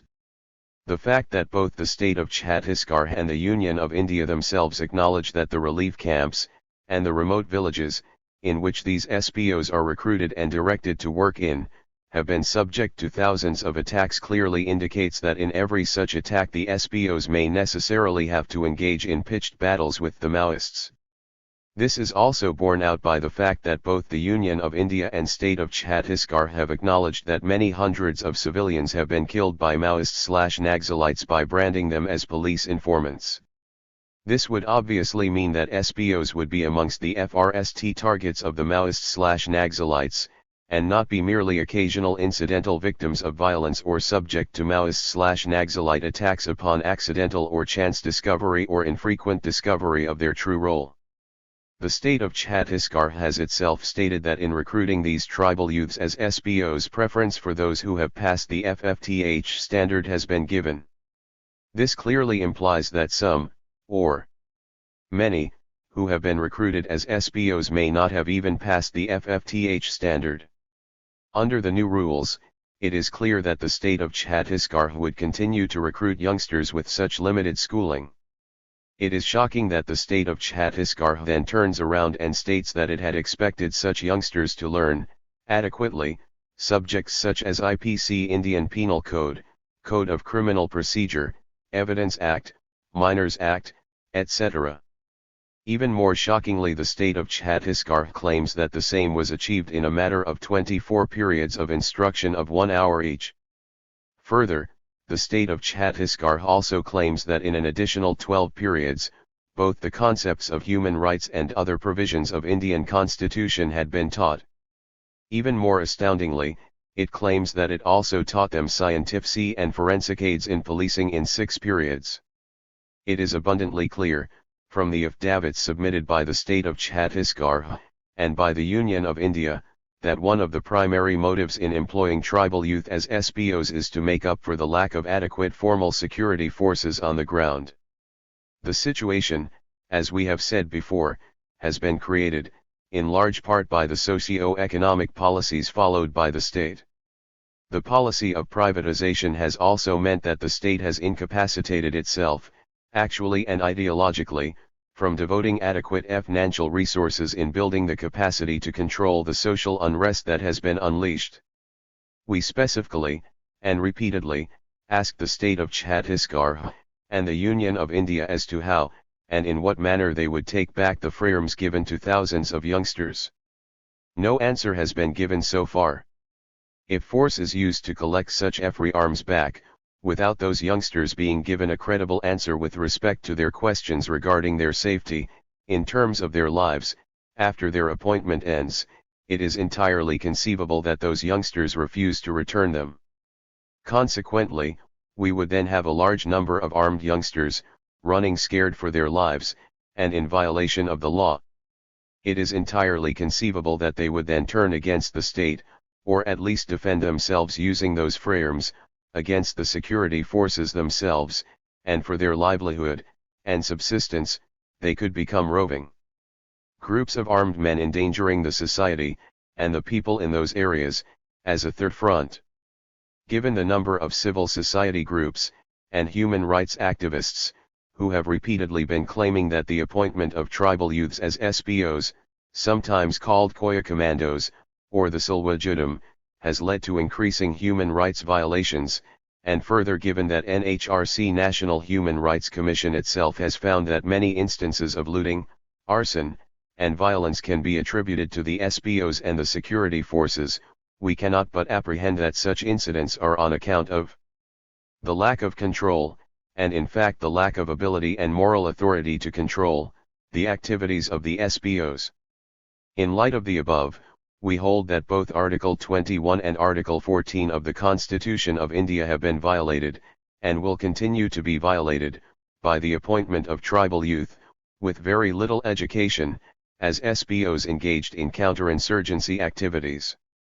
Article 14 is violated because subjecting such youngsters to the same levels of dangers as members of the regular force who have better educational backgrounds, receive better training, and because of better educational backgrounds possess a better capacity to benefit from training that is appropriate for the duties to be performed in counterinsurgency activities, would be to treat unequal as equals. Moreover, inasmuch as such youngsters, with such low educational qualifications and the consequent scholastic inabilities to benefit from appropriate training, can also not be expected to be effective in engaging in counterinsurgency activities, the policy of employing such youngsters as SPOs engaged in counterinsurgency activities is irrational, arbitrary, and capricious.